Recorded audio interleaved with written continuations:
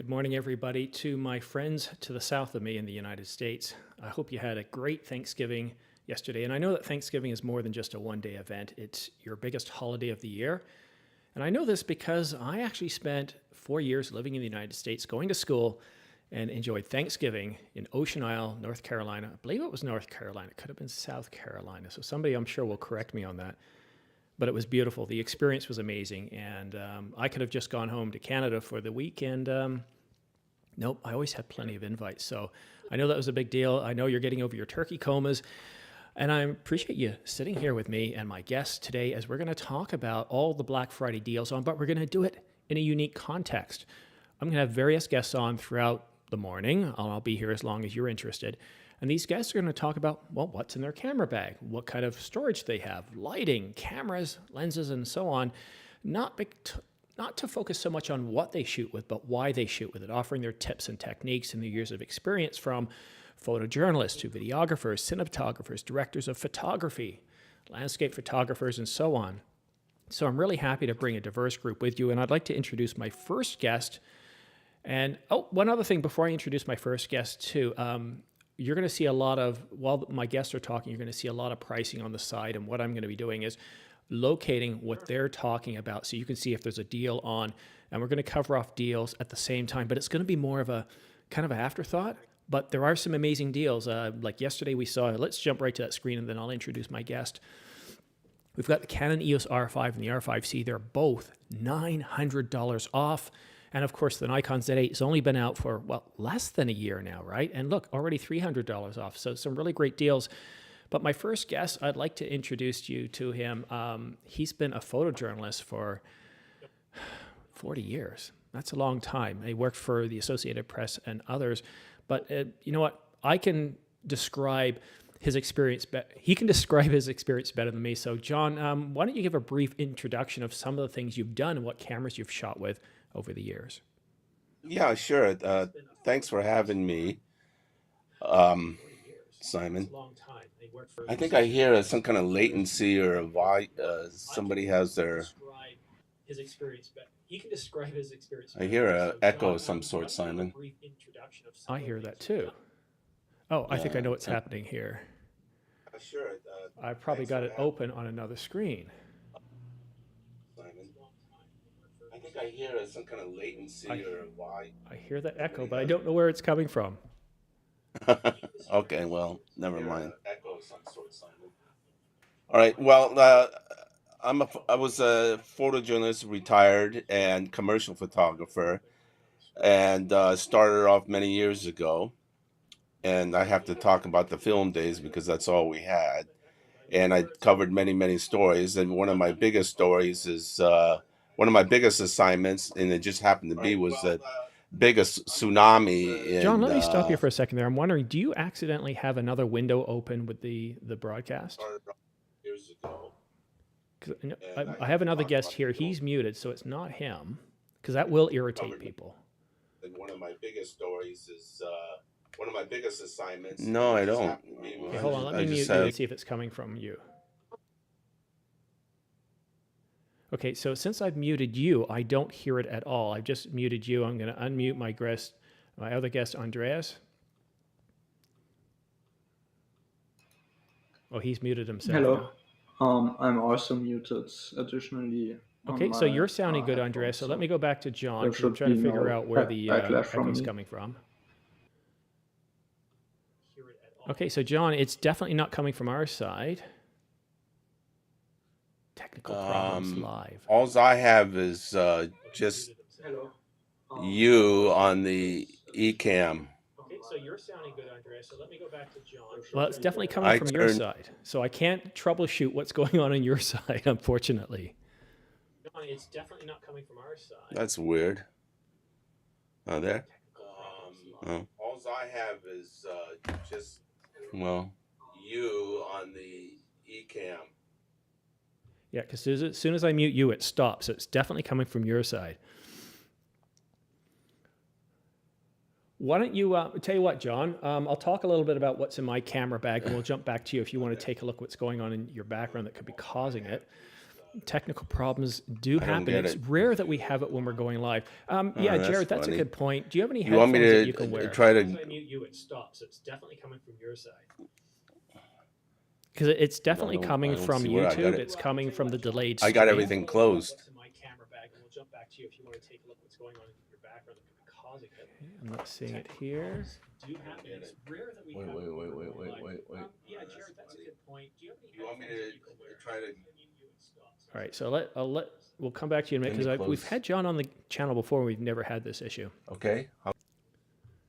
Sorry, John.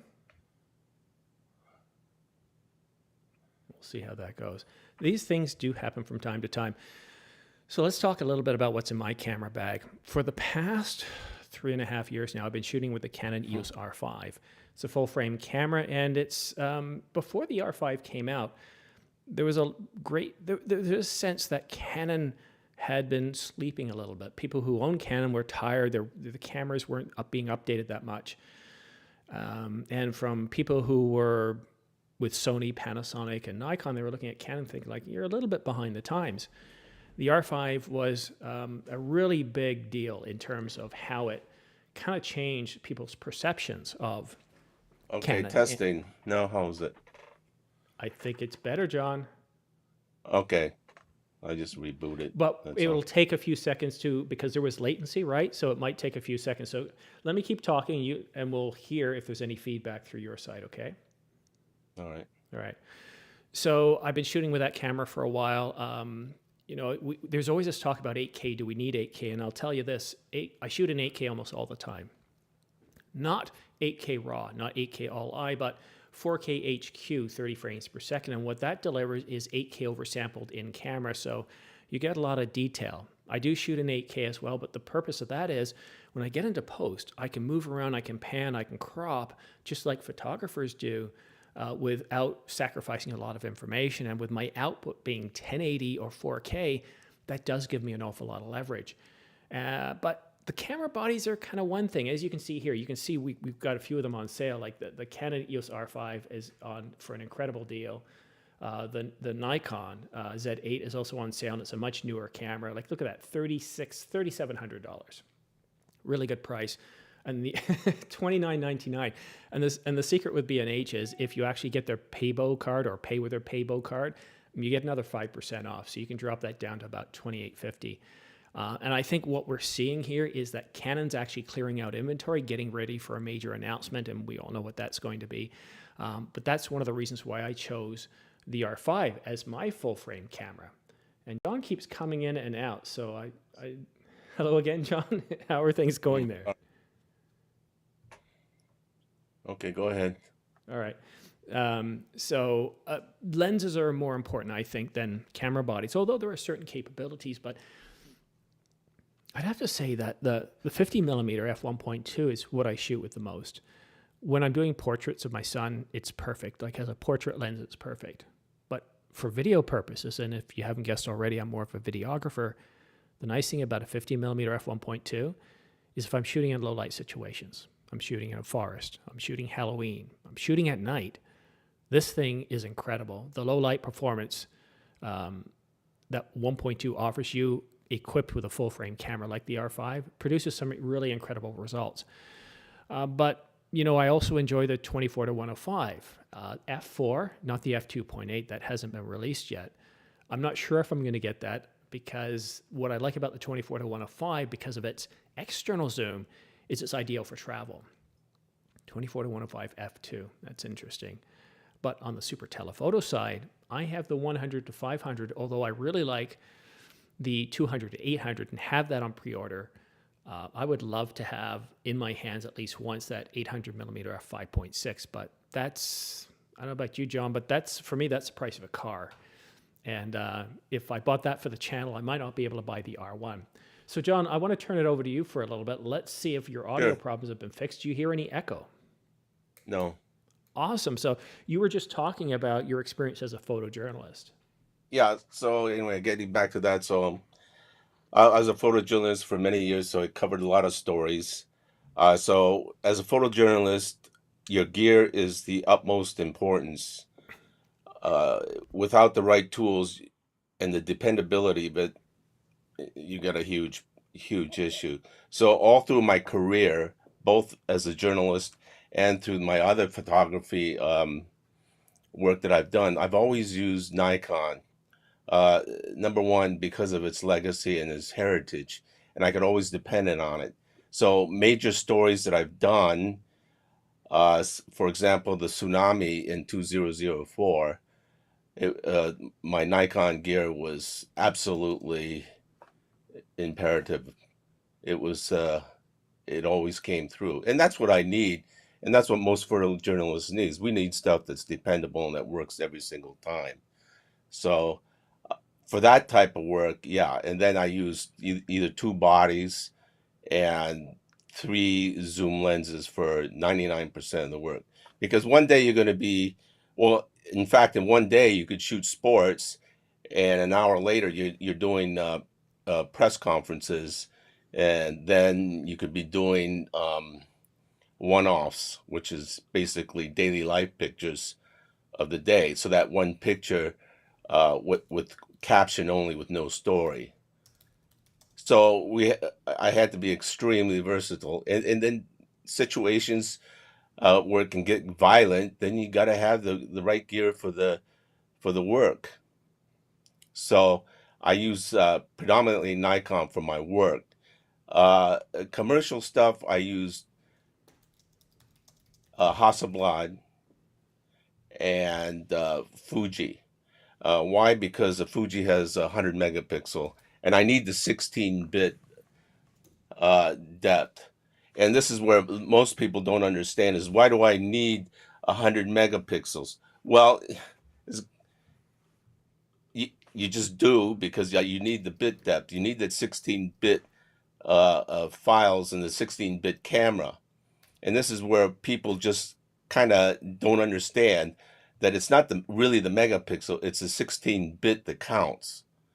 Because if you shoot for, let's say, Procter and Gamble, a hair products or cosmetics or fashion, your client is going to want to see DNA at 100 or 200 or even 300%. So you need that 16-bit. So that's very important. And that's why I was stated in your comments the other day, you were talking about Canon not doing 100 megapixel cameras, is because their sensors don't do 16-bit. You can't do it on full frame. And Sony, same thing. They don't have 16-bit because you can't do it on a full frame. And even Sony Malaysia told me the other day that they will not get into they will not get into medium format. Well, So these are the things important. it's a good point you bring up, John, because several years ago, Canon was actually asked if they'll ever come out with a medium format camera. Now, this is going back 4 or 5 years, and at the time they were told unequivocally, I can't speak, I got to get some sort of swelling here, and it's making talking a little difficult. But there's no chance at that point that they were even going to consider medium format. Now, this was 4 or 5 years ago, and that could have changed, but and I'm constantly scanning patent filings. I haven't seen a single patent that would indicate that there's any hint that they're even exploring medium format at this point, John. Well, it's because it's such a finite group of people who use medium format. Yeah, there's a lot of hobbyists and landscape guys that like it, but commercial photographers need it, and they even need more. That's why they get phase one cameras, and those are what, 80, 90, $150,000. They're So for definitely commercial not cheap. guys and pros, they need it. They need that bit depth. You see. Yeah, no, Is they it? certainly do. You know what, I'm really shocked this year, this Black Friday. I knew there would be deals, but after going through 2020, 2021, where we saw nothing, the level of deals that we're seeing this year, I really didn't expect to see the Nikon Z8 $300 off, maybe a token $100, which would have been nice. And I don't know if this was a response to Canon, because Canon already had a sale on the R5. They've had a sale since Black Friday last year, $200, $400, $500 off with a battery grip, without. And then on Thursday, yesterday, all of a sudden it came $900 off. And that's taken it Well, from I a mean, camera that's not affordable to something that's now affordable to a lot more people. I mean, a Z8 at how much is it? $4,000 now minus another $300. I mean, what a deal! Yeah, And 30. then you can get it. You get it packaged with a 24-120. Yeah. And I just want I to say mean, to everybody watching at home, if you want to help support this channel, it doesn't cost you anything extra. I do have affiliate links in the description down below. And actually, I'll put them up on the screen here. And if you use these links, I can actually make a little bit from the sale of each purchase you do, which really does help fund the channel. And so let's help Simon out. And why don't you guys go get a Leica? No, John, I don't. Look, the reason why I've got you here and my guests here is so that way you can be informed from different viewpoints. And if you do want to buy something, because I think, who was it, Michael earlier, who said, I've already spent too much, but let's see what happens. And I haven't spent a cent yet. Why? Well, because I've already got funding in place for the 200 to 800 pre-ordered, the R5 Mark II, the R1, and that's already up to something like $20,000. And we're not done yet. We've got lenses. So as money comes in from YouTube, affiliate links, all that sort of stuff, then that gets put in the bank. I've got this set up now as a corporation. The channel's finally reached a certain level. And so the money is only spent on the channel. And so I spent $400,000. Well, I'm not quite there yet, John. I haven't even made that much. Me and my wife, I think we got $500,000 worth of camera stuff. Wow. Well, we're going to talk. John's going to be here with us all morning to talk about a lot of that gear. But as you can see here, I've got affiliate links for B&H, Adorama, and Amazon. But I want to call out your local camera stores too. I don't make anything off that, but just keep in mind that with the declining camera market, if you can support your local camera store, they appreciate it. And they're usually quite flexible, especially when it comes to pre-order stuff too, right? So anyhow, John, sorry for interrupting. I just wanted to bring that out. And it's morning here too. My family's getting ready for school and stuff. So I'll do my best to keep the noise down. But this Sennheiser profile, which I've been using all this year, $129. They're not paying me to say that, although they have given me this for a year. It does a pretty good job of blocking out noise. Sorry, John. Sorry for interrupting. All right, so I just told you about my professional stuff. As far as hobby and entertainment, I have a whole set of Leica M lenses, which I enjoy very much, and I can put them on I used them on my ZF the other day. I put a 50mm Stumilux on my ZF. The lens costs 2.5 times more than the camera. Leica's not showing us any love. At least not at Adorama. Let's check B&H. Well, they don't have to, those guys. And then but even Apple gives deals, and Apple I love Hasselblad. Well, if you want to get into Leica, it's that they have a whole different mindset than anybody else. They're going a whole different new way, which I don't agree with. Because I know the Leica guys, the Leica reps in Singapore and Malaysia, and they basically told me that we are not interested in Leica users. We are not interested in guys that are 55 and older having used Leicas for the last 20 years or 30 years. We're not interested in them. Why? We want... Because they're going to be dead in 10 to 15 years. That's harsh. Well, it's the truth. It's owned by, Leica is owned by I think it's owned by a fashion house or something. There you go. You look at guys, Leica's just predicted my death. I'm not 55 yet, but I'm 67. So why would Leica come and chase me? Yeah, I got the money, but why would they chase me for sale? They're trying to get the 27-year-olds. John, can I ask you how much you've spent in the last year on camera gear, if you don't mind? You don't have to answer. Yeah, I'll answer. I've spent $150,000. Okay, so in the sales industry, when we hear that, we refer to that type of customer as a whale because they've got deep pockets.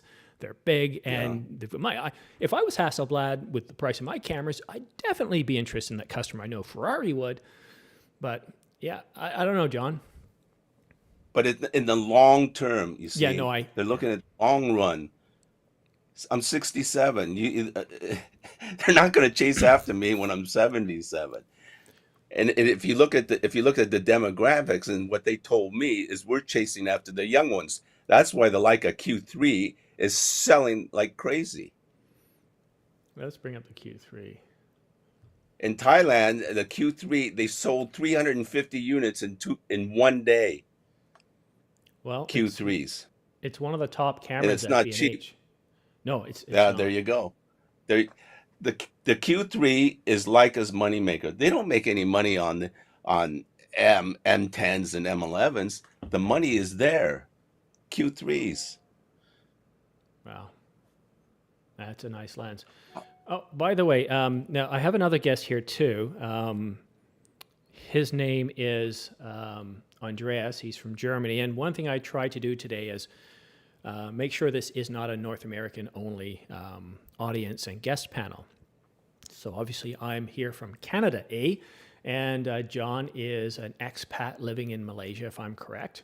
And we got Andreas, who's in Germany. Now, I believe Andreas was supposed to come on a little bit later. I can't remember Andreas, but one thing I said to all my guests is show up whenever you like. And what Andreas is going to talk to us about later, he's one of those people who was lucky enough to have the Canon RF 200 to 800 millimeter to play around with. So he's going to share with us some photos and his experience with it.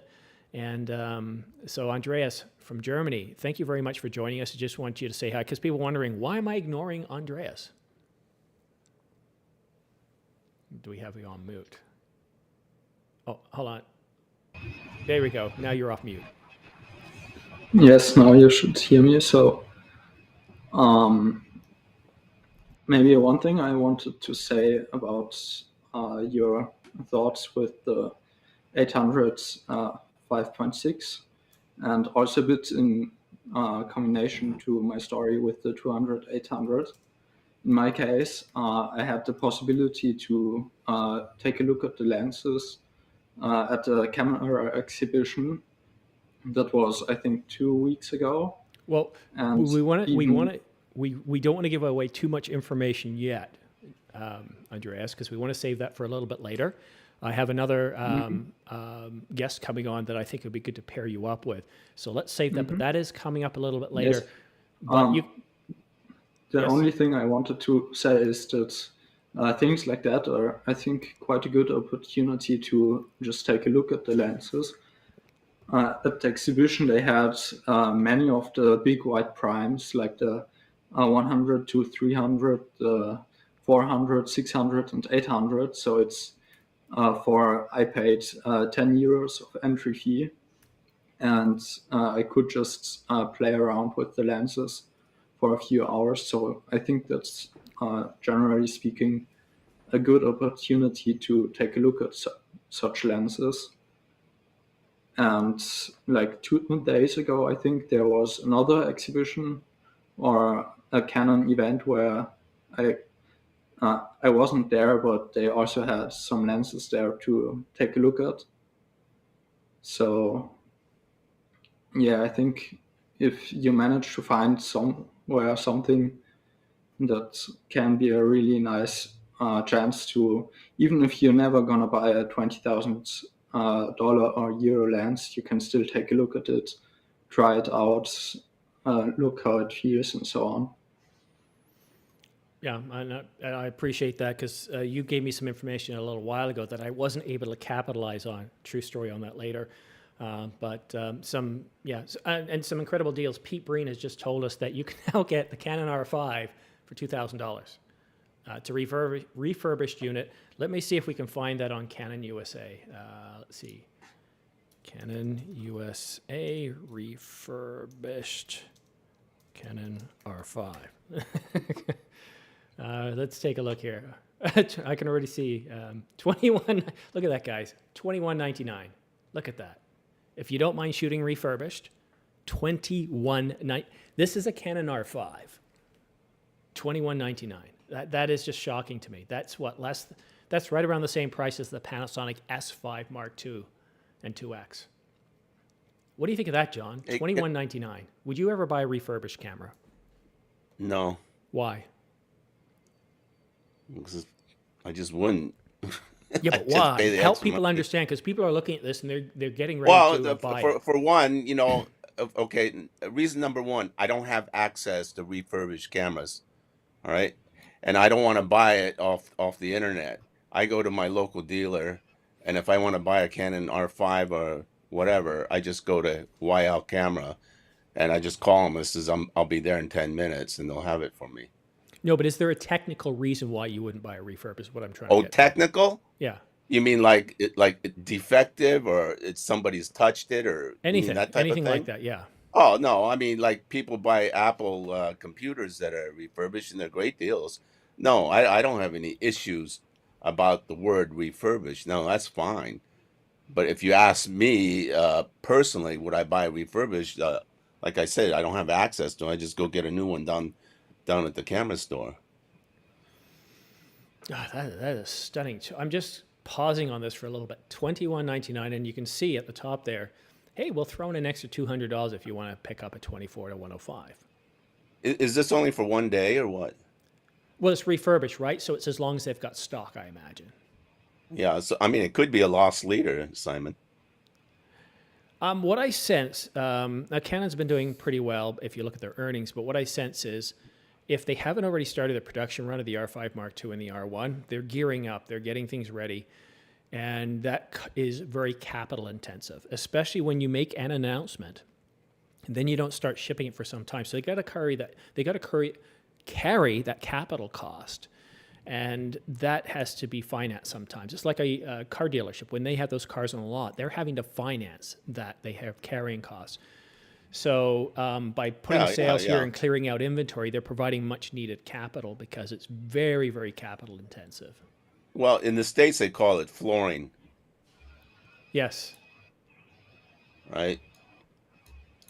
But no, I think it's if somebody wants one for 21.99, $2,200, sure, why not? Yes. That is powerful. Nothing wrong with it. No. If you save, how much is it? How much is it normally? Well, up until this week, the regular price MSRP was $38.99, but since Black Friday of last year, it's always been on sale by a minimum of $200. Lately, $400. That brought it down to essentially you weren't going to buy a new one for more than around $3,500. Now you can get one new today, $29.99. So Simon, what are the chances of hitting? Okay, put it in the shopping cart, right? And then they tell you sold out, gone. It's possible. Then, and then you go, well, that's okay. Then I'll just go buy a new one. Bang, there you go. Yeah, it's possible. I mean, you got to realize too that even though this camera is 3.5 years old, it was by far the best of the best when it came out. And even looking back 3.5 years, 20 frames per second, lossless RAW on a 45.7 megapixel sensor with pretty good dynamic range, pretty good low light performance. It is their pro level camera, the 5 series. And video wise, it can do 8K oversample 4K up to 30 frames per second. It can do 4K up to 120 frames per second. And look at how many cameras can do that, let alone 8K RAW. So to have that for $2,200, I think it's almost a no-brainer. And with the rumor coming out, we're going to talk more about this later. According to Sony Alpha Rumors, and Andrea will be coming up around 10 o'clock this morning. He said about 2 months ago, I think it was sometime in October, that there's going to be some sort of announcement about Sigma making RF lenses. Don't know if it's one, don't know if it's two, don't know if it's multiple, don't know if the floodgates are open, but that's supposed to happen before the end of 2023. And I'm tracking that story like a kid tracking the days before Christmas, a 9-year-old kid specifically. It is, that could be one of the biggest stories. And if Canon was to do that, open up the floodgates, and have the R5 Mark II and the R1, that'll give Canon much needed momentum because a lot of people are very happy with Canon over the enforcement of their intellectual property while clamping down on who can make lenses. And I have heard from 2 other sources that, when they were talking to Sigma reps, that they heard discussions are underway, something like that between Canon. So there's definitely chatter, and we'll ask Andrea if he knows anything else, but that would be a big deal. So this camera at $2,200. If you're on the fence, and like I said, I bought refurbished Apple. Only once did I have one issue, and it was so... You really had to get out the testing kit on this one here. Your regular testing wouldn't discover it. But again, you know, you've got the full warranty with it. So, you know, as soon as you get it, test everything out, make sure that they didn't leave anything out. And if they did, then you can return it. $2,200, the best deal I've ever seen on the Canon EOS R5. Well, That's it's just a going deal. to destroy the EOS market. Michael P made a comment. Can I? Yeah. What's this? No, I'm not It says Leica is desperately looking for their new niche. Good luck with that. They're selling more cameras than they ever had. They've had their 2023 is Leica's best year ever in the history of the company. So I don't know where he gets this good luck with that, because they're definitely knocking it out of that park. I just got word that the R6 Mark II is on sale, and not just any small sale. Okay, no, $200 off. So somebody was telling me it's $1,799. Sure, that isn't the R6 Mark I. So I see, yeah. So I see it as $200 off, Jared. Unless, of course, you're talking about a refurb version too. But you know what? If I was going to buy refurb at $1,799 versus $2,199, I'd get the R5. I would. Even over the R6 Mark II today. No question there. I think that's a better deal. What would you do, John? Do you own either of the cameras, the R6 Mark II or the R5? No, I don't have Canon. I use Nikon, because otherwise it's almost like Pete and repeat, you know. In my industry, it's either Canon or Nikon. And so I'm not real familiar with R5s. So the only thing that I don't like about it, and I wouldn't buy one, is because their on and off switch is on the left side, and it takes two hands to turn it on. That's a deal breaker. Why? Because it takes two hands to turn it on. Okay. Come on, Simon. No, when you followed that up, Wait, with why? it's a deal breaker, and I just wanted to know if there was anything else. Want to be specific? But check it out. With most cameras, you just turn it on with your finger, right? Well, how am I going to get my forefinger all the way to the left side of that R5, or my thumb? You can't. You got to use your other hand. I hear you, my friend, but you know it's not an issue for me, and that's why we have different viewpoints. Well, fine. Well, you asked me, so the issue for me, not about anybody else. This is for me. I need it all on one side. Mm-hmm. If you look at the Canon professional cameras, they have the on and off switch where? Down here. You can use your thumb to turn it on and off, right?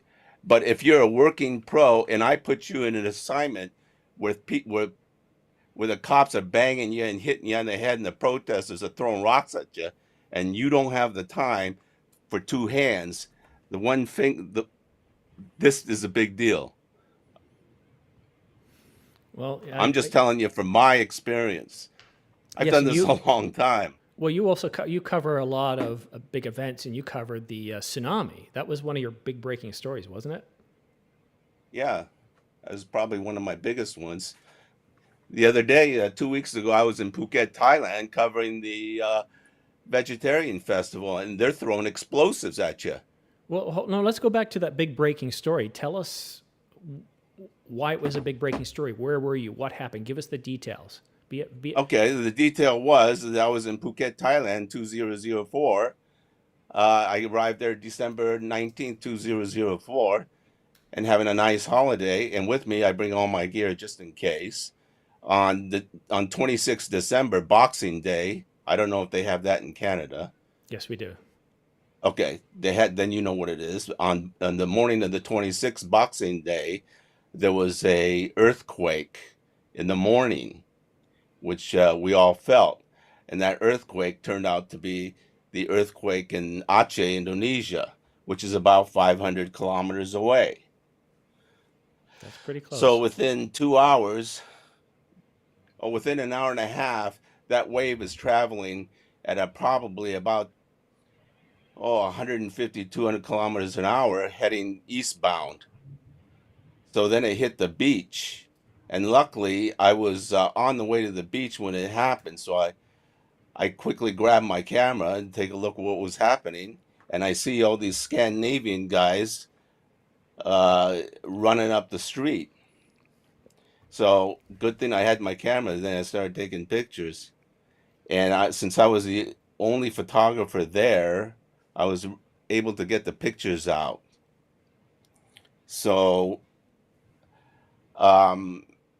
as there was just, I mean, it was so devastating. It just hit the beach so hard and it just killed all these people. I called AP and I told them, look, a big tidal wave hit. And they said, well, what do you mean? I said, well, I mean, a big, big tidal wave hit the beach. So they said, well, start taking pictures. So I started taking pictures and then later found out that it was a tsunami. Wow. Yeah, I remember that breaking too. So I was watching your stuff at the time. That was 20 years ago or more. Yeah, that was exactly 20 years ago. So luckily, I needed to get the pictures out to Tokyo by 5 o'clock. So I found a internet cafe that was open, and then I shot out about 25 images, and within an hour, it was. Let's see, I was published in USA Today first, then CNN, BBC, San Francisco Chronicle, Miami Herald, blah, blah, blah, etc., everywhere. So it was like I mentioned to you before, your gear is so important. Yeah. Luckily, I got those pictures out. And so that was that was basically. In terms of things that we don't often talk as much about, but one of the most important things is our storage. What do you use for storage? Do you have any brands that you prefer? Do you have any types of media that you prefer when you're shooting? You mean storage as far as what, inside the camera, or? Yes. Well, back then you only had, those big square compact flash cards. Is that what they call them? This is 2004. Yeah, we still see them here. I think they were called CFast because I had them as well. Yeah. So the camera had I think it had 2 slots for those. There's one of these. I mean, it's nothing like a CF Express today, no. Yeah, they look like that. They're big. They're huge. They still make them? Yeah, they do, because they still have cameras that use them, right? There's still a lot of people with DSLRs out there. So that's great. How much? That's a big sale. So normally $500, $180. That's a lot of money for those things. Yeah, but if you have to have them, it's nice that you're not paying through the teeth anymore. Well, it's as much. It's not a root canal anymore. You're getting a filling. Well, I guess you can still buy typewriters. Yes, you know what certainly I'm saying? Can. I mean, if you're still in the business, you wouldn't be using CF cards. Yeah. No, what I use now primarily are CF Express cards, and I'll show you what I've got here. They're the Angelbird CF Express cards, because I find that they have one of the lowest costs per gigabyte for Type A and Type B, and they're one of the top tier producers. Like, they don't get their chips from anybody else and then just put their own labels on them. They actually fabricate their own stuff on site, so they have complete control over it. I can't get those. Where I live, I can't. They don't sell those. I can only get the normal Lexar, because you can buy directly from the company online. They'll ship anywhere in the world. Because I've actually given them away as prizes, and I've had them shipped to Malaysia. Oh, then I'll definitely take a look then.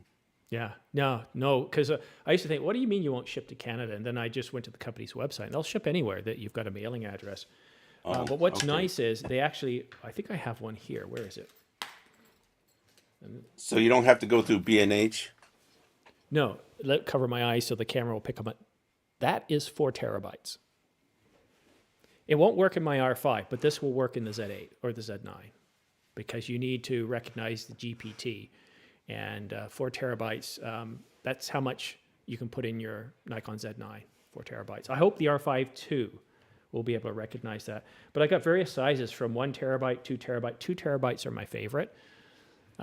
But, you know, they have never failed me, never. And I use them all the time. Like what you're seeing here, I shouldn't mix and match them. You're not seeing this, but I'm mixing and matching them.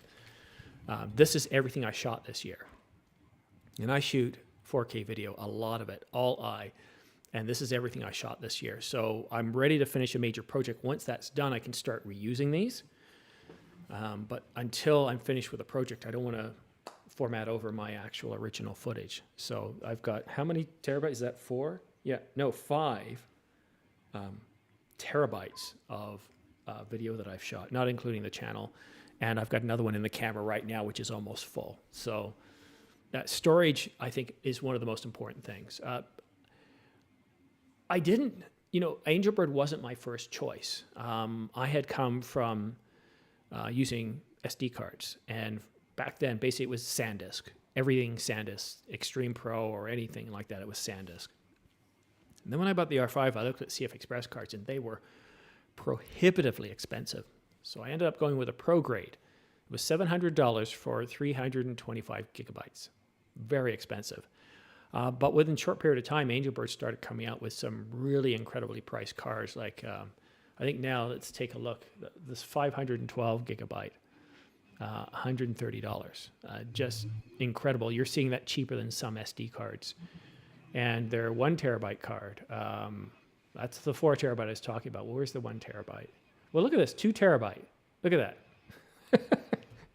$449. And you might think compared to SSDs, that's expensive, but you got to remember these have NVMe technology in them. They have this particular card here has a maximum sustained write speed of 1.48 gigabytes, not bits, bytes per second. That's very, very fast. Your standard SATA SSD, NVMEs are certainly faster, but that's a really good price for that. So there's your big sale in storage today. Well, where's their 1 terabyte? Oh, and yeah, this is the one that's 1.48. This one up here, I believe, is 1.3 gigabytes per second. This is 1.48. I'm sure they have a 1 terabyte. I know they have a 1 terabyte because I have them. So let's try this here. Angelbird, 1 terabyte. Yeah, $200. And that is one of their Type 2s or version 2s, and it's got a 1.3 gigabyte or 1,300 megabytes per second. But also a big deal here too is look at this, and as you can see, it's on back order. This has just completely changed things for Sony customers. You know how expensive CF Express Type A cards have been. Well, $499, just released earlier this year, right around NAB, and you've got 1 terabyte. Maximum sustained write speed is around 650 megabytes per second. So that's really changing things up for Sony. And I also use this. I use this for the Ninja 5 that I do downstairs because Canon still has a 30-minute record limit. So, John, prices are definitely coming down when it comes to storage. Yeah, that's always been the cause, the problem, the issue is these, you know, you get the 512s and 1 TB, and boy, it's expensive. Yeah, not anymore. Not anymore. It's really nice that's to see. great. Yeah, and they have. So, for example, I don't have it here because generally I don't use anything under a terabyte anymore, just because I shoot a lot of video, and 512 I have range anxiety. Yeah, if you shoot video, I mean, it eats up the space like big time. I mean, for stills, it's not. Well, unless you're a bird guy who just shoots millions of gigabytes of pictures, you know. My son doesn't know how to walk around the house. He's running around the house, shutting doors, slamming doors. But in a way, it's a way to test the mic. Don't slam the door, or I'll slam you. Pile driver. Children. But yeah, no, and you're seeing, and what's interesting too is with these storage cards is I've got some from Paragear too. I got their 1 terabyte, and they're not as fast as the Angelbird ones, but you know, they help bring down the price per gigabyte too. And it's funny, I've seen a few times when Angelbirds release their cards, they actually come in at less than the low cost leader, which is really, really, you know, something you don't expect. Your favorite lens, John? What's your favorite lens? Oh, my favorite lens. Oh, 24-120. Why?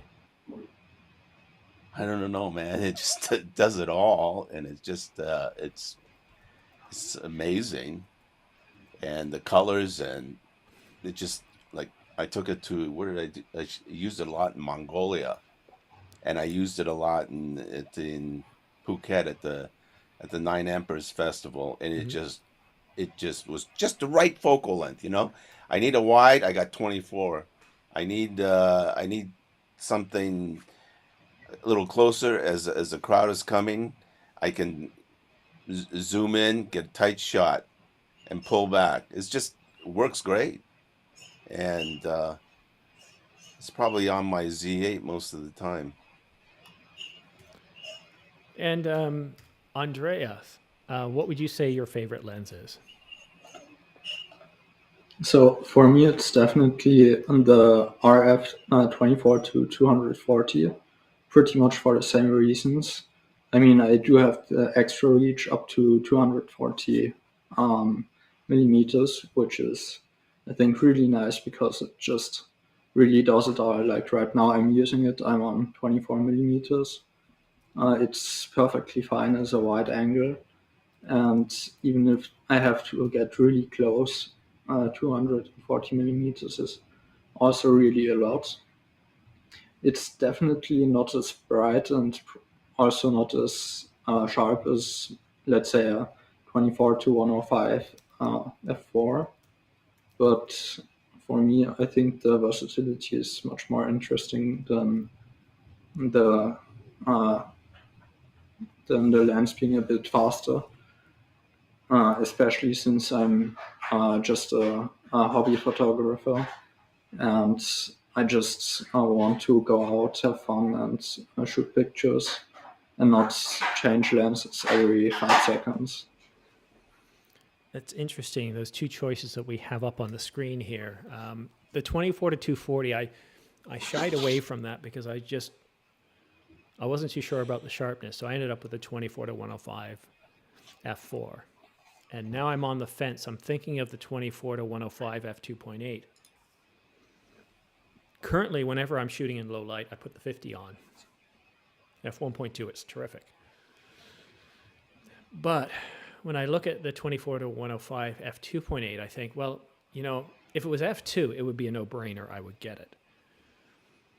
But what's, you know, f2.8 is nice. It gets me, it's another stop, right? f2.8 is really nice, but because it's internal zoom, I got to worry about that size for travel because I love when I get on a plane, I got my camera on, I got the 24 to 105 on, I put it down by the seat.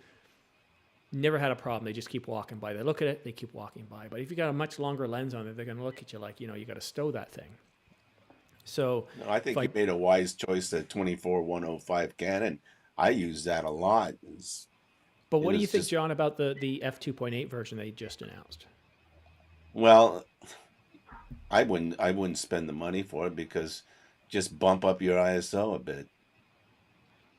I mean, these digital cameras, the way they are, it's no big deal, right? So and I don't know how much video, more. So do I need the sharpness as much as if I was a photographer? Not as much. Well, that motion blur. If you want it, there's a difference between need and want. If you want it, then go get it. No, I got to look at it differently. What I have to look at it from is the viewpoint of a channel operator, and you know what's in high demand. Then I have to get it so I can speak from experience instead of just being one of those rumor sites that doesn't have it, right?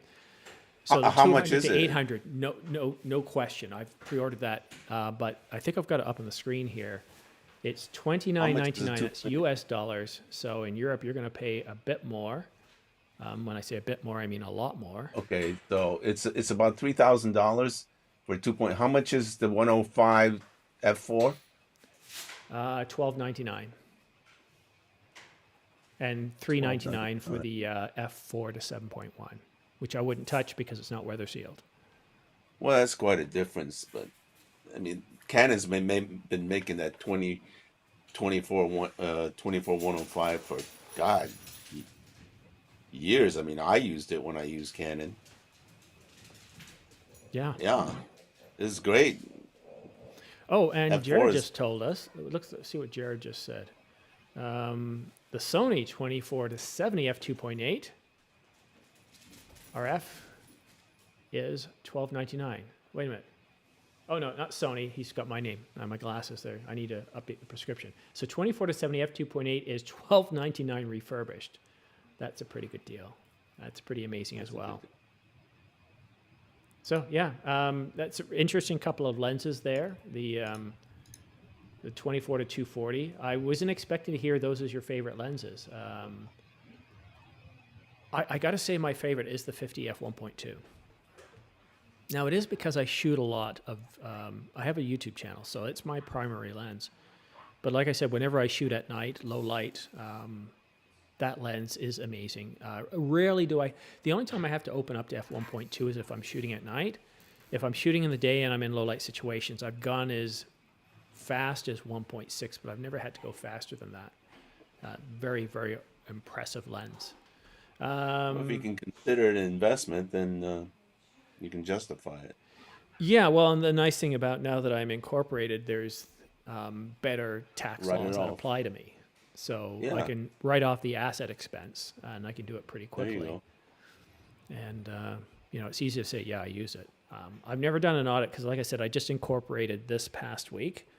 So this is all new to me. I have to use accountants to figure that stuff out because I don't know. It's all kind of complicated. And this is the thing about doing this sort of thing as a business. I started doing this not wanting to become big. I just thought if I could make $100 to $200 a month, I could buy a camera every 3 years and I'd be happy. And for a few years, the money started to go up because I was able to buy the R5. And for 2 or 3 years, I was doing well. And then 2023 hit and my earnings in 1 year eclipsed the previous 3 years. And I thought, I started panicking from a tax point of view. I'm going to get in trouble. So finally, I pulled the plug off about a month ago, started talking to accountants and lawyers about incorporation, and here I am. So go away, I'm working, go away. It's like, why are you attracted to me? I'm working. And they're dropping stuff and making noise. So, now I'm in a situation where I do look at things differently. I look at it from a point of view as I don't buy it necessarily for what I want. I buy thinking, okay, Canon released 3 lenses. And I can see from my data that the 200 to 800 is by far outselling everything else. So I'm buying it. I do like 800 millimeter f11. I had fun with that lens. And I want to show you something here. So let's see if I can show you some footage that I shot with that. Let's bring this up. And let's see, how do I skip ahead? So all this here was shot with the 800 millimeter f11 on the Canon R5. And keep in mind, this is a $900 lens. It's not all that special. And, I'm able to do this. Now, you do see some distortion here, and that's because, we're shooting through a lot of atmosphere. So it doesn't matter how good the lens is, you're going to have that. But look at that level of sharpness that I was able to receive with that lens. And I'm just flying over the surface of the moon. And then, of course, the Saturn and Jupiter conjunction happened at around, I think it was December the 21st of 2020 or 2021, I can't remember. And I got 1 day, 3 days before, and then it was cloudy for 3 weeks. And I was able to pick up Saturn and Jupiter. Here I overexpose, and the nice thing about overexposing is you actually get to pick up the moons of Jupiter, at least some of them. And this was as good as I used to be able to get with my telescope that I had many years ago. And I was just absolutely shocked at the quality that I was able to get.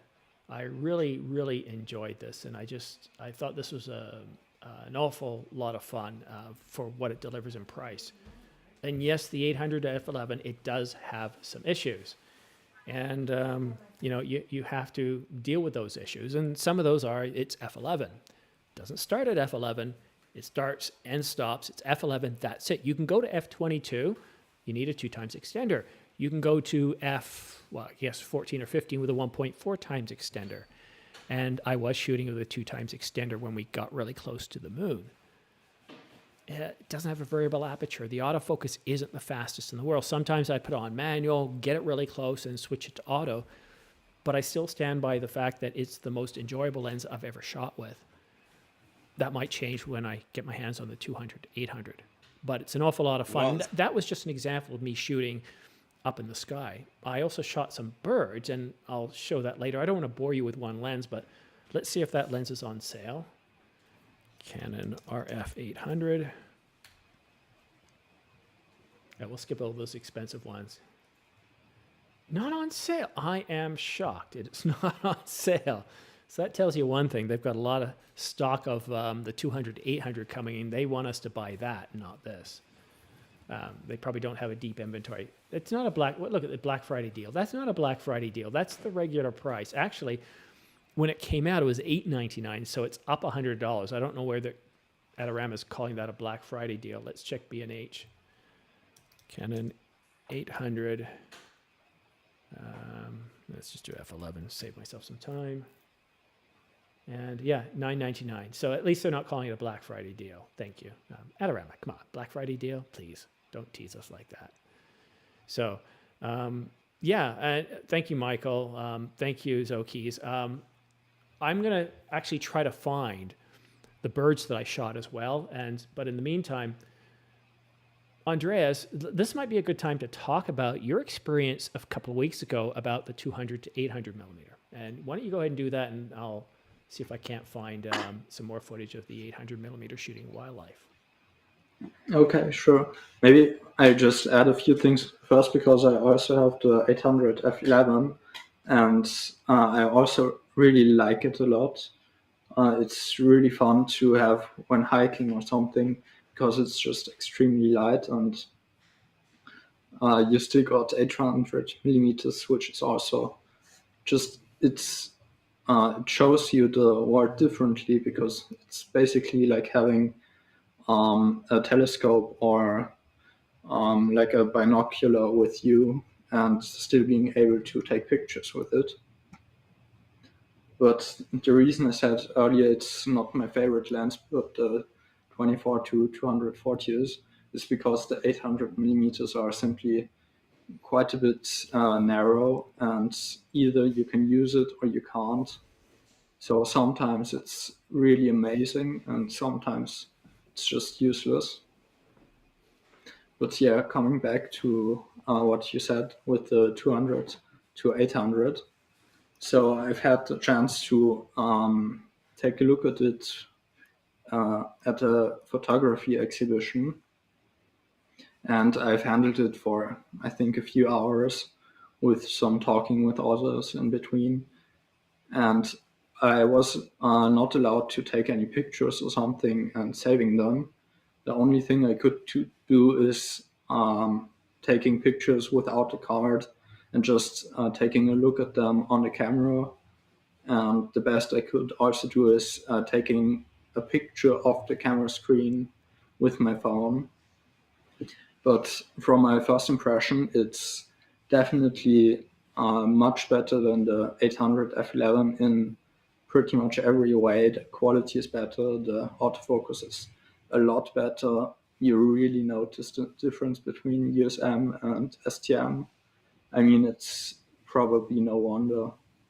If I just look at my 24 to 240, I also see how fast the USM motor can be. And what you're seeing here is this is paused. This is shot on the Canon R5 with the 800 f11 in winter, no extender. This is frozen here. I've just freeze the frame. So the sharpness might not be that great here. But when you take a look at the video, you can definitely see that it does produce some really, really nice results. So that's the 800 millimeter f11. Another reason why I really like it. And anytime telephoto you're shooting with a super telephoto, whether it's prime or zoom, don't use an extender unless you absolutely have to, because a 2x extender will definitely cut your sharpness down. It can take an 800 millimeter f5.6 and make it seem more like an 800 millimeter f11.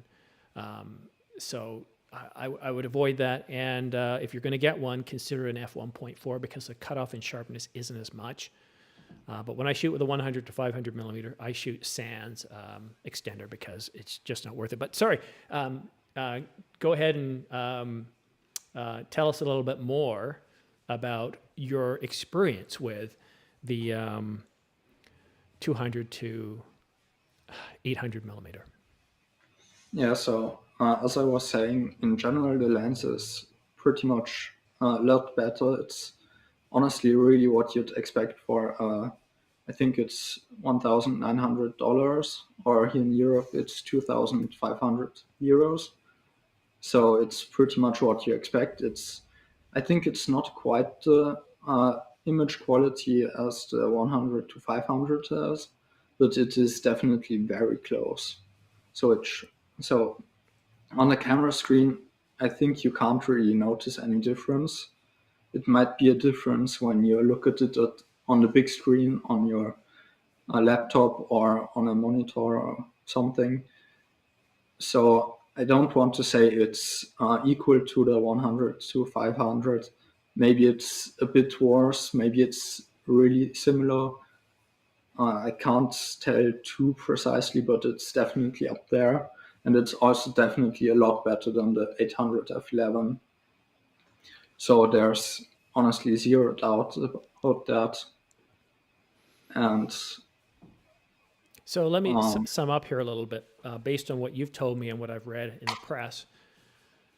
If we look, and this is one of the reasons why I've called the 200 to 800 millimeter f4.5 to, sorry, f4.5, f6.3 to 9, the 800 f11 version 2, is because it gives us 800 millimeters, but instead of going out there with two lenses, you can now go out with one. It gives you all the way from 200 up to 800, a very usable focal range, because when you're shooting wildlife, the amount of times where I go, I need that reach for the 800, so I finally put the lens on, and then there's something that comes up close. It's like, oh, the 800's too far away.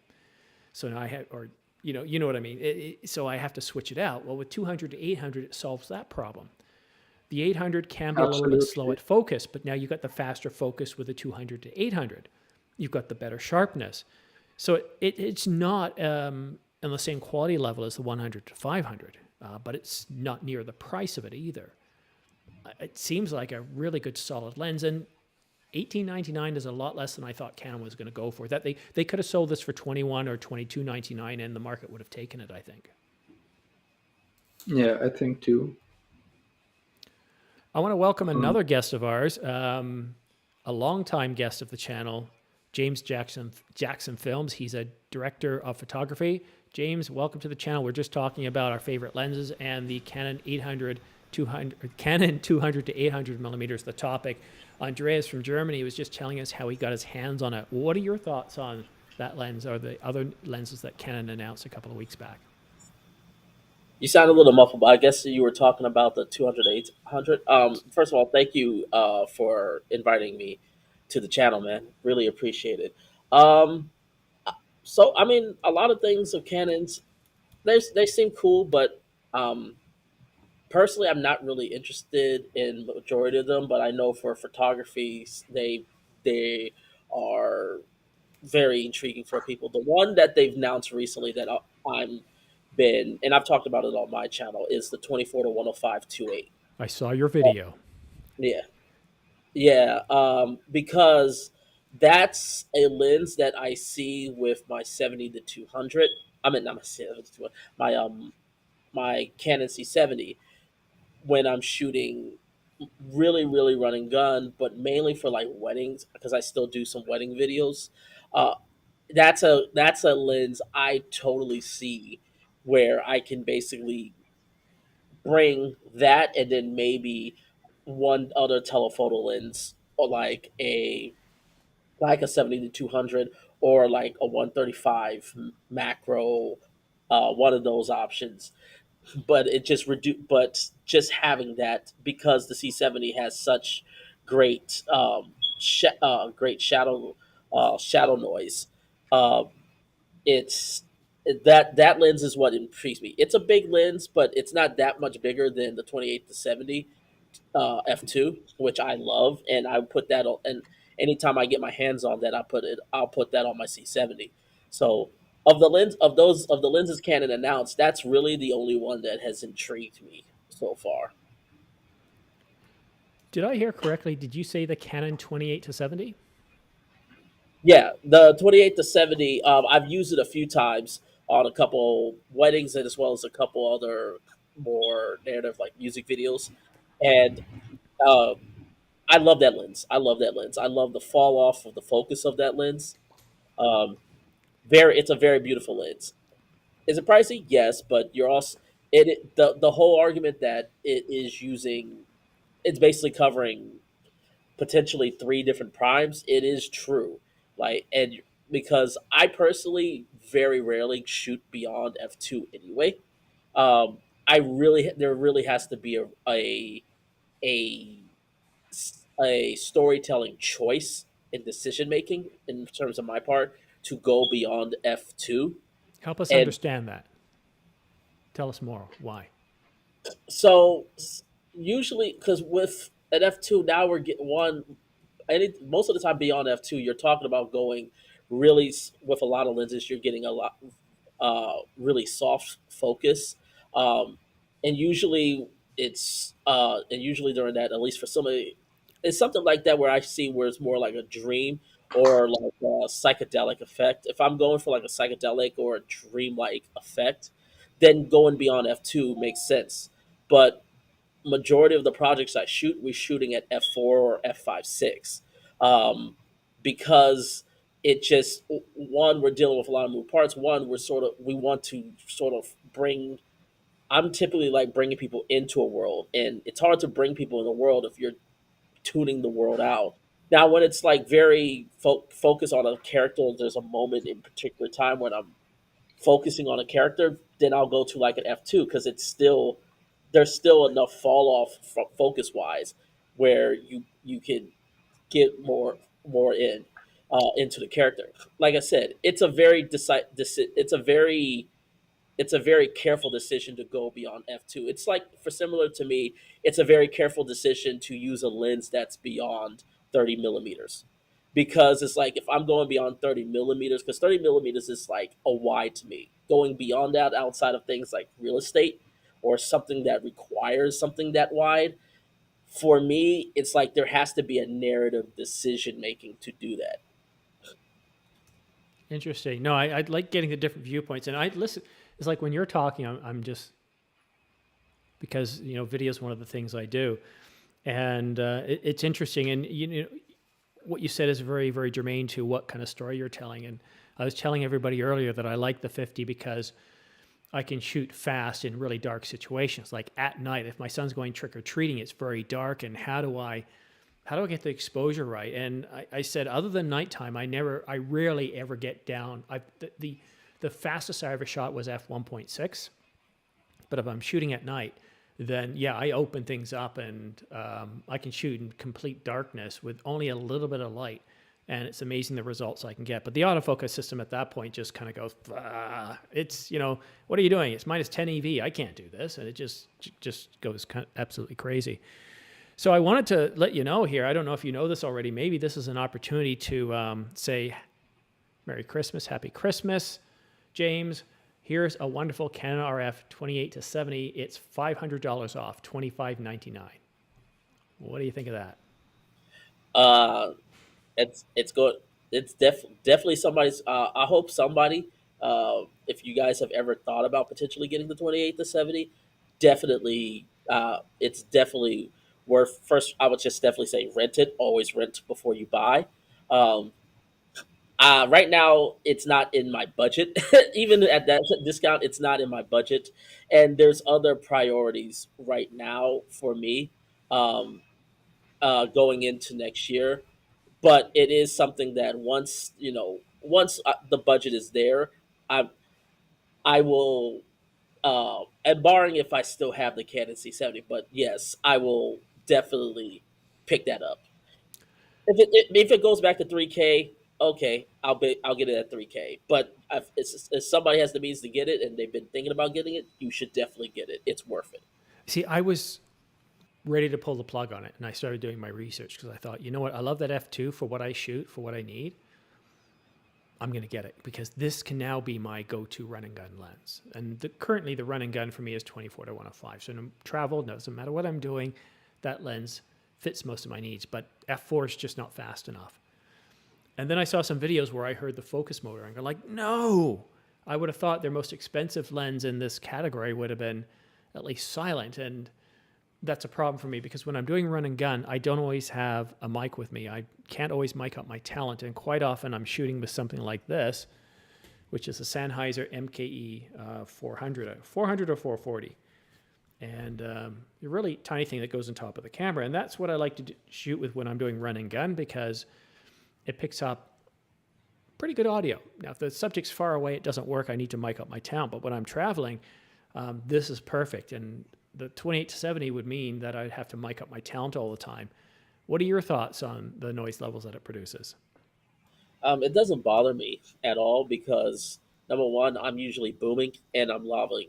Like, um, one of the things I'm actually because of I was thinking things priorities. One of the things I'm thinking about re-upping is audio, and one of the more things where I'm by myself that I'm looking at is the Deity D4 Pro. I believe it is it's the Deity D4. It's basically Deity's $100 microphone. It's awesome because it has a gain like dial that you can put on the back that goes either plus 10 dB or minus 5 dB. It has a digital out, so you can go plug it in to Sony. You can plug it into your computer. You can plug it into the camera.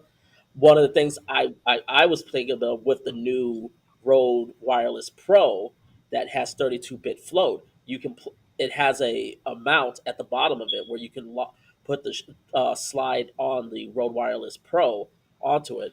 I can now record it, do wireless booming, record 32-bit float, and also send like a wireless timecode signal to my camera.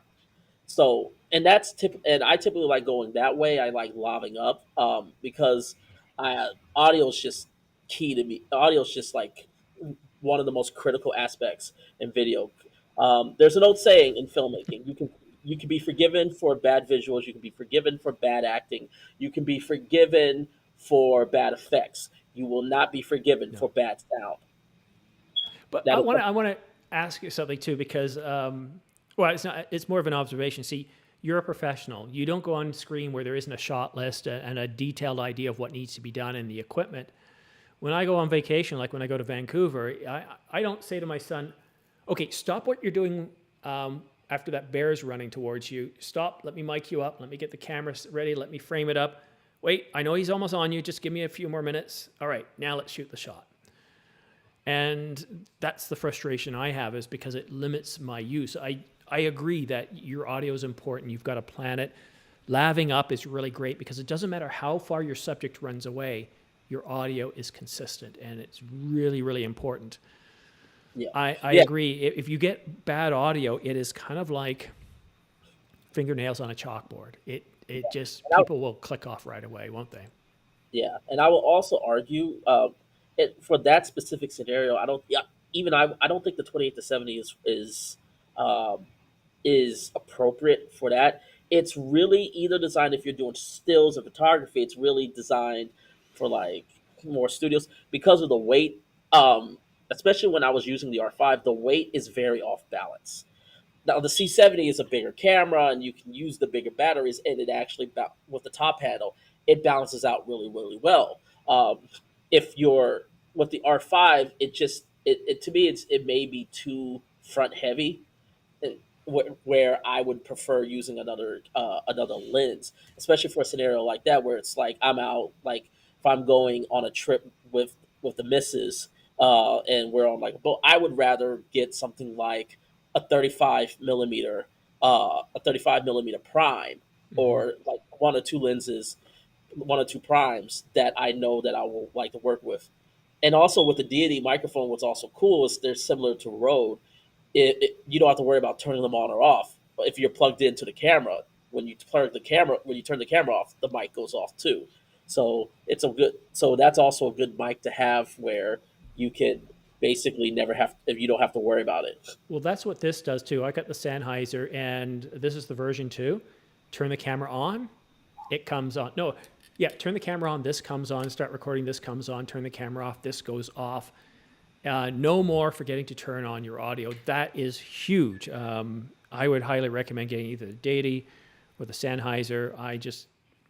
I had the version 1, and the amount of times I'd leave the batteries on or go out with the batteries dead was so annoying, really frustrating. But I want to draw everybody's attention to, and thank you, Michael, for pointing this out.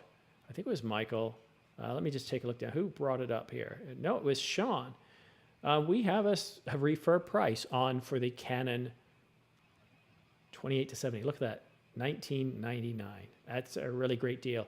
And if you like that, then go ahead and buy it now. I don't benefit off the affiliate links, but again, for anybody who's just tuned in, if you're looking at purchasing any gear at Amazon, B&H or Amazon.com, please consider using my affiliate link there. It doesn't cost you anything extra, and get a small commission back if you buy something, which really helps support this channel. But yeah, $19.99. I would say that's tempting, but there's no way I could buy that being in Canada. I've tried once before with a refurb, and even though Canon Canada reports to Canon USA, not Canon Global, any sort of refurb stuff that's in the US isn't available to Canada, which is strange because Apple does that. If you see a refurb in Apple USA, that's available in Canada too. You click on it, you can buy it, and it's shipped to you. But yeah, Canon Canada doesn't do any refurbs, which is really sad because that is what do you think of that price, John, for a 28 to 70? Yeah, I think it's a good deal. They should snap it up. I would if I could, but I can't. Why not? Oh, that's right. Because limitation of geography. And you do have to be careful buying, guys. So whenever you're buying, like if you're not from the United States, Germany, UK, Australia, New Zealand, you're thinking of buying, you probably already know this, though. There's certain export restrictions, but even if there aren't and you're willing to pay the tariffs and taxes, there's something called gray market. Now, what that means is you're buying it from an authorized dealer, but outside of your region. So that means you're likely not going to get any support. Your own local country distribution network isn't going to support it. And if you try to ship it back to the country you purchased from, they usually have terms saying we won't accept it because they don't want to deal with the risk of shipping and all that sort of stuff. So you got to be very careful with gray market if you're buying outside of your own country. And I buy most of my gear from a local camera store, Downtown Camera, but when they don't have it, I go right to B&H. I order from them, and they ship pretty quickly. But I think it is important where you can to support your local camera stores. And I know for some of you that you don't have many options. So somebody like B&H or Adorama or even Amazon are terrific. So it's my little spiel there. Okay, does anybody have any questions for James, for Andreas, or John? I see everybody listening very well. And Kathy, thank you for joining us. If you have any questions for any of our guests on terms of what gear they shoot with, if you want to know a bit more about James as a director of photography, why he does some of the things he does, if you're getting into video and you have video questions, James is a great person to ask.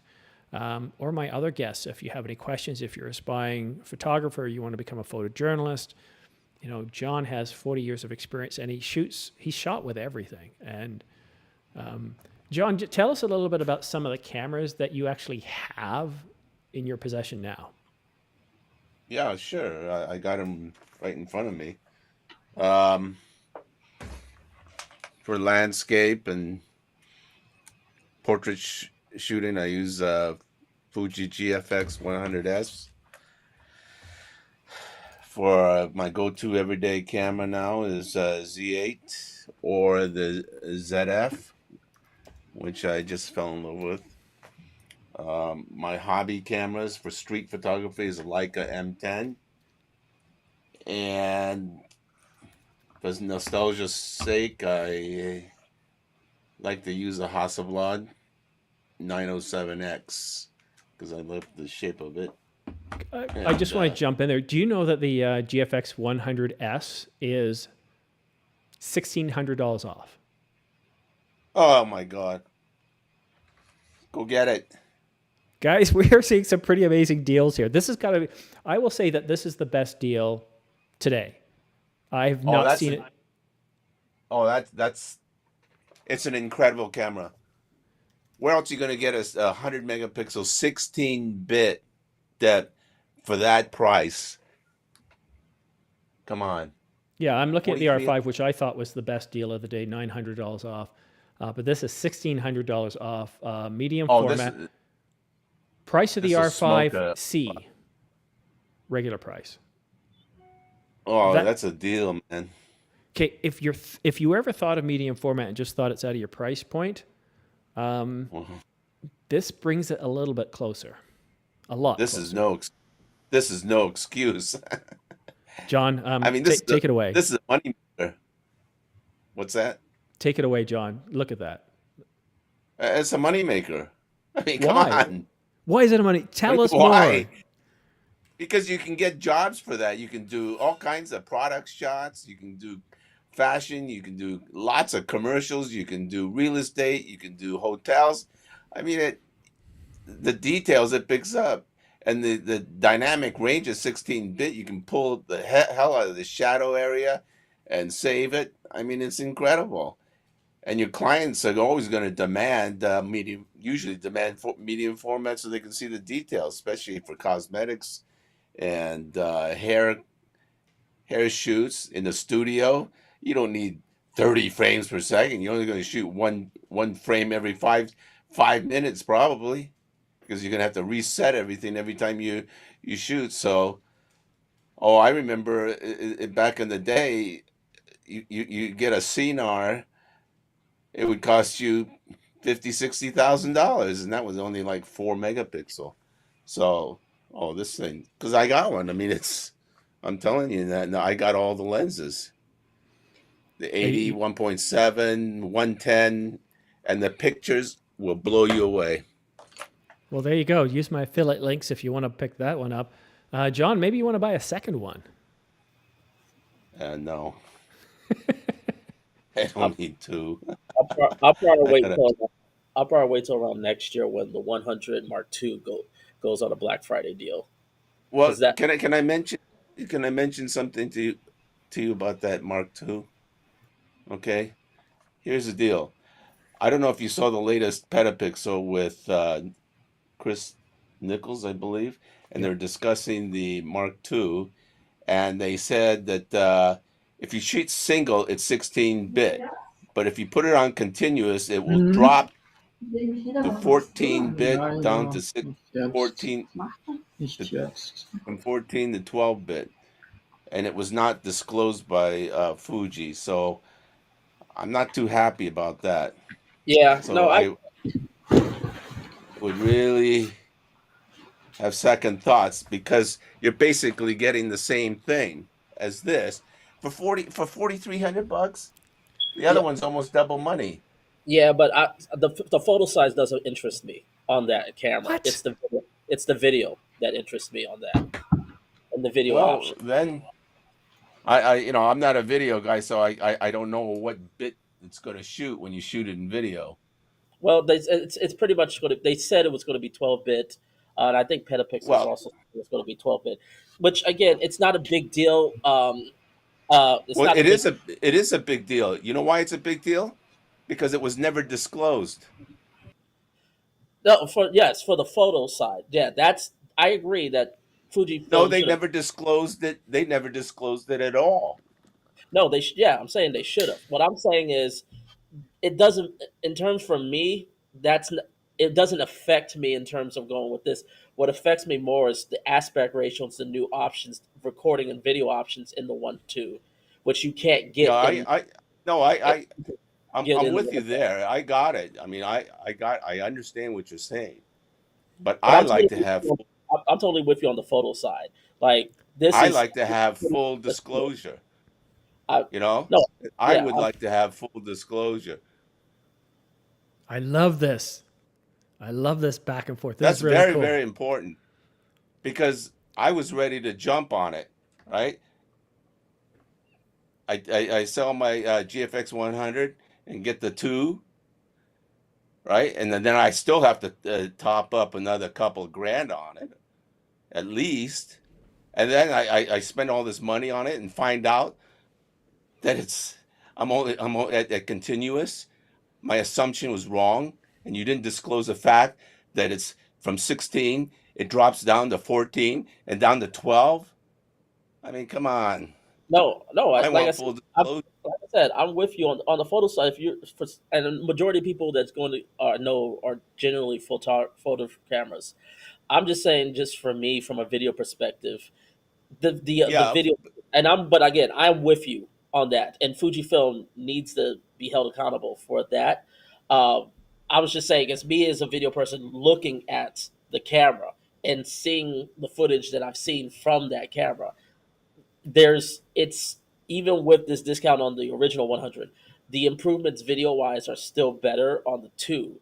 Just for me, just someone who's just purely looking oh at it from yeah, a of course. I mean, their video side, I mean, they tout this as the dual camera, and for the video side, the specs on it is pretty amazing. So if you're a video guy and a filmmaker, I understand that, right? But the marketing was like, hello, you're touting this as it can do both of these things. So I am the consumer with the assumption that I'm going to get that everything's on board, right? Now for you as a video guy, you don't care about the still side, but the still guy, this yep, is his no, bread and butter, and spends all his money and finds out that total. Like I said, that he's not getting what he wants. totally agree, man. It, Absolutely so with then you. I talked to Fuji, I talked to Fujifilm yesterday, and I said, hey, I talked to the marketing guy. I said, did you know this? And he goes, I'll get back to you.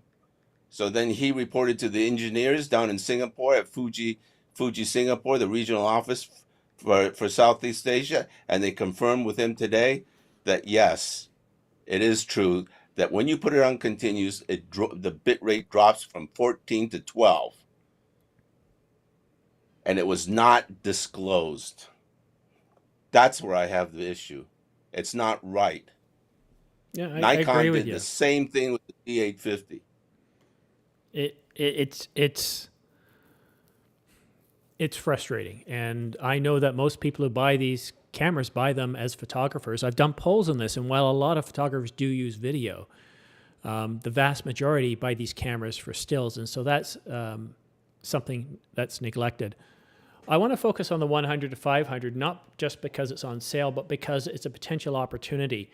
And this is a great lens because most people think of this as a photo-specific lens, but I want to tell you why I think it's really, really good as a video lens as well. I'm going to show you some footage in just a moment, but in terms of the stabilization handheld is just absolutely remarkable.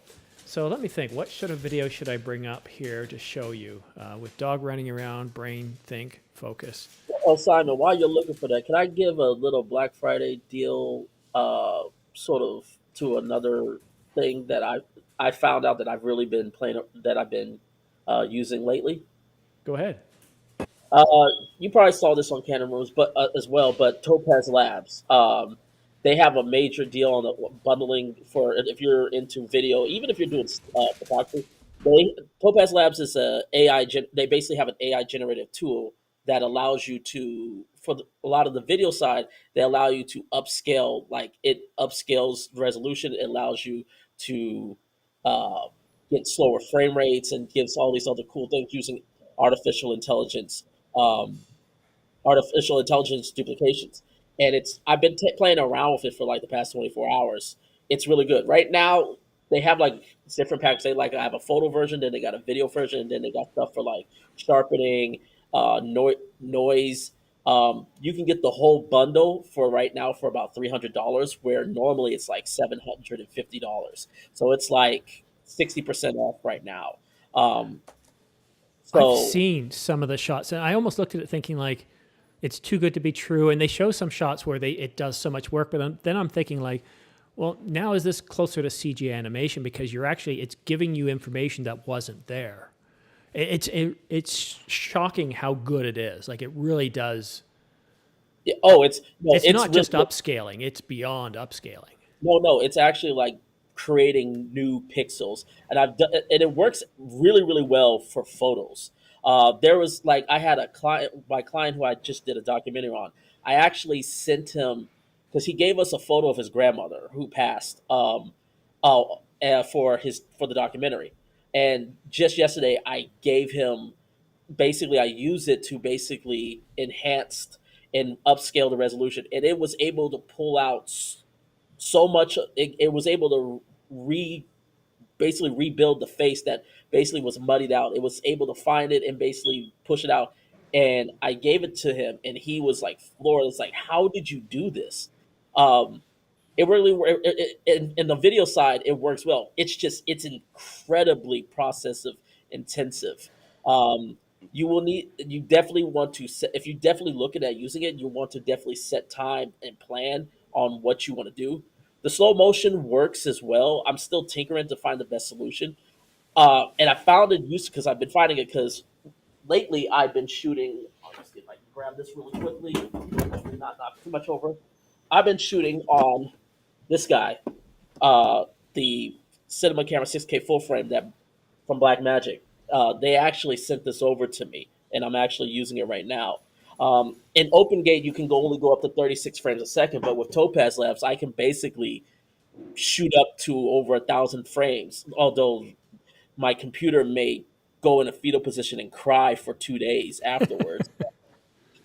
Um, but I've tried doing it like just doing 2 times slow motion, and it's really good. So now I can shoot like 48 frames, 60 frames a second in 6K open gate. You know, I want to. That's, I'm thinking of hardware, but I might give that a shot. I do have a pretty beefy machine here, and I want to see what they are. If there's any Black Friday deals, I use the Mac Studio Ultra, and I gotta go. John, thank you very much. I know it's late there. Thank you so much for dialing in from Malaysia. Yeah, you bet. Yeah, Pleasure, give me a call. pleasure talking with you, John. Yeah, you too. You guys hang in there and enjoy your Thanksgiving weekend and try to scoop up some deals, man. Will do, my friend. Thank you so much for joining us. All right. Take care. Cheers. Bye-bye. All right. Well, I've moved you up to guest position 1, so now we can make everyone a little bit bigger here. There we go. So down to the screen. I use the Mac Studio Ultra. I used to use Windows a lot, but one of the reasons I moved to Mac was just because of I don't want to deal with hardware and software. I'm a one-man show, so anytime I can reduce on things I have to do is best. What I like about this one is it's more modular, so if you do have to repair it, they can, at least switch out the SSDs. But that's the thing with Apple you have to deal with. But in terms of performance, with this thing here, I have the Ultra. And, well, that's a good price. You get more memory for $49.99. But 8K on the R5, what this can do is it can actually export 1 minute of 8K video in 1 minute and 15 seconds. So it's really fast. 4K, it can do it in about, 1 minute, it can export in about 15 seconds. So it's very, very fast, very, very power. It's got a lot of power to it, and you can never hear the thing running. I left it running over last night, and it's not hot. You never hear the fan no matter what it's doing. But back to the 100 to 500 millimeter, I'm going to show you some footage here, and let's see, at what minute mark do I have to go to? I think it's 40 and 41:03. So let's cue that up, and let's just pause it here. I want to go to 41. No, that's the wrong one. It's this one here. Pause that one. 41.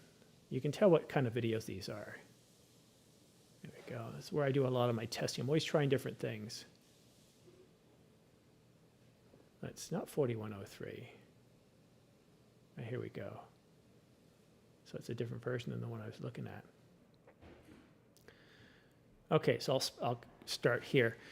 This is the 20. Here we go. So this was all shot with a 100 to 500 millimeter. This is the United States. I just walked across to the other side, and this is all handheld. You will see a little bit of wobble, but not a whole lot. Sometimes I'm shooting at 100, sometimes I'm shooting at 500. And I just love the detail that this provides. But it's not that, and this is where, James, you can really come in and chime about this, but with filming, it's all about framing things. It's all about giving you a different view that you would not normally see, because when you see with your eyes, you see differently. And what I loved about, I'm going to go back a little bit here. What I really loved about the US side of the falls is it's a completely different view of the falls. It's almost like you're looking at a whitewater river. You don't get that grandness that you do until you go to the Canadian side, the horseshoe side, and then you get the absolute power. Here, I love this whitewater look. I love this view that, it's almost like I'm standing in the river, and I'm not. This is just before it goes over the falls on the US side.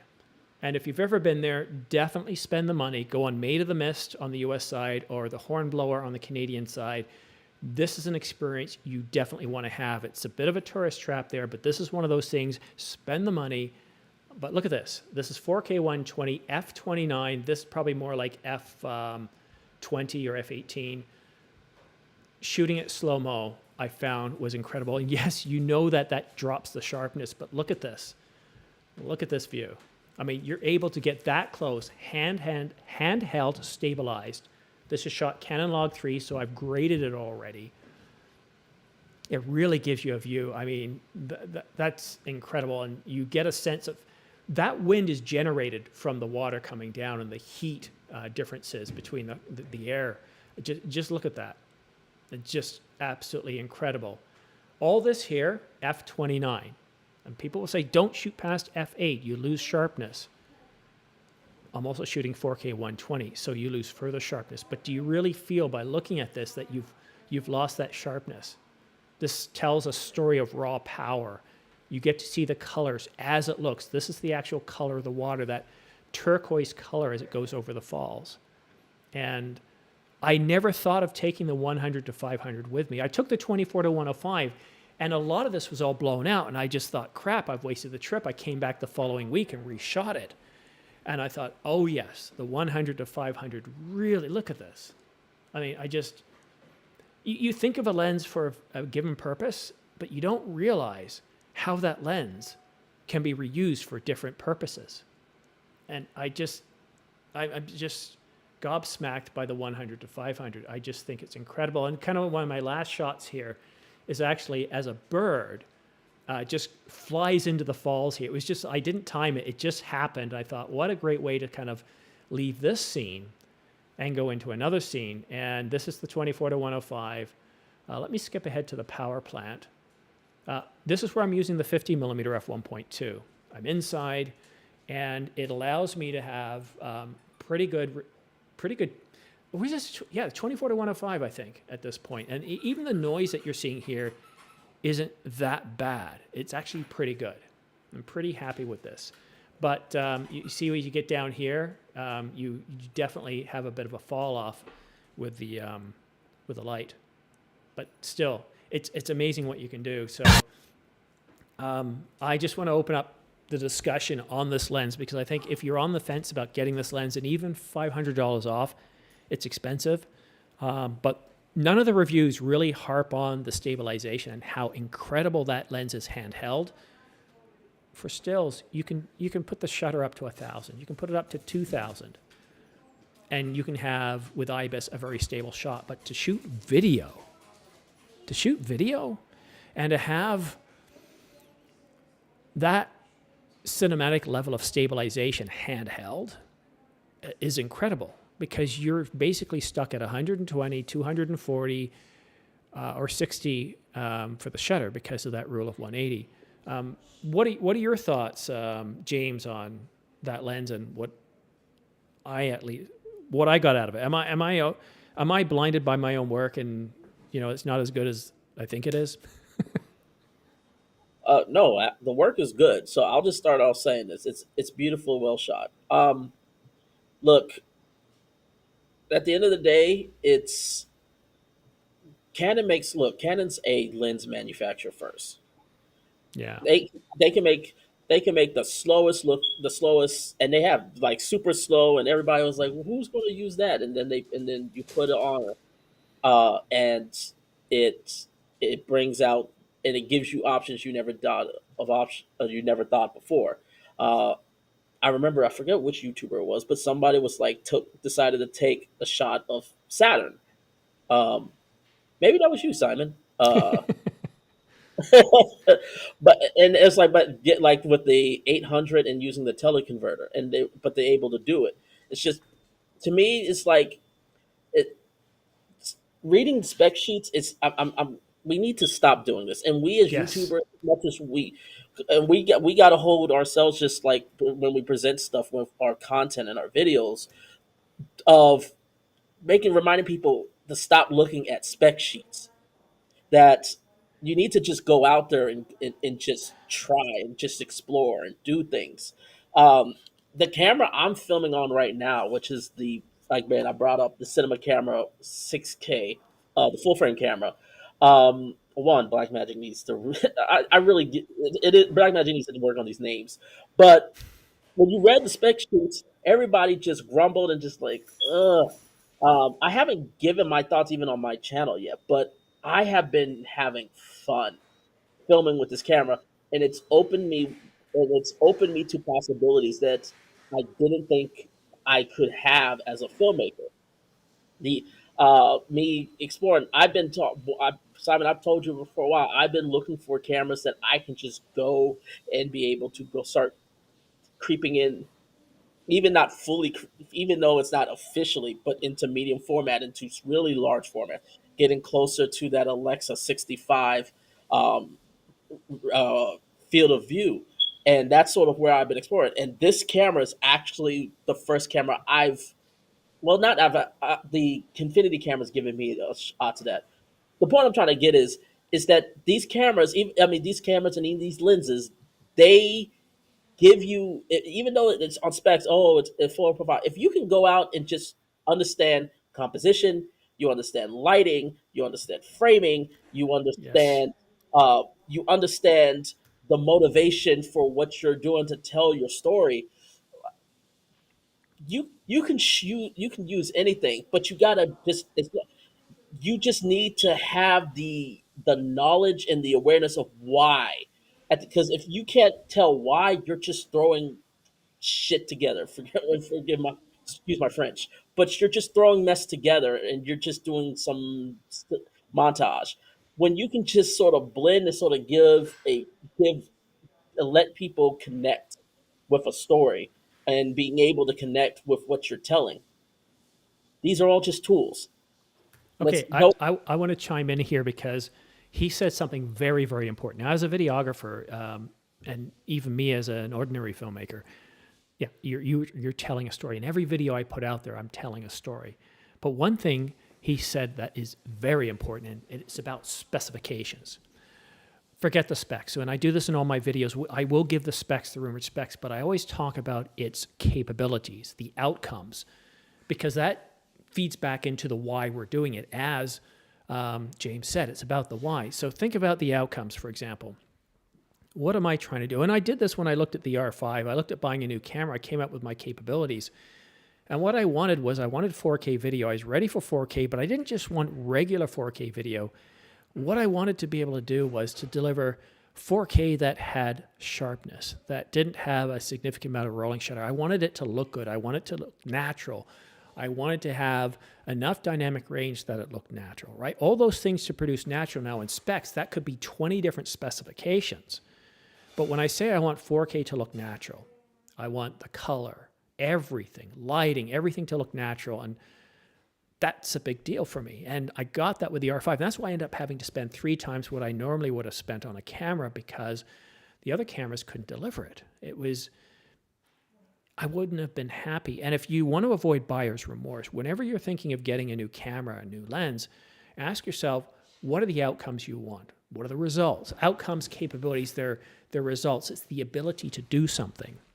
And this is something I know quite well because my day job, I'm an enterprise architect, where we focus on the outcomes of what we're trying to achieve, not the what, but why we're trying to get this result and what the result should be, and if it's strategic enough, does it fit into our vision of what we're trying to do to tell the story? And so when I looked at the 100 to 500 as an example, I said, well, I definitely wanted a super telephoto. I wanted something that produced sharp results, but I wanted something that would be good for video, that could represent life as it's happening. And when I got the lens, I was completely blown away with the level of stabilization, which helped. But the fact that this thing went up to f52, and yes, you should try to avoid that, but shooting at f29 and f30, what that allowed me to do without getting ND filters or anything else, I was able to shoot the falls and produce really good results. Yes, I broke the rule of going past f8. Yes, I broke the rule of shooting 4K 120 and losing more sharpness. I broke several rules on an expensive lens known for its sharpness, but I got the result that I was expecting. And I got a and here's the thing too, you're shooting the whole subject of that scene was water that's moving. And whenever you have something moving, you're going to have motion blur from one frame to the next. So a little bit of blur in video is natural, and it produced really, really incredible results. So James, I sort of went off on a rant there because so often I see it in the comments, people saying, yes, but Sony does this or Sony does that or Canon does this. I said, forget the spec. The spec is not what you should be looking at. It's outcomes. One final statement. Based on what you said, it's like you knew the rules. I always say this is a mantra I've always followed, and I tell this to anybody who listens. The rules are only there for you to understand when in the situation you need to break them. Yeah. That's the thing. I'll just leave on that. The rules are there for you to understand them, so when you want to break them, you know why. Yeah, that's we're on the same wavelength there. Remember, think of these, we call them rules, but think of them more as guidelines. And the question comes up is, when can I go outside of this, or should I try this? When you're actually at the point where you start asking the question of, that's when you should start exploring. So for example, it took me till this year before I finally decided to do this, James, and maybe this is embarrassing to admit on national internet. I picked up one of these. You got an X-Rite checker card. Color Bright. X-Rite. Who cares? Whatever one it is. I'm gonna hold this one up here. I want you to tell people what this will allow you to do. It does a couple of things. One, it gives you the technical accurate color accuracies of how when you're putting your camera together, it tells you what the colors should be technically. Yes. It also gives you a way to shoot accurate skin tones. It gives you an option to white balance and show you where your blacks are, where your whites are, where the gray is. But also it gives you the ability to, if you have different cameras, you can match them up because you have something that is standard in the suit. So if have you heard anybody ever say, me inclusive, that it's very difficult to grade insert camera, insert format? So it's very hard to grade Canon Log 1. It's very hard to grade Canon Log 3. I'm gonna bring it up here. I want to show it to you. Calibrate color checker. There it's down here. Let's see if it's on sale. I would be surprised if it isn't. Oh, it's only $10 off, but still. The one I got is for video. This is the one I have here. So $120. I don't know what the Video 2 is, but this is what I shoot with. And here's what I noticed right away. It's like the first time you need glasses, putting the glasses on and going like, oh my God, I can see. Wow, the world looks so different. Yes, 4K televisions do look good. But I want to tell you a story first. And actually, let's take you up to the video, because that's how I'm going to tell you the story. I was up on the lake this year, and it's a very challenging environment to shoot. And the reason why it's challenging to shoot is because, that's Vancouver, over here. Here we go. It's very challenging to shoot, because as you can see here, look at the colors. This is actually color correct.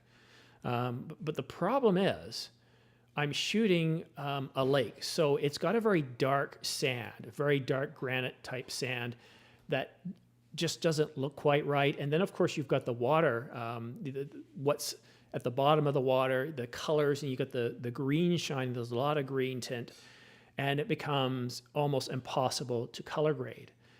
There's certain scenes where it looks bang on, and other scenes where it looks challenging. And our dog decided he wanted to go swim for the first time. And this is actually color correct, because when I went back up the next time, I thought, wow, yes, this is 100%. But there's something I forgot to do. I forgot to bring my color checker with me, and I was cursing myself like, oh, I'm not driving another hour again. I'm not driving all the way up north. And, one thing I realized very quickly is, wait a minute, I can do that today. It's 10:30, the same time that I was up at the lake. It's sunny, so it's the same color temperature. I went outside with this. I had my son stand on the road at a certain angle, same angle as where the sun was at, hold this, and no cars came by. And I graded it, and then I copied those attributes and pasted it over, and it was bang on. And so you don't have to have this with you every time. What you want to do is, so for summer, that one time I color graded anytime, including the falls, anytime I was outside. That was around 10 o'clock till 4 o'clock, 6 o'clock in the afternoon. I just copy those attributes over. And every now and then I would do a test, like at the falls. It's like, is this accurate? I went through all the effort, regraded it, and it was bang on. However, when I'm shooting the night scene, like for example, let's go back to that clip and I'll show you something I did later on in this year. And let's see, where is it? So this here, believe it or not, is at night. The sun had set at this point. So at 6 o'clock, the sun had set. I'm shooting the 50 millimeter f1.2, and everything is color correct here. I use the card, and it produces really, really good results. I at least know now that this color here, the reason why it doesn't look good is not because I haven't graded it correct. It's because it's dark. It's because I don't have the color coming out because of the lighting situation. Whereas in other situations where it's predominantly red, again, I'm able to get the color correct, and it produces really, really incredible results. And I'm now confident in the footage and other scenes like this here too, where, yeah, it's given me the color that I want, and I don't have to fight it. But normally scenes like this, I would have spent hours fighting it, just not getting the results I had hoped for, and really, really frustrating me. But yeah. A tool like this, $120. Don't wait until somebody tells you and fight against the wall. Get this, because it does a really great job. And even in the low light situations, I'm going to really take you to where it's an hour after dark. And this is Halloween, so the sun drops pretty quickly. And this is, again, I think I was at ISO 25,600 or 51,000. The autofocus doesn't know what to do at this point. It's just absolutely terrible. And but if you've got some ambient light, it can produce some really incredible results. So that's one of the things I want to talk about, certain tools as well. And James, I know as a videographer, you understand the importance of simple things such as a color checker card. Yeah. Also, it's just a color checker chart, but also having light. It's still having light. At the end of the day, when it comes to video, you can still take control of lighting. Even in an uncontrolled environment, you can take control of lighting. You can still shape lighting, which actually is a segue, Simon, for because I know I only got a little bit more time left. There's a big Black Friday deal on these guys. This is by Nanlite. These are the Pavel bulb 10Cs. Uh, these are like very similar to the Aperture B7Cs. If you remember them, I actually got the B7C back there. But these are much more powerful. Let's see, where is the plug? So if I was to plug this in, here it is. So I got like a portable from Core. I'm going to plug this in. It also has a Type C where you can plug this in, and you can power it this way. They've also got accessories, but they got a 4 set on B&H on sale. That's an incredible deal right now. They got let's see if I can find them again, but it was like 200. It was like $150 for the fourth set right now. It's $179 right now. It's one of their deals on. It lasts for the next 15 hours. What's the Normally, name? Let me put it up on the screen while you're talking about it. it's the Nanlite Power Bulb 10C. It's on B&H's Deal Zone. It ends in about 15 hours. Normal price is like $500, $499, but it's on sale right now for the four set of four of them for $179. Power Bulb, the Power Bulbs. Or just send me the link, put it in the chat, and I'll put it up there. All right. Is it okay if it's the B&H Easy by B&H affiliate link or? I don't care. Just throw it up there, and I'll put it on the screen. Yep. All right. We'll put it in. Who's not changing their batteries? Don't worry about it. I know it's not my side. But sometimes this is why audio is very, very important. No, I've seen some incredible deals, but usually it's simple things that make a huge difference when it comes to shooting. So, for example, getting your audio right. So, if I'm doing run and gun, I'll put on this guy here, the Sennheiser, and you definitely want the dead cat, because it will just, whenever there's really high wind, you're going to be able to use the audio. It's not going to be fingernails on a chalkboard. Shooting without a dead cat you'll regret it. Your audio will be useless. For my YouTube channel videos, the normal ones, I'm using a Tascam DR10L lavalier mic. I find that works perfectly. I'm pretty happy with it. The color checker, the Calibrate color checker, is an incredible, useful tool as well. And other things, like you see the lights here that I've got that kind of accentuate the channel a little bit. Let me go full screen. And now let's see what happens if I turn them off. And you see what lights can do. And I've still got a few of them, so I could still work there. Let's turn those off. Oh, and there's one over here. So look at that. Look at the difference. It's a little bit flat, right? So it's a little bit flat. And lighting is very important. So right now I'm 5,600 degrees. So this is daylight. I might seem a little bit underexposed because I've turned off a bunch of lights. Oh, and I forgot there's one here too. So to lighten up this side just a little bit, I've got a small light, this one here. It's only about 5%. It's very small. So now we're going to light up the monitor that's in the scene. Let's actually use that. Instead of it being a distraction, it now becomes a lighting source. And again, this is the same one that I use on the bottom right when I'm shooting my video. So let's turn this one on and put it right here. It's been going for a couple of hours. And nice. I could work with this, add some nice accents. But maybe I just want to take it up another notch. Let's see if I can maximize the lighting and separate myself from the background. And there you go right there. So you can see it creates a completely different scene. And lighting makes a huge difference. So first of all, for me, getting the subject lit at 5,600 degrees. In the studio downstairs, I have a light facing me this way. I have a light facing from the back. I have a key light and a fill light. And then I have about 6 accent lights. And it took me years to dial that down to realize I needed them. And sometimes, to actually get the colors, I did it right the first time. I thought, well, let's try this. Oh, that's nice. Let's try this. That works. And I never really adjusted them. And these lights here, these are Ulanzi. See, I've got some of them here too. They're like $20 to $25. Let's put them up on the website here. I also sent you the link in the guest chat. So for those Pavel bulbs. Thank you.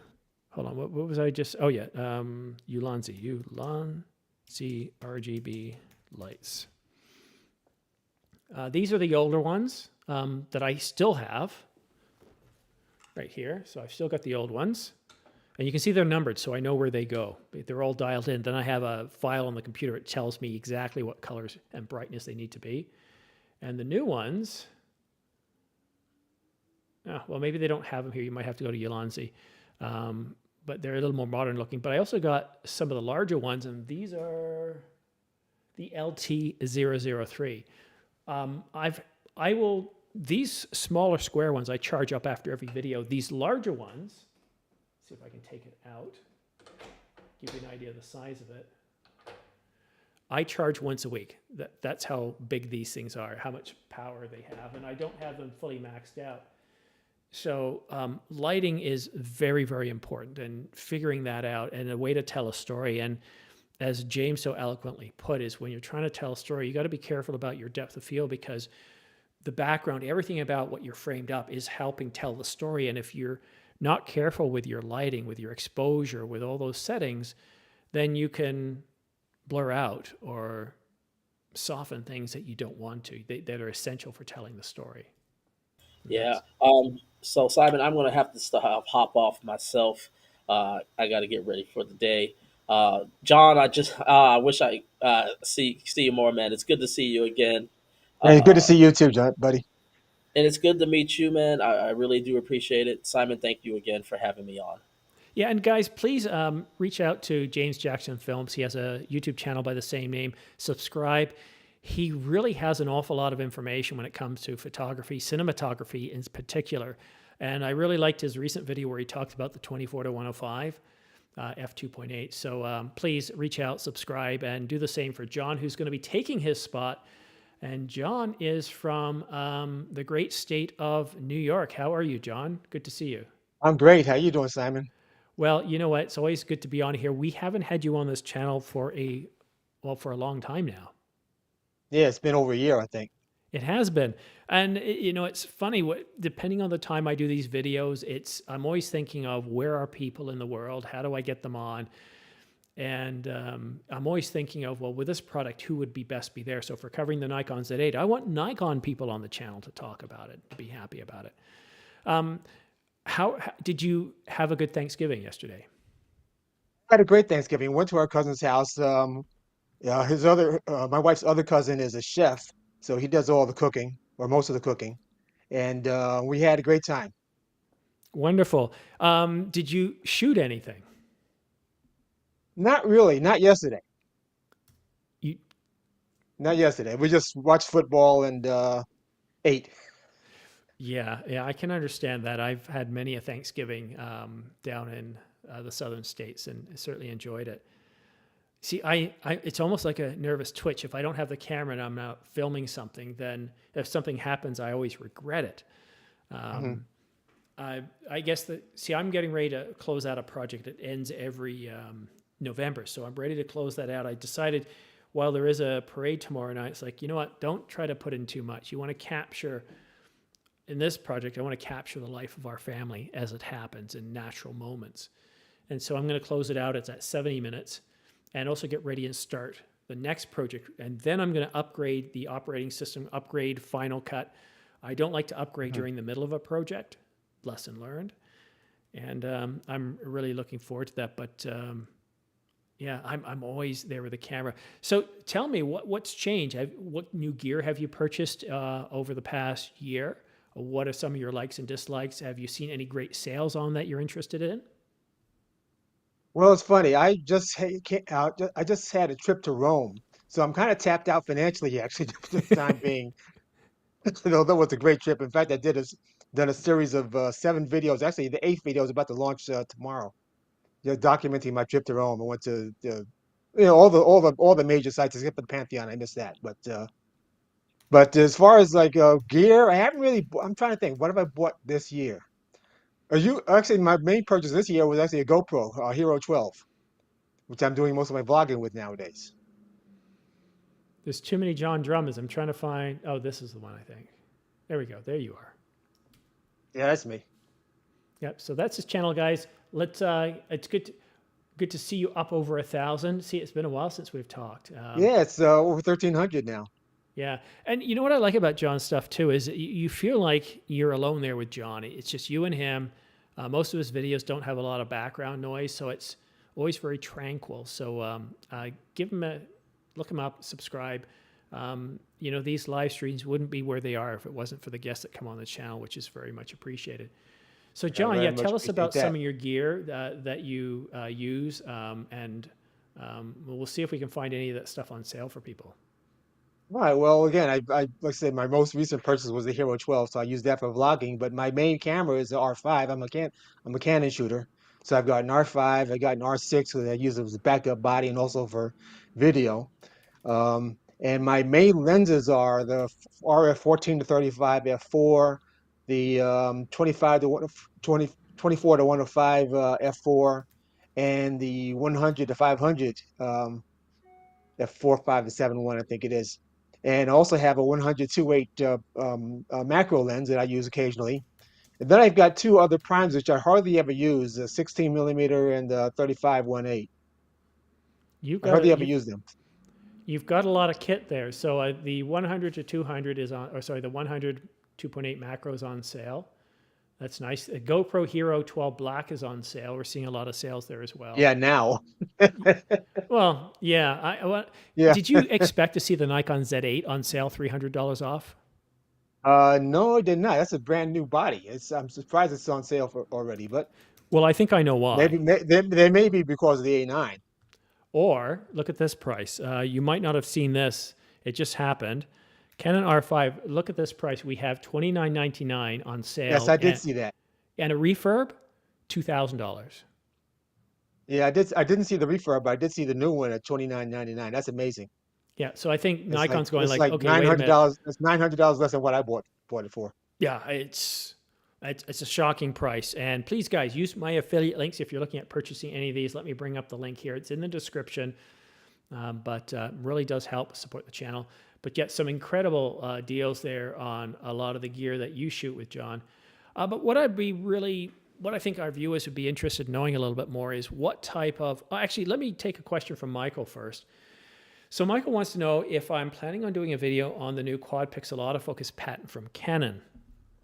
I've got one scripted or partially scripted that I plan to put out Sunday, but it's not on that. And the main reason is I feel like I'm kind of repeating myself because I have already covered quad pixel autofocus a couple of times. We do have a patent.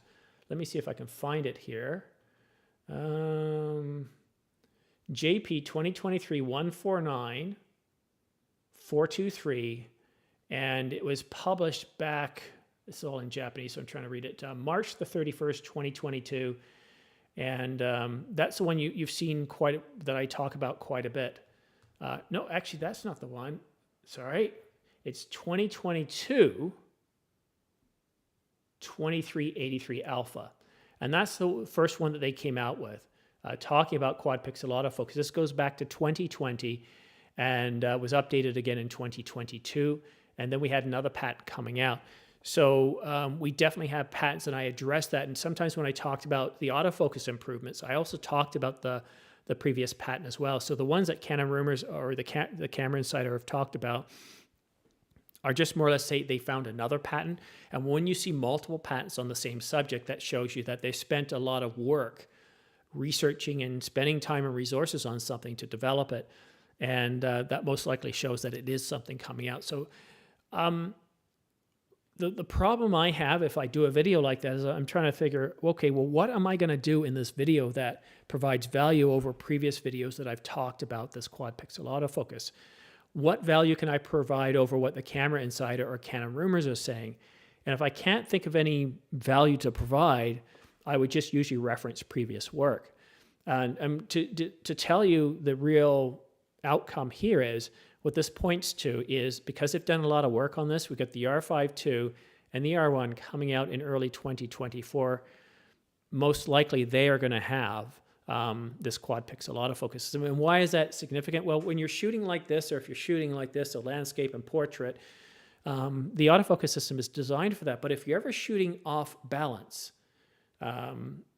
especially non-landscape, then this is going to be able to take into account that more. Or the other way around, if your subject is off balance, right? They're off kilter in some way, then that's where quad pixel will come in to improve the capabilities of the focusing system.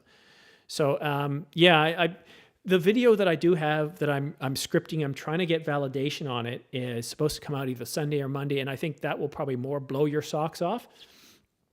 You'd be surprised sometimes if Canon Rumors or the Camera Insider's got a story before me, they'll put it out. Then I wake up at all times of the morning, publish it quickly, get it out the door. But if it's something I'm kind of got a lead on, even if I don't break it first, I try to validate information, gives me time to script it and shoot it better. So even if somebody else does beat it to me, I've got a whole lot more analysis and forecasting involved to provide more information. So long answer to that question. So John, back over to you. It's always fun talking patents. Some tips and tricks that you would like to offer people. Your thoughts? Tips and tricks. Well, okay, I shoot mostly landscapes and nature. I mean, I've done a series of travel videos the last couple of months, and mostly it's landscapes and nature. And the best tip and trick I can give for that is to get up early because that's when the best light is. That's when the best light is. If you're shooting birds, that's when the birds are most active when they first wake up. Um, and that's the biggest. And that's frankly is a struggle for me because I hate getting up in the morning. I'm more of a afternoon person, except for working out, which I do that in the morning. But other than that, like getting up 2 hours before dawn and schlepping out to a place and camping out and waiting for light. It's something I should do actually more often, and I don't do, and I just don't do it. So that's my biggest tip and trick, as far as that's concerned. That and using a polarizing filter pretty much all the time because it works so well for modulating the light, modulating reflections, ambient reflections, even on cloudy days. So that's so if there's a tip or trick to landscape photography, I would put maybe that one as number one. Okay. Why? See, filters. I used to use them, and then all of a sudden, I got to one point and said, "I'm done. I don't want to use them anymore." Right. And Right. there was two reasons for that, and one which now is fixed with a color card because you do get a bit of a color shift with some variable ND filters. Yeah. But the other problem I had is whenever I'm shooting like Christmas lights or other things, that even a UV0, what happens is some of the lights get trapped and bounces back and forth. So what you end up having is a reflection of those lights, which can look like dead pixels depending on how you framed it. And I remember the second time I did that, I just said, I'm done. You know what? I don't need these things. And so I kind of hit that minimalist approach. I need the camera, I need a battery, and I need a lens. And a lens. You use a variable ND for video? Well, I did. And then I just stopped using any NDs. Okay. So what do you do then? Modulate via shutter speed or that kind of thing? Well, so that's a very good point. So as a videographer, we're kind of limited. So you don't touch your shutter speed. Basically, that's always going to be twice the frame rate you're shooting at. So when I'm shooting at 30 frames per second, it's going to be 60 or 1/60th is really what it is. Right.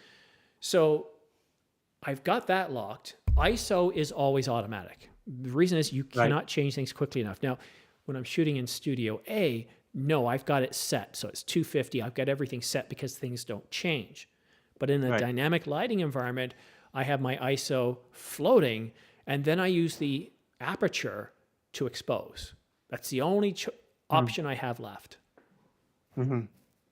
And yeah. I'm So okay when I with that. shoot, yeah, no, I understand that, especially if shooting under artificial lights, that can definitely get that. I mean, since I shoot mostly in the field under natural light, if I'm using my R6, I'll use a variable ND filter if the light is bright. If I can get away without using it, I would rather do that. Like say if I'm shooting in the shade or something like that. But in bright light, I have to use a VND because I shoot at 24 FPS, and so that means my shutter speed is 1/48th or 1/50th, and my aperture is also set to automatic. So then I use the variable ND to modulate the light that way. Otherwise, I'll be overexposed in bright light. Yeah, there are times where I'm shooting in such a beautiful scene, but it's a talking headpiece, and so what I want to do is, Yeah. like I've shot in my backyard a couple of times. I'll put the 50 f1.2. I'll put the aperture down to around f1.2, 1.6, and I have to use an ND or it just doesn't work. But Yeah. because I do a lot of run and gun, I just thought, I want to shoot simple. The less things on my checklist at my age, the easier it is, and the less that I forget. Yeah, I hear that. I hear that. Now with the GoPro, which I've been using for the last couple of months, I have a bit less options. Although I think there's a way to modulate the shutter speed for that. I just haven't dove into the menu to do that yet. So I just live with whatever. I shoot in RAW with the GoPro, so that's one thing, and the footage is fairly easy to grade. But in terms of other things with the shutter speed and the exposure, that's pretty much on automatic at this point. Yeah, yeah. You know, I envy photographers in a way, because for each scene you can like, well, okay, so I'm gonna, what's the look I want? Okay, well, first of all, let's set the aperture, because I know I want the look of f1.2. The subject's about 6 feet away. Okay, that should. No, let's do f2. Let's try that. All right, so let's adjust my shutter and okay, bring it the eyes. You can. It's like baking a cake. You got more options. Whereas with video, it's like, no, this is your one option, unless you want to use ND filters, but. Yeah, and since I shoot video and do photography at the same time, I pretty much have to use both sides of my brain for that. Because one very setting up the still shot that I'm going to talk about is one thing, but then of course the video is a whole different story, and that's taken me some years to try and get to reasonably figured out. Then of course now the GoPro, I'm kind of starting all over again with that. Yeah, no, it's something else. One thing I want to tap on a little bit here is because we cover a lot of the camera market. We look at the forecast looking out. I want to talk a little bit about 2024. So we've been doing this for about 2 hours now, talking about deals and what's on sale. But now I want to talk about some things that are very interesting to a lot of people, and that is what we can expect in 2024. I'm going to start with 2023 because Canon announced 3 lenses: the 200 to 800 millimeter, the 24 to 105 f2.8, and the 10 to 18 millimeter. And this is starting a bit of a tsunami of Canon RF lenses. And what's really exciting is we're expecting to get those lenses start shipping in 2 weeks. But that's not it. We're supposed to get a bunch more lenses in 2024. Now there's 3 primes or 4 primes. The Camera Insider, let's see what they had to say here. Let's switch over, take a look at the Camera Insider. No, that's the search box. Go up here, the Camera Insider. And here we go. Oh, crap. I just lost that. Hold on. I'll bring this one over. This is probably a better way to do it. What was I thinking? Oh, I should also remove the hide the favorites bar, give me more room. There we go. I lost my thought now. Okay, well, let's go to, we're at Canon Rumors.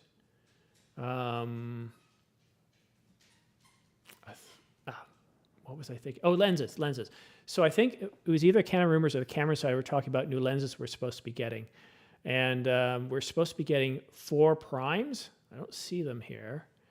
And those 4 primes, 2 of them seemed like they were more of the tilt shift lenses, whereas the others were the 35 millimeter f1.2, 1.4, and I believe a 28 millimeter. So we're supposed to get a whole bunch of lenses. But in terms of camera bodies, we're also getting the R5 Mark II. We expect that to be announced right around, when is that supposed to be? You said it's supposed to be just before NAB, right? Which is when, February? No, earlier. Around earlier. About a week before CP Plus is what we're hearing right now. So it's February. But what we're hearing, okay. Yeah, what we're hearing about the R1 is that we're supposed to get a slow tease of the R1, and that's going to happen Q1. So we don't know if it's going to be a development announcement.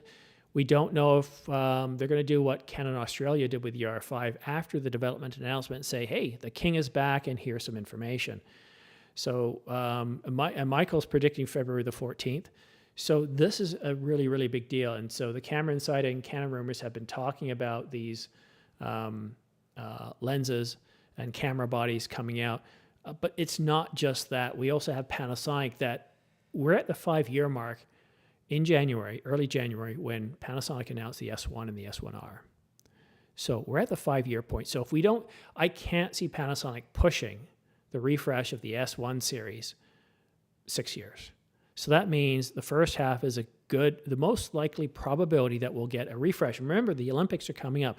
So that's got Canon and Nikon primed in terms of their 1 series, or Canon in the 1 series and Nikon with their Z9. And we're hearing about a Nikon Z9H, which is supposed to be an R3 type in terms of resolution. The A9 III might have a global shutter like the A9 III.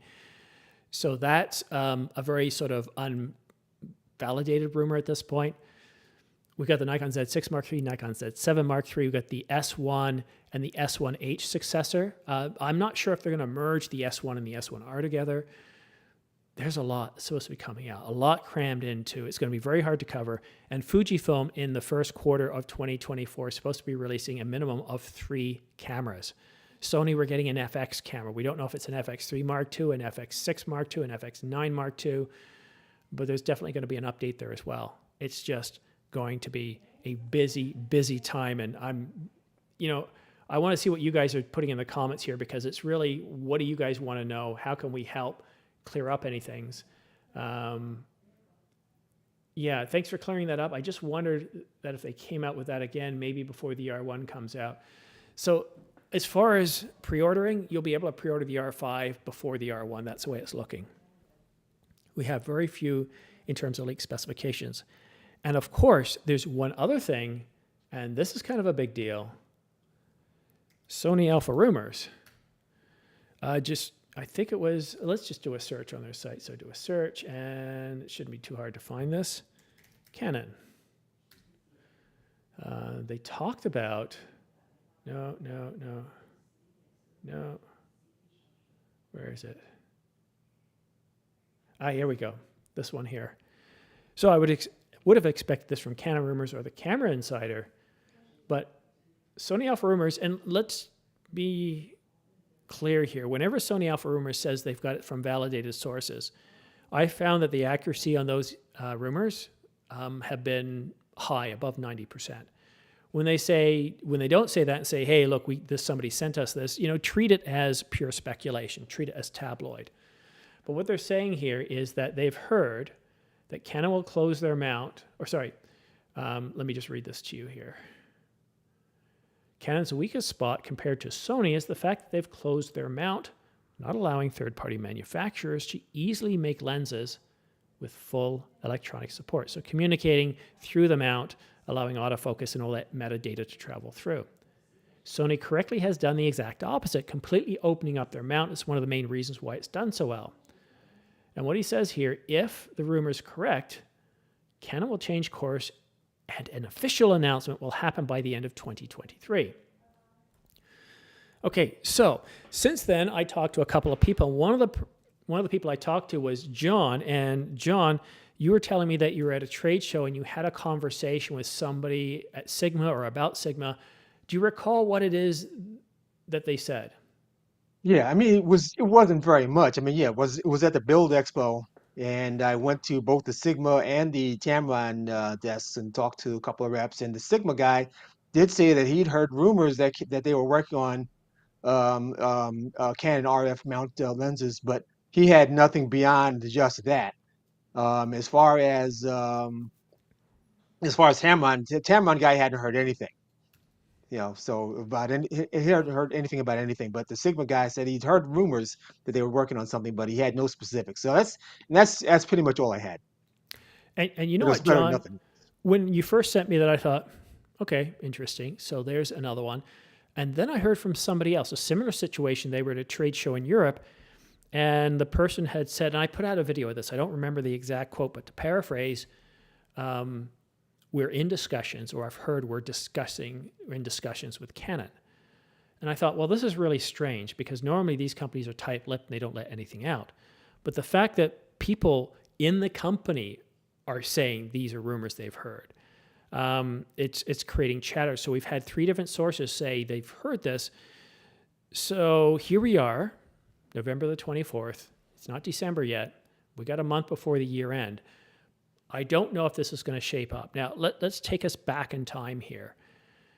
Early 2022, at a trade show, CP Plus in Japan, the Canon development team said that we're opening up our mount on a case-by-case basis.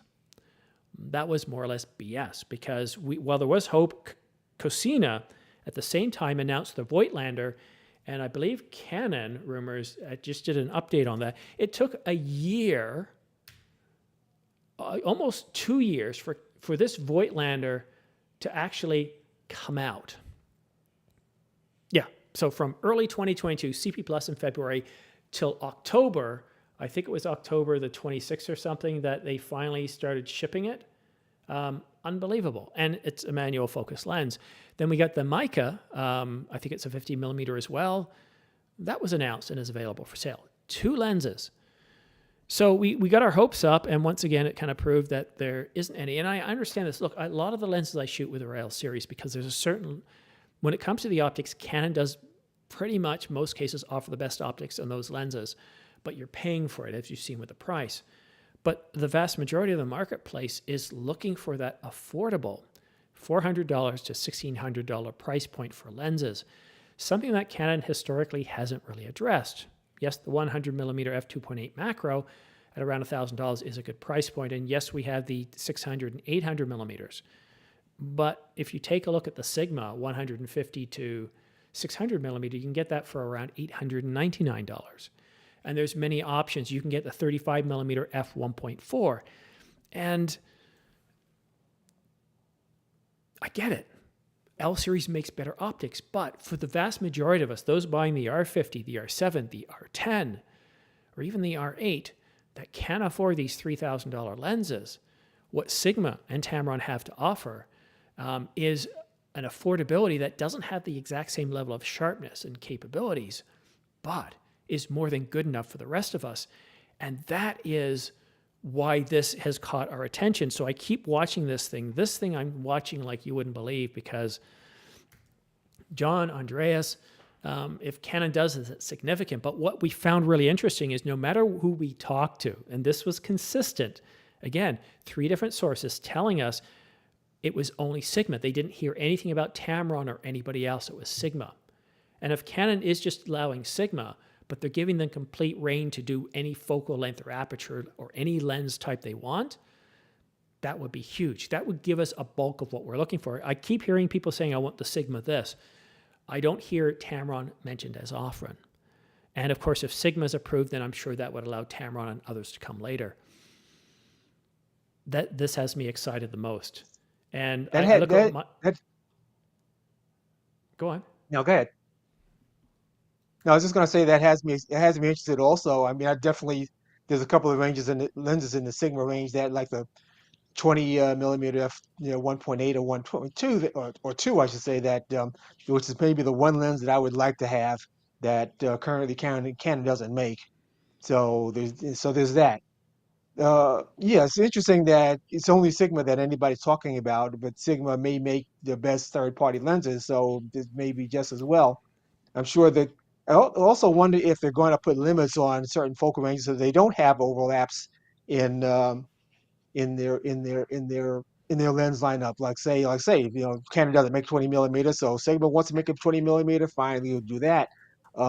16 to 35, they may put some limit on the focal range there to maybe like 14 to 35, 14 to 30 or something like that. So it doesn't quite overlap the 14 to 35 or the 16 to 35 or something like that. I don't know. Yeah, and It just sounds like something Canon would do. Yeah, we just don't know, and that's the interesting thing here. I'm really curious to know if Canon will actually make this announcement, whether it's a Sigma announcement. I just don't know, and I got to tell you, it's absolutely exciting. I really, as much as I like L series glass, the thing that keeps surprising me is, sorry, I'm trying to do 2 things at once here. I'm trying to go back to the double screen here. Or actually, you know what? Let's not do that, because I find it's probably a challenge if you're watching on your phone. So let's do this. I can just go back and forth between the 2. And there we go. All right. So, yeah, so the quad pixel autofocus, that was something on the R1. Well, let's take a look at this. What's this news story? Again, Sigma. It's just a market report. So this is interesting. So look at the top sales for lenses. Sigma and Tamron are beating out the OEMs. 18.9% top sellers for October. So very interesting stuff there. Interesting. Okay. Yeah. Oh, and yeah, this is another new lens, the Sigma 70 to 200 millimeter. That's an interesting lens. And of course, we've got the, these are the 4 lenses I was talking about. So let's go in here. These 2 here, if you look at Canon Rumor's original 2020 lens roadmap, these are 2 tilt shift lenses. The aperture is different though. Is it like an f3.5 and an f4? So these 2 look like the tilt shift lenses, whereas these 2 here, I believe they are probably an f4 image stabilized USM L series. That's the thing with rumors, is sometimes things don't always make it, that you get a bit of broken telephone with those things. So it's really interesting. Andreas, what do you think in terms of lenses that are coming out?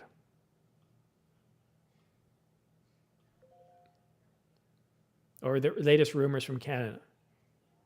Oh, he just lost it. So I'm going to introduce another person. It is just raining guests right now. So let's go to the larger screen here. We've got a couple of people here. So I'd like to welcome Stop the FOMO, who covers televisions. So you just joined at the same time as Andreas from Sony Alpha Rumors. Stop the FOMO. Don't you have a live stream this morning? What are you doing here?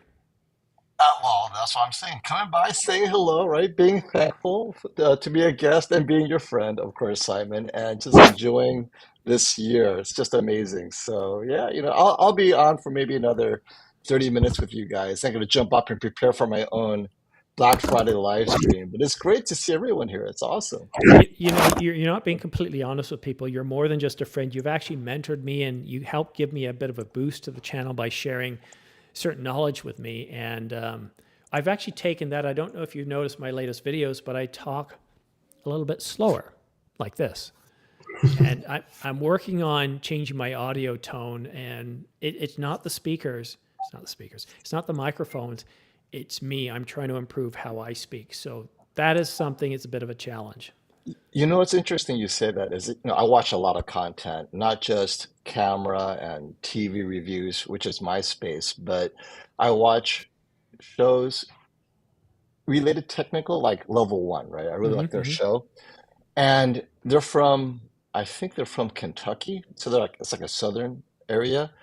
And they speak so much slower, and it actually influenced me, right? It's like this headline is so exciting, and they're like, yeah, and this next. I mean, they are able to control their enthusiasm for that headline, and it's like it works so well because I want to hear what they have to say.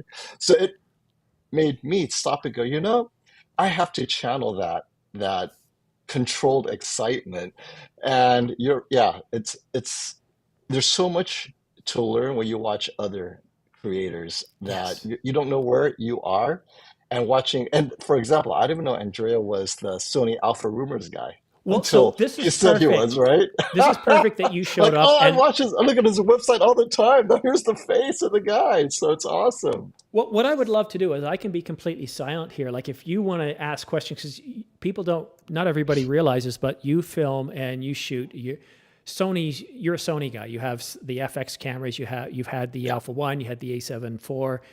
So I'm going to introduce Andrea just right now, but if you want to ask him a bunch of questions and kind of drive this, Sony Alpha Rumors founder and editorial director, as well as the YouTube channel by his same name, Andrea Pizzini, photography. I said it right. That's why he's smiling. Is with us today, and I thought, what a better way to talk about rumors than to actually have the owner and editorial director on the site, and to have Stop the FOMO at the same time is a perfect way, because you're hearing from somebody who owns Sony cameras, somebody who forecasts Sony cameras. So Andrea, it's such a pleasure to have you back on the channel. Good evening, good afternoon to you, sir. Hi, thank you. So we have somebody from the West Coast, Stop the FOMO, where it's early in the morning. Me on the central Canada, and we've got somebody in where it's late afternoon. So before we go any further, now we were just talking about that one story, and then I'll turn it over to the Sony talk. You've been covering Nikon this year, and you covered Canon. You nailed it, 200 to 800 millimeter. I did get the price before you though, but you nailed it. You were the first one to talk about the 200 to 800. You were correct on the Nikon ZF, and you're telling us, this was a couple of months ago, that Canon or Sigma, one of the two is going to make an announcement before the end of 2023 regarding lenses for the RF mount. That's a big deal. Yeah, I hope the source is right. I mean, he was right on a 200, 800 millimeter, and he said that Canon would open the mount, but yeah, I don't know. I didn't hear back from him, so don't know if something changed with timing, but let's see. Well, and that happens an awful lot. We do see that with rumors. Even if it gets leaked directly from the company could say, okay, you know what? So, for example, Canon, we got the 200 to 800, we got 24 to 105. We're really busy. We got the R5 coming out. We got the R1. These are our priorities. And opening up the mount for other people to make money is not our highest priority. So let's push that, and that could get pushed. So even if at the end of 2023, if it doesn't come, what I'm hearing, guys, it's the same guy who talked about the 200 to 800 millimeter. That was correct. The ZF, the Nikon ZF, he got a lot of things correct there. So I would say this is a definite possibility. John Drummond has said he was talking to a Sigma guy. I got another source that said they heard things. So there's enough noise here that, wow, sounds like it could be close. But stop the FOMO. Do you have any questions for Andreas about Sony in 2024? Oh, you're muted. There we go. I've been waiting breathlessly for an update to the FX series, mostly because it feels like these new releases, the A7R5 specifically, and even the A7 IV, there are features that the FX3 already is falling behind. Variable shutter, it does not have. The articulating screen is amazing, and the FX has yet to incorporate it. So now I'm down to the FX30, kind of like my bookmark, waiting for these things, because as a YouTube creator, so it's very specific to me, I have overheating issues because I do a lot of long form recording. I record everything so I could edit it later, but I get a lot of overheating on my A7 IV. So that's why now it's just for product shots. And A1, overheating, because in my studio, oftentimes, because I have so many TVs, it goes to maybe 79 degrees Fahrenheit, sometimes 82, which is not hot. But that's when everything falls apart if there's no internal fan for me, right? So even like on site, sometimes you can't control the temperature. So hearing that possibly we would have an FX announcement in January, I was like so excited. I'm waiting for that. And so I'm just waiting every time Andrea has a update about, oh, it's an FX. And then I hear FX9, oh, I don't know, $15,000, man. But when I hear, oh, if it's an FX3 Mark II or even an FX5 or anything where it's under 9,000, suddenly I'm interested, because it's an actual business expense for a lot of creators to get a camera they can use for years, right? Now I know what kind of camera I need, because a lot of us creators who start off, we start just buying all these different cameras, not knowing what we need until we finally get to the use cases where the camera doesn't work as well anymore. And the FX30 for me works perfectly. Only thing is the resolution.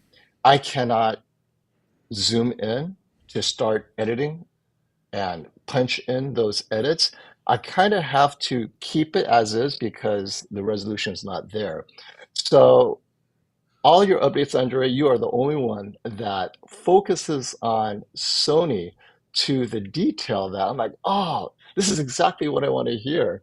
So yeah, you're doing such a great job, Andrea. And knowing that you are the Sony Alpha Rumors, I don't have to go to Alpha Rumors anymore. I just listen and watch your website now. So you basically want to know if there's a new kind of entry mid-level FX camera coming in Yes. 2024.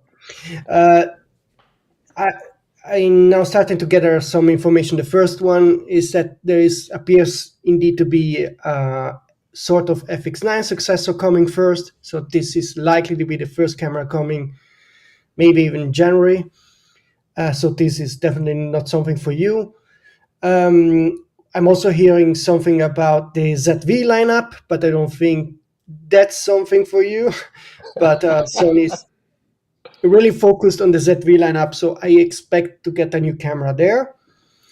And I didn't hear anything about a possible sort of FX1, FX5, something like this, anything at all. So I still have to get some message from my top sources, the ones that usually know well ahead what's coming throughout the year. So I'm waiting for them to give me the first tidbits. Last year they were really spot on. They gave me the info basically early 2023 for all the year, and it was nearly everything spot on, except of some timing that, for example, the A93 announcement has been anticipated. It was actually scheduled for January, and but it has been announced in November. So as you can see, the timing can change. So I still don't have the roadmap for 2024. All I got is about the FX9 successor, or kind of FX9 camera plus a ZV model. Then, of course, there will be very likely a new A7S IV. But I didn't hear anything about FX1, FX5. There was a rumored compact camera that I talked about shortly in summer, and this was the LR1, which is a very industrial specialized camera. So this is also not something for you. So as of yet, I cannot give you any positive news about this. Well, you mentioned the A7S4, and that's close enough, actually. I had the A7S3, and then I swapped it for the A1. I should have kept the A7S3 because I heard that they fixed the overheating. So actually, the A7S4 would be fine too, because I think Sony will address that overheating issue because it has such a video-centric following, right? So yeah, I'm going to be all over the A7S4 if that's coming in 2024 for sure. But FOMO, wouldn't that still have the same 12 megapixels like the A7S3 does that you find kind of problematic for not being able to punch in? I'm hoping to increase the resolution. So yeah, Andrea, is it going to be a 12 megapixel global shutter? Because I don't need the global shutter. I just want more megapixels on the A7S3. I keep getting some very wild rumors, so this means that it's probably BS. So I didn't get any info from my trusted sources, but there's some wild rumors saying that it might be using a 2-layer sensor, the one that is being used by the Xperia smartphones. But also I got 2 wild rumors about the A7S4 having increased resolution.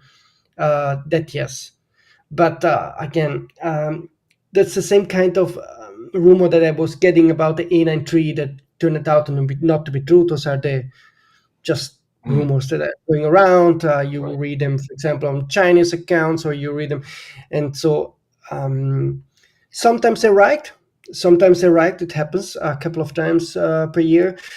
So I really don't know. I hope the A7. Yeah, I mean, the problem of the A7S4 is that it's a camera focused on sensitivity. So high ISO, low noise is the main goal.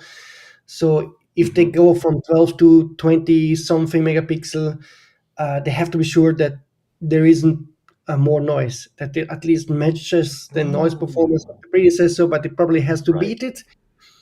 And so that's... Well, that makes so much sense. Yeah.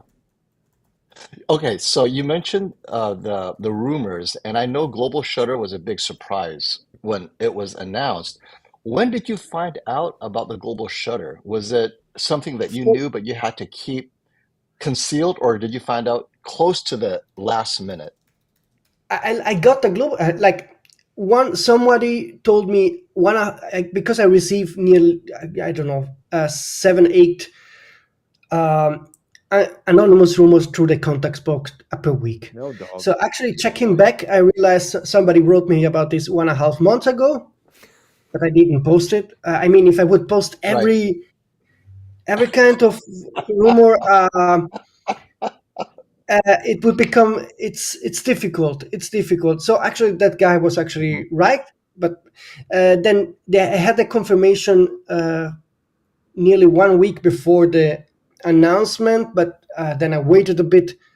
So I posted, I think, 4 days or 3-4 days before the A92 announcement, the info that it had global shutter, but I knew it a week earlier, but it was such a big news I didn't want to share it without a confirmation. Right. And I got the confirmation. I posted Okay. it. People don't realize that I, before we post things, sometimes we can be sitting on it for some time because we don't want to go out there and then have to pull it back.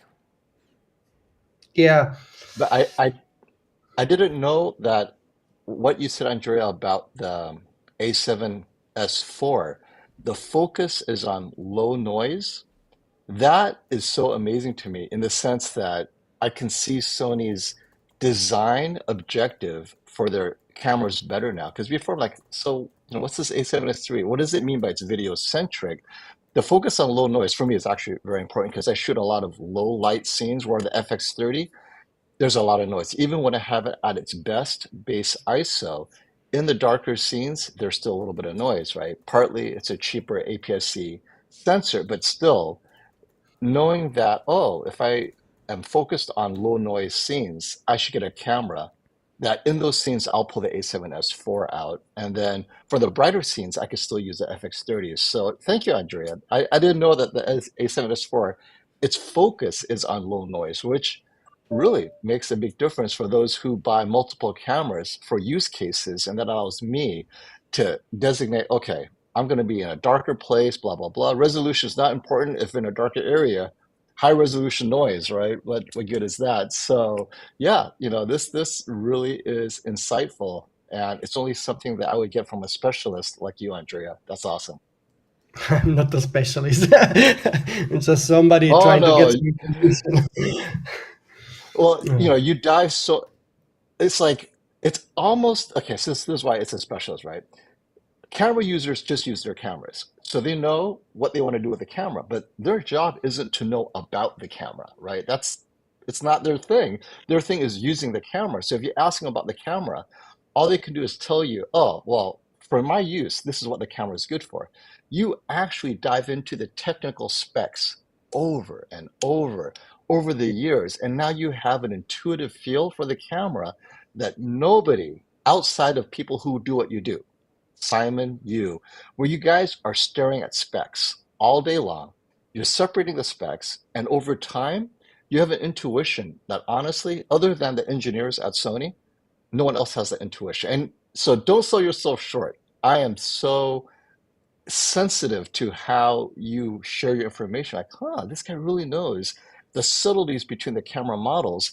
Unless you're a camera salesman, and even I doubt they do that, that's your job, essentially, is to know the subtle specs. And that's what we appreciate because as a user, I only know what I do for with my camera, right? So I can share, oh, well, if you want to shoot TVs, this is why I use a Sony camera. To record TVs, they have the best anti-flicker, blah, blah, blah. But that's it. I know nothing else about my Sony camera. But you would say, oh, well, this camera is designed to reduce the noise. I'm like, oh, so it's not a coincidence. It just happens to have great noise reduction. If that's its purpose, then now I know, okay, no other camera in its lineup is designed for this. So in its best setting, it should have the best anti-noise, whatever. And that's an insight that I very much appreciate. So yeah, don't sell yourself short, Andrea, for sure. Okay. Thank you. And I think that's something, and I like the word you used. You didn't use the word expert because there's no such thing. It's the term expert is more of, well, it's relative, right? So what we do is, for example, like covering patent applications. Canon has 30 a day, and it can take several hours just reading these things to try to understand the legalese and the Google translated legalese to identify what the outcome of this is. And, it takes a bit of work, but that's why we've carved up a bit of a niche for ourselves. And what's interesting, you see this here, that both me and Andrea, we're competitors for each other, but we're also friends. We also support each other too. And, that's a big part of what happens in this industry. You might not see the communication that goes on back and forth, and there's a lot of support because, there's very few of us that do this when it comes to rumors, especially on the YouTube side. And but we do have a question for Andrea. Werner asks, let me find it here, because you put out something else a little recently. Werner says, or asks, who do you expect to be the first with a triple layer sensor, I/O Bayer filter, Sony or Canon? Yeah, I think so many in the years we saw many small improvements from Sony, great improvements like stack sensor and so forth. Now we got the global shutter, but there are two from the patterns of Sony we can see two clear directions where they are trying to work, which are curved sensor and the three layer sensor. And in both cases, those would be real major advancements in terms of image quality. And regarding three layer sensor, we know that Sigma did it already. The name is Foveon, so Sony wouldn't be the first if they do it. But Sigma's implementation is really weak. It has many downsides. Now they're trying to upscale it to a full frame sensor, and they are really late. And I think before 2025, they will definitely not announce any new camera with three-layer sensor. So that's not coming from Sigma. I think Sony is just waiting that they can get rid of all the limitations of the three-layer sensor before they will announce it. And I don't know when this will happen. All I know is they are continuously pushing out patents about this. So it's definitely not something, they're not really working on it. And I don't know when to expect it. No idea. I think it will still take a couple of years for sure.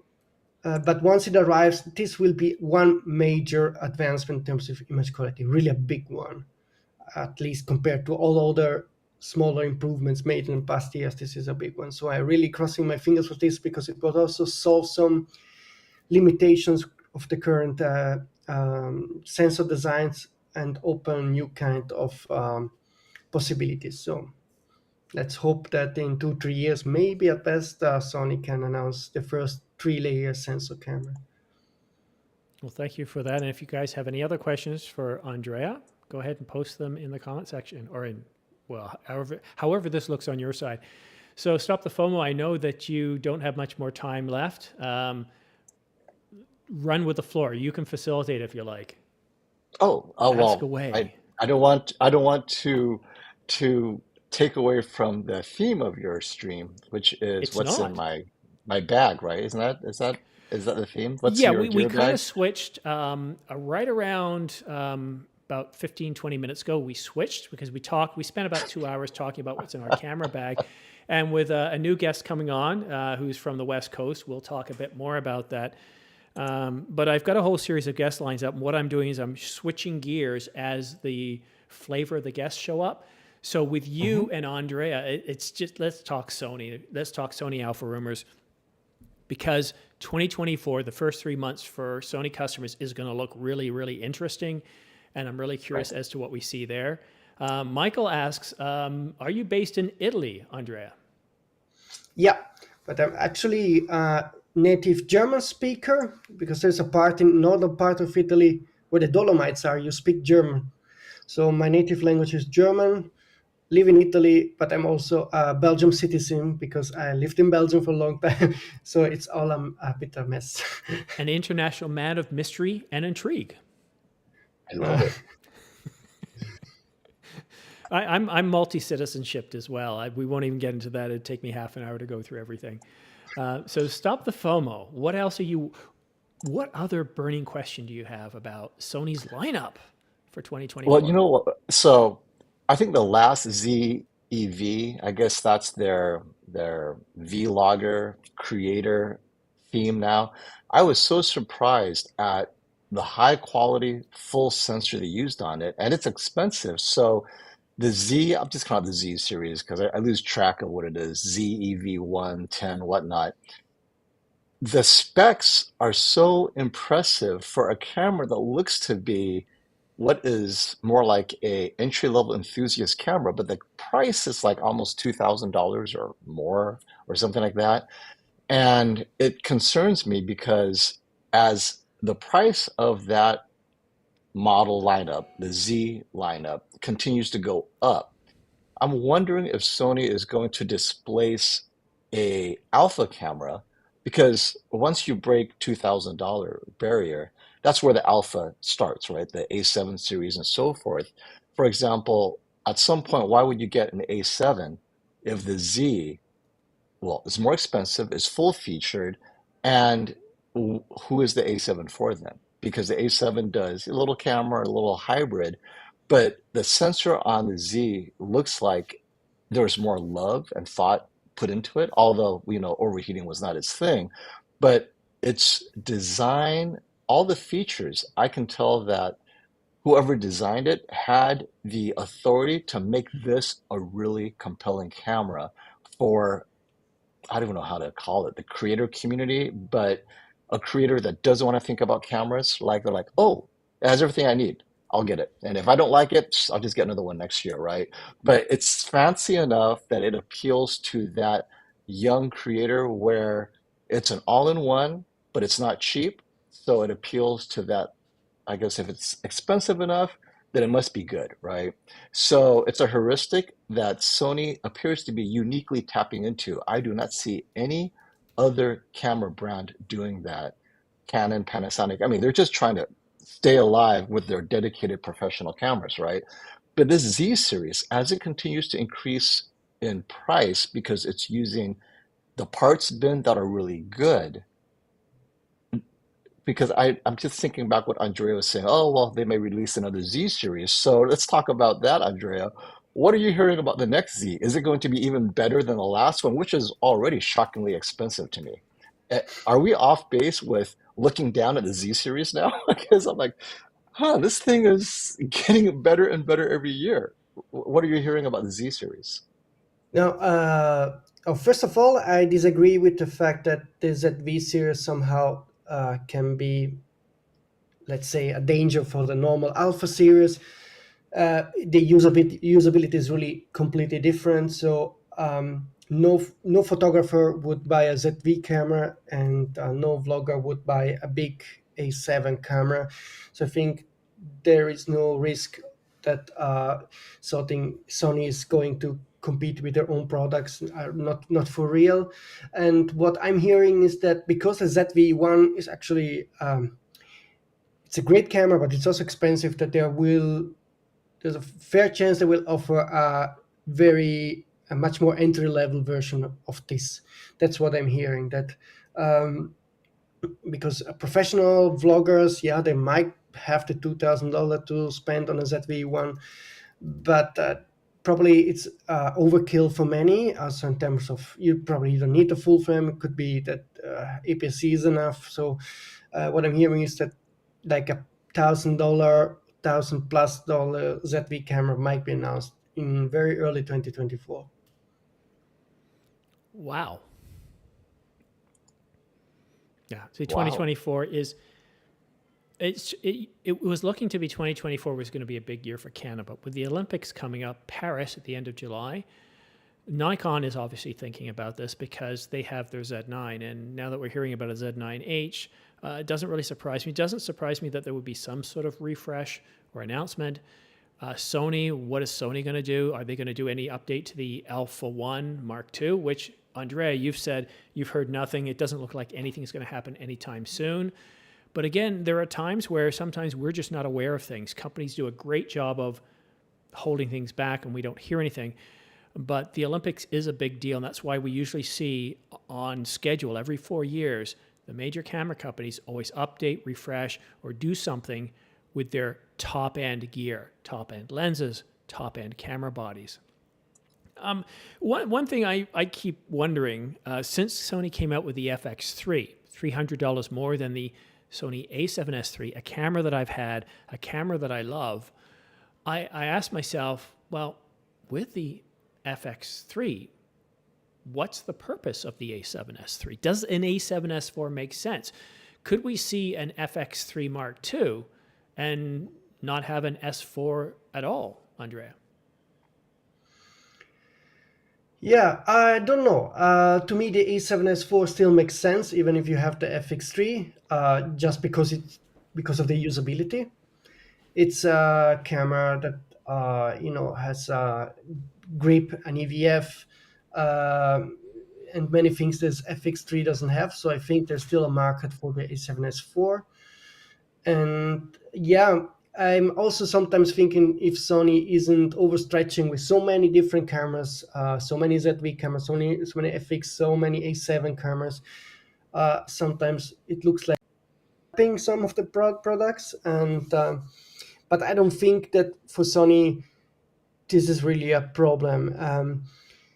That's why they're very consistent with their design. Like any A7 camera is basically the same kind of body, slightly different. So the costs are relatively low for them to make a variation of the camera. So the A7S IV will look like an A7R5, just with a different sensor and some other tweaks, but it's not so much effort for them to make such a camera. So I think the A7S IV is coming, and it will be certainly be interesting for also for FX3 owners, but it's a different thing still from a usability point of view. Yeah. Well, a lot of us were thinking that, and that's why I wanted to bring that up. Now, you might have noticed, guys, that the panel's getting a little bit deep here because, well, it's that time of day where it kind of works for all around the world, and this is the busiest time where we have people showing up. So now, stop the FOMO. You've got to go like any minute now, right? I was going to say, just in time for me to check out and get ready for my live stream. My friend, thank you very much. And again, for you mentoring me and helping me do simple things like get more reach for my videos has been a very, very big deal. I hope you have a very successful live stream today. And don't forget, Howl has changed things. You've got 2 days now instead of, 40 days. So I don't know if you noticed that overnight. Yeah, I noticed that. And, hey, what can you do, right? You can do what you can do. Thank you for joining us, my friend. Have a good show. Break a leg. Hey, thanks for having me on. Thank you, everyone. Bye-bye. See you. All right. So let me just fill up. Now, we've got two who have just joined us. I want to first of all welcome Brian. Brian, I actually met you not too long ago. Oh, let me unmute you. I had you muted because you were shuffling around there. Yes, I was. Yes, we did meet not that long ago at a beautiful beach in Vancouver. That is correct. Yeah, I'm going to move you up a bit. I'm sorry, I'm a little OCD. Let's put you in guest spot 3. There we go. That's okay. And I want you to tell us a little bit about what you do, and I'm going to see if I can bring up my Vancouver footage while you're talking. Okay, so thank you, Simon, for inviting me. It's quite an honor. This is actually my first time live on a YouTube channel, so a little nervous, but excited at the same time. And so I'm a career professional photographer. Can you adjust your volume a little bit? Can you bring it up? You're a little quiet. Ooh, I don't know how I do that. How do I do that? I don't know your equipment. I couldn't tell you. I can only adjust my end, and you're on full. Just a moment. Actually, while you're speaking, I can boost you here. Try that now. Okay. Hopefully, I don't have any options on the screen. No, you're good. I just adjusted the max on mine. Might make others peak, but I'm on Grouse Mountain here. So this is your stomping grounds. I actually met you here while I was out with my family. Yes, and we had a wonderful visit. It was a perfect sunny beach day in Vancouver, and it was wonderful to meet you and your family. A little unbearable. We even shot a few portraits, so that was good. Yeah. So I'm a career professional photographer. I work full time in healthcare in Vancouver. I've been the resident photographer in Providence Healthcare's St. Paul's Hospital, downtown Vancouver, for 41 years. And I love my job. That's why I haven't retired. I certainly could retire, and they don't want me to. So we've got a good relationship going. And besides that, I'm as busy now as I was when I first fell in love with photography. I have many other projects I work on. I'm an advocate for craft beer, and do a lot of work with the craft beer industry and the craft beer brewers, not only in Vancouver and the Lower Mainland, but throughout BC. I've been sponsored to report on craft beer in different locations in Asia. And I'm also a fine art photographer, and I love doing portrait photography. So I'm pretty well busy every day, all day, but I'm doing what I love, which is just amazing. I did just return from China. I was at the Lishui International Photography Symposium, and I was invited guest for the 2023 Fifth International Symposium. They also have a photography festival that has been more than 20 years in the works. The symposium is every 2 years, and I was one of 19 guests from around the world that were invited to talk about AI and photography. And it was a very interesting conference. A lot of great ideas on how to approach AI, and I thought it was an amazing conference. You meet amazing people that you would never have the opportunity to meet from 5 different continents in the world. And I've been fortunate to be sponsored by the China Photographers Association for quite a few different speaking events in China over the last 7 years. So Simon has asked me to talk about my camera bag. Well, I actually have 3 different camera bags. I actually Three. have a lot more. Well, I have a lot more than that, but 3 are the ones that I use. So I'm gonna start sort of with my go-to bag. That's the bag I grab to go out and do photos, and it's the smallest of my bags. It's the 350 AW photo trekker, and normally in that bag I'll carry my Canon R5 with the battery grip and a 24 to 105 RF.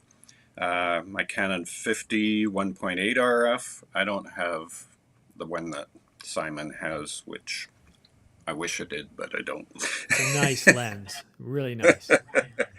And actually, that footage we were just watching as B-roll, that was all shot with the 24 to 105 f4, Yeah. including the IBIS wobble that was brought to you by that lens, which is why I call it the 35 to 105, because the R5 IBIS wobble is just below 35 millimeters. You don't want to shoot video. But sorry, go ahead, Brian. Actually, Well, in terms of your kit, what do you think is your most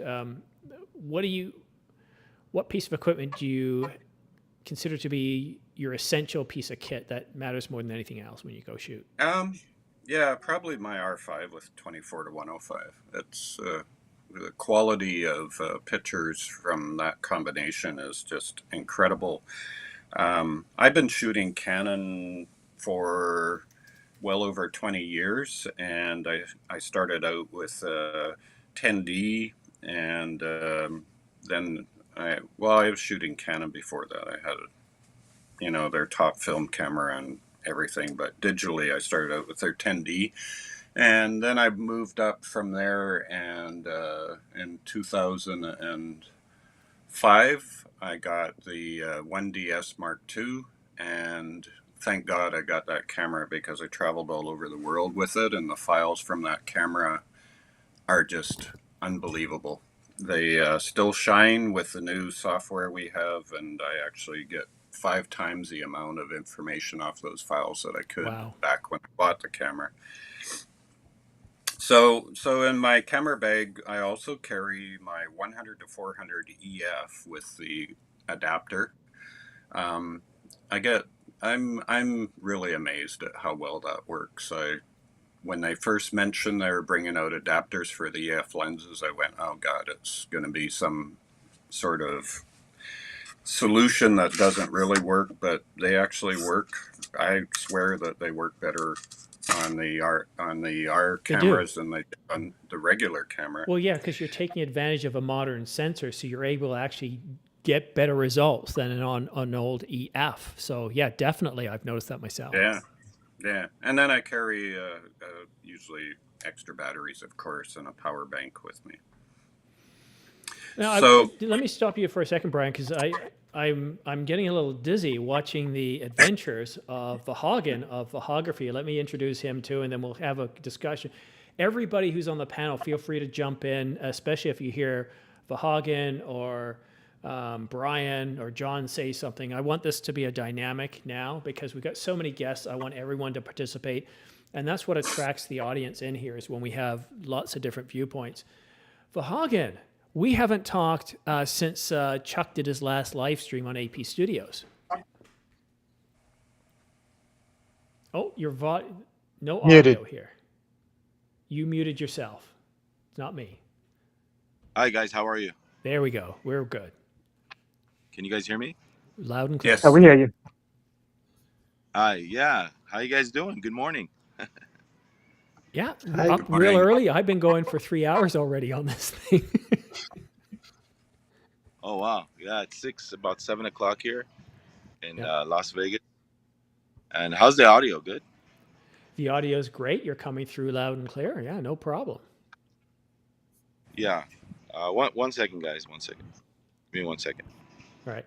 Well, Brian, while he's figuring out his audio and what's going on there, you know, I really like the idea of moving out to Vancouver because when I was there and I saw a lot of the scenery and the rain and the wildlife, the color, everything, it was very appealing because here we're going to get to a point where everything's brown, gray, and cold, where it snows every day. I'd much rather have it 20 degrees warmer and have it rain every day than to snow every day. And a lot of times when it rains, you don't get this heavy rain. You get this, you know, I don't even need an umbrella kind of rain. Hey, guys. I'm a photographer. Sorry, Vahagan. Give me a second. Brian was just about to answer a question.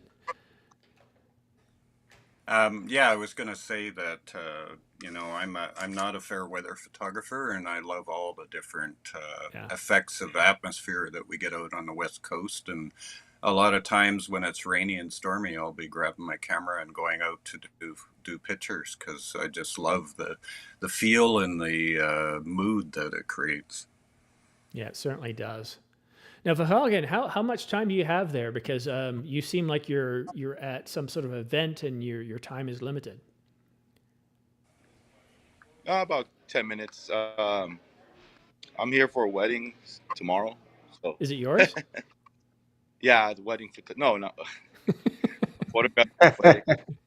I'd say you probably need to drop this and go deal with it. No, I'm married. I've been married for 20 years, so. Well, listen, my friend, since you've only got 10 minutes, let's focus on you for now. I'm really puzzled. I've been scanning everywhere. We've lost it. We don't know where the Z6 Mark III is or the Z7 Mark III. I'm shocked to see today that we have the Nikon Z8 $300 off. I don't know if you saw that. What are your thoughts? Which camera, sorry? What do you mean? The V8, $300 off. Which camera? Yeah, the Z8 is $300 off. Oh, wow. Didn't know that. Yeah. That's pretty cool. Good time to buy. It's a great time to buy. Yeah. What are your thoughts camera, on the Z6 Mark III and Z7 Mark III? Nice. Well, I'm waiting for the Z6 Mark III. That's for sure. Hold on, guys. Let me go to somewhere that's quieter. They got music here and stuff. You're not that bad. We do hear background noise, but it's not bad. It's not bad? Okay. No, it's not bad. So my AirPods were not working this morning. I planned to put them on, but they weren't cooperating. That's okay. I'm actually thinking breakfast now, but I don't know. I'm getting hungry. So I'm surprised they put that camera for sale, the Z8. Yeah, I was too. Yeah. But I think So with Canon dropping the R5 by 900, that kind of gave them the incentive. Well, let's offer something. 100 I would have been happy with, but to knock 300 off, that's aggressive. yeah, definitely. Yeah. Well, happy late Thanksgiving, guys. It's Thanksgiving week, my friend. It's not just one day. Okay. Hey, Simon, I want to congratulate you on your channel, first of all. Well, thank you, Vahagan. You're rocking and rolling it. You're almost at 50,000 subs, right? Yeah, I haven't even checked today. What is it at today? I don't know. I can't see on my screens. Guys, what am I at in subscribers now? Have I 59,100, I think? Let's just say that. It was yesterday when I checked it. Yeah, this year I've grown more. Normally I grow at about 12,000 subscribers a year, but I think this year I'm up to about 16, which is great because I think next year is where I'm going to see a lot of growth with the R5, the R1, what's coming out with Sony, what's coming out with Nikon, what's coming out with Panasonic. I think it's just going to be a crazy, crazy year in terms of everybody's going to be releasing kit and gear. What's Canon gonna do? You think? Your opinion? Well, we're going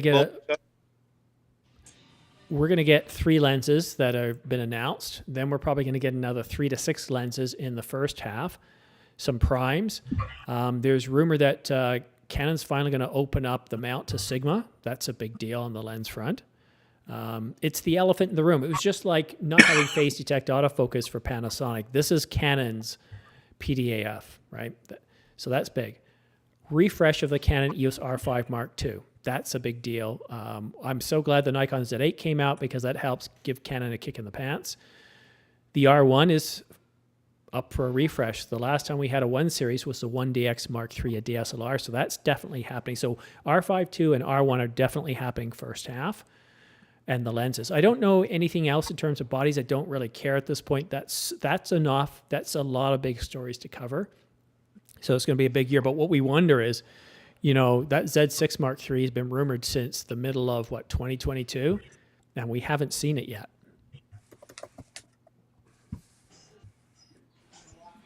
Yeah. And Sony's, wow, I can't wait to use that Sony A9 III, man. Can't wait to buy that thing. I'm probably going to buy it. Do you realize we actually have the owner and editorial director of Sony Alpha Rumors as a guest on the channel this morning? Oh, really? Hey, what's happening, bro? Hi.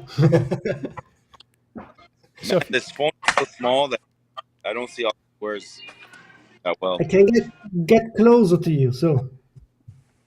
Yeah, that new effect that you do with your videos, I love it. It's good. So, Vahagan, do you have any questions about Sony cameras? Because we got the source right here, one of them.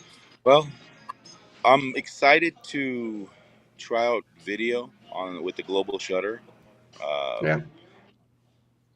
I want to know because since I shoot a lot of weddings, when the photographers, taking pictures with this flash, with our sensors now, when they take a picture, the flash destroys the footage on the dance floor. If you know what I'm talking about, right? You see all this, is that going to be eliminated with the global shutter? In theory, it should be eliminated. I still didn't see a real test about this, but in theory, it should be gone. That's I have exciting. a big question about the dynamic range, because the ISO range is pretty limited. It's like from 250 to 25,600 or something like that. So I think that's a big question. Yeah, but at the end, the difference is really small. From what I saw from the images, the advantages are so great. I think like if you are a sports photographer or even a wedding photographer, you are shooting indoor anyway, not at ISO 100. So if you really probably you will not notice it at the end. So there's I wouldn't worry about that. I want to. I don't know. I see you, Brian, and I just think Vancouver all the time. second time I was out there. The first time I didn't really care, but now, I'm old. And not as old as me. no, and not as but old as me either. You'll just stop. no, but I'm 7 years from retirement, so I have to start thinking long term now. And this channel is part of that long term strategy to provide a top up income to whatever pension the Canada pension plan is, whatever one I have at work. And I see Vancouver, and people keep saying, yeah, but it rains a lot. And I say, yes, but it snows here a lot. So it's colder and it snows. I'll trade that for the rain. And also in Vancouver, what people don't realize is that the flowers, the greenery starts in January, late January. Mm-hmm. Yeah. So, sure, you've got the cloudy sky, but you've got the green, whereas here we have to wait until May, late May, before the trees start greening. April before the grass starts to green. And I think I can deal with that a whole lot better. Although I guarantee you I'll be getting some really bright lights for inside on cloudy days, so I can duplicate the sun in my house or condo or whatever I can afford. I think the price of housing in Vancouver, I'm looking forward to a housing correction because, wow, it's pricey out there. I shot a lot with the 24-105 with the Canon R5. I even did 3 videos broadcast, one from English Bay, which turned out the best. And I shot 8-bit because I didn't have the time to futz around with things, and I was on vacation as well. So I wanted to capture the area. And I think you've got a very, very beautiful terrain out there. No matter what time of year, it's just stunning. And to see those mountains and, I don't know if I, sorry, my voice. I don't know if I should tell you this, but English Bay, between the 2nd and 3rd week of January, the daffodils come out on the hill that's above the seawall, and it's just filled with daffodils. Oh. That's kind of cruel to tell you that, but that's the reality here. Now, what's the temperature today? Let's see. It's currently 26 degrees Fahrenheit. So that's probably -3. Oh my God, that's here. That is here. What does my watch say? -4. It's 10:30 in the morning. It's -4. It's not even December yet. So yeah, we are on the slow fade. We're high enough north, 44 degrees, 34, 43 degrees, where it gets pretty cold.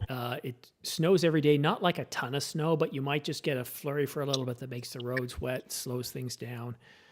And I don't mind the snow. I just don't want it to be 8 months of the year. I'd like it to be more like 3. You can drive into the snow. And yeah, I'm ranting about weather when it's a camera channel, but I think that impacts our gear and us getting out there and shooting. And I want to know a bit more about some of your tips and tricks for when you're shooting and it's always cloudy. How do you deal with light? Because one of the problems with lighting in the cloud is you don't have that pop. Your saturation drops off. You don't have that vibrancy. How do you make that work for you? Well, there's a number of different ways. There are definitely very photogenic cloud formation. What's that coming from? I'm hearing... What the heck? I don't know where that's coming from, guys. Oh my God. What the heck?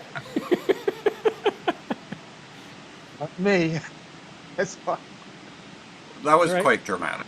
As you work, keep going. I'll see if I can find the source of what... Yeah, so definitely, I mean, my eyes are fine. I think I know what's going on. Hold on. Somehow on your particular one, I have added a video, and whenever I go to this view, it wants to play the video. Oh my God. Sorry, guys, that's nothing to do with me. I'm not of that level.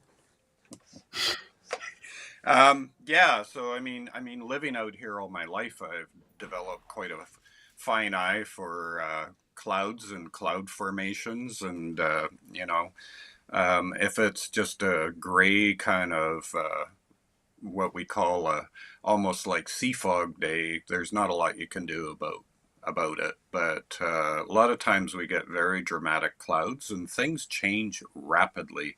You know, I've photographed cloud formations over English Bay and around the city, and from my balcony in my home, I have a full view of the North Shore Mountains. And you know, it changes minute by minute, and it's just really fine tuning your vision to pick up on that all the time. Yeah, it's always, because that's when I was out there. It was it was incredible. Let me see if I can get you the landing now, because when I came out there, it was just where is it? It's June, so it's probably about here. Let's back up a little bit, way bit. Okay, so this is this is actually in YYZ. So we haven't taken off yet, but I changed it and to make it look like it's when we landed.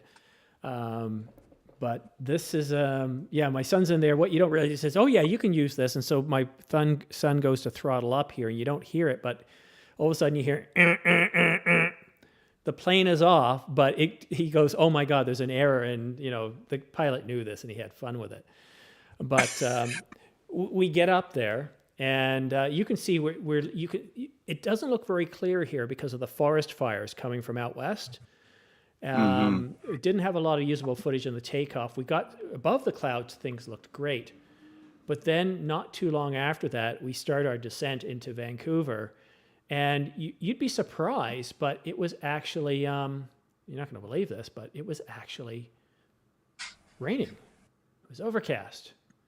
And I thought, well, I have to change gears here. So it's coming down rain. You can't tell here because we're doing about 200 miles an hour at touchdown. But this is what we're dealing with. Yeah. We're dealing with a very sort of desaturated look. Well, I brought up the saturation on the greens here, but you get that sort of, you know, you can tell it just recently rained. It's like you can tell any science fiction story, all the planets of the universe are either from British Columbia, they have forests, or they're shot in California. You have those two different types of scenes. But here, you can see the power here. I'm just going to pause it here. It's cloudy, it's overcast, but I was able to bring out the dynamic range in the clouds. And even though you've got that water, which is terrible to work with because you've got no depth to it, but you've got that dark sand. Like my wife says, why is it the water look terrible here? I said, well, look at the sand. One of the biggest differences of why the ocean looks the way it does on these beautiful, pristine beaches is they have this white sand, which takes that sun, or not the sun, the blue sky reflects it off the bottom to the surface, and you get that beautiful look.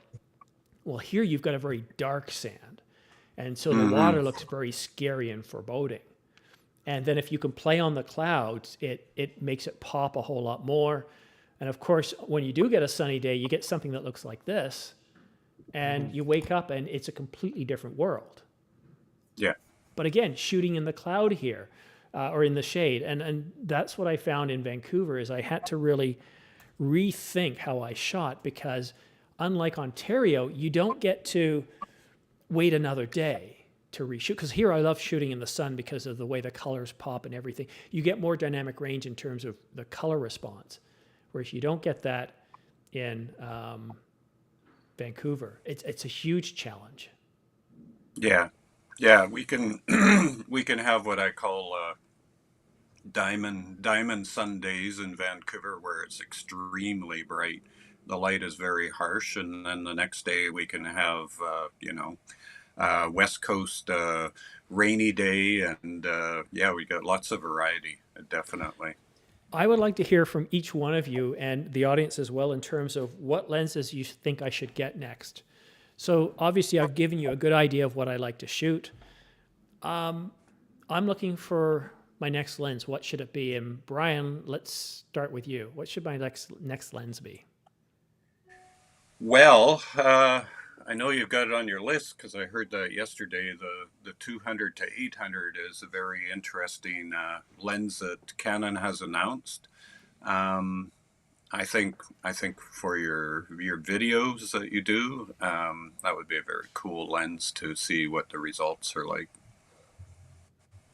Yeah, it's pre-ordered. I've already been told by my local camera store, you're the first on the list, so It helps to have the CPS membership because sometimes Canon or there's CPS members get it first. So I've got that taken care of. Andrea, what do you think I should get? What focal length?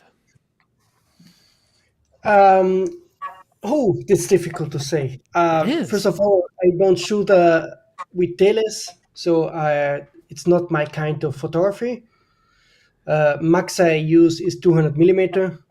So it's not really, I'm really not an expert when it comes to long tele primes and so forth. So I actually bought a Sony 200, 600 millimeter 2 years ago. And then I resold it after a couple of months because I wasn't using it. So I'm not an expert. If you bought the 200, 800 millimeter Canon lens, you probably know that you need it. So you already made your choice. It's a specialized lens. So if I want to do moonshots, like I love to go outside on a cold, clear night and see what I can capture. So for that, for wildlife, but most of the times I'm shooting under 100 millimeters. I'm shooting at 35, 50. 50 seems to be, I love how things on a full frame sensor are framed at 50 millimeters. I just love that. A lot of that stuff shot in Vancouver was 50 millimeters. Well, here I have a suggestion for you because I used the 55 millimeter for a long time, Canon 55 FD lens adapted on the Sony. And then 2 years ago, I tried the 40 millimeter Voigtlander and I fell in love. I'm only shooting normally with the 40 millimeter instead of the 50 because it forces you to go a bit closer and you feel it in your pictures. And I really like the 40 millimeter more than the 50 millimeter, but that's my thing. You see, that's one thing a lot of beginners ask, and like, I don't get it. What's the difference? It's only 5 millimeters, and they start to think, well, that's that big. They start to think in terms of a ruler, in terms of distance, and they're like, I don't get this. It doesn't make any sense. But it's how things frame. It's the depth of field. It's the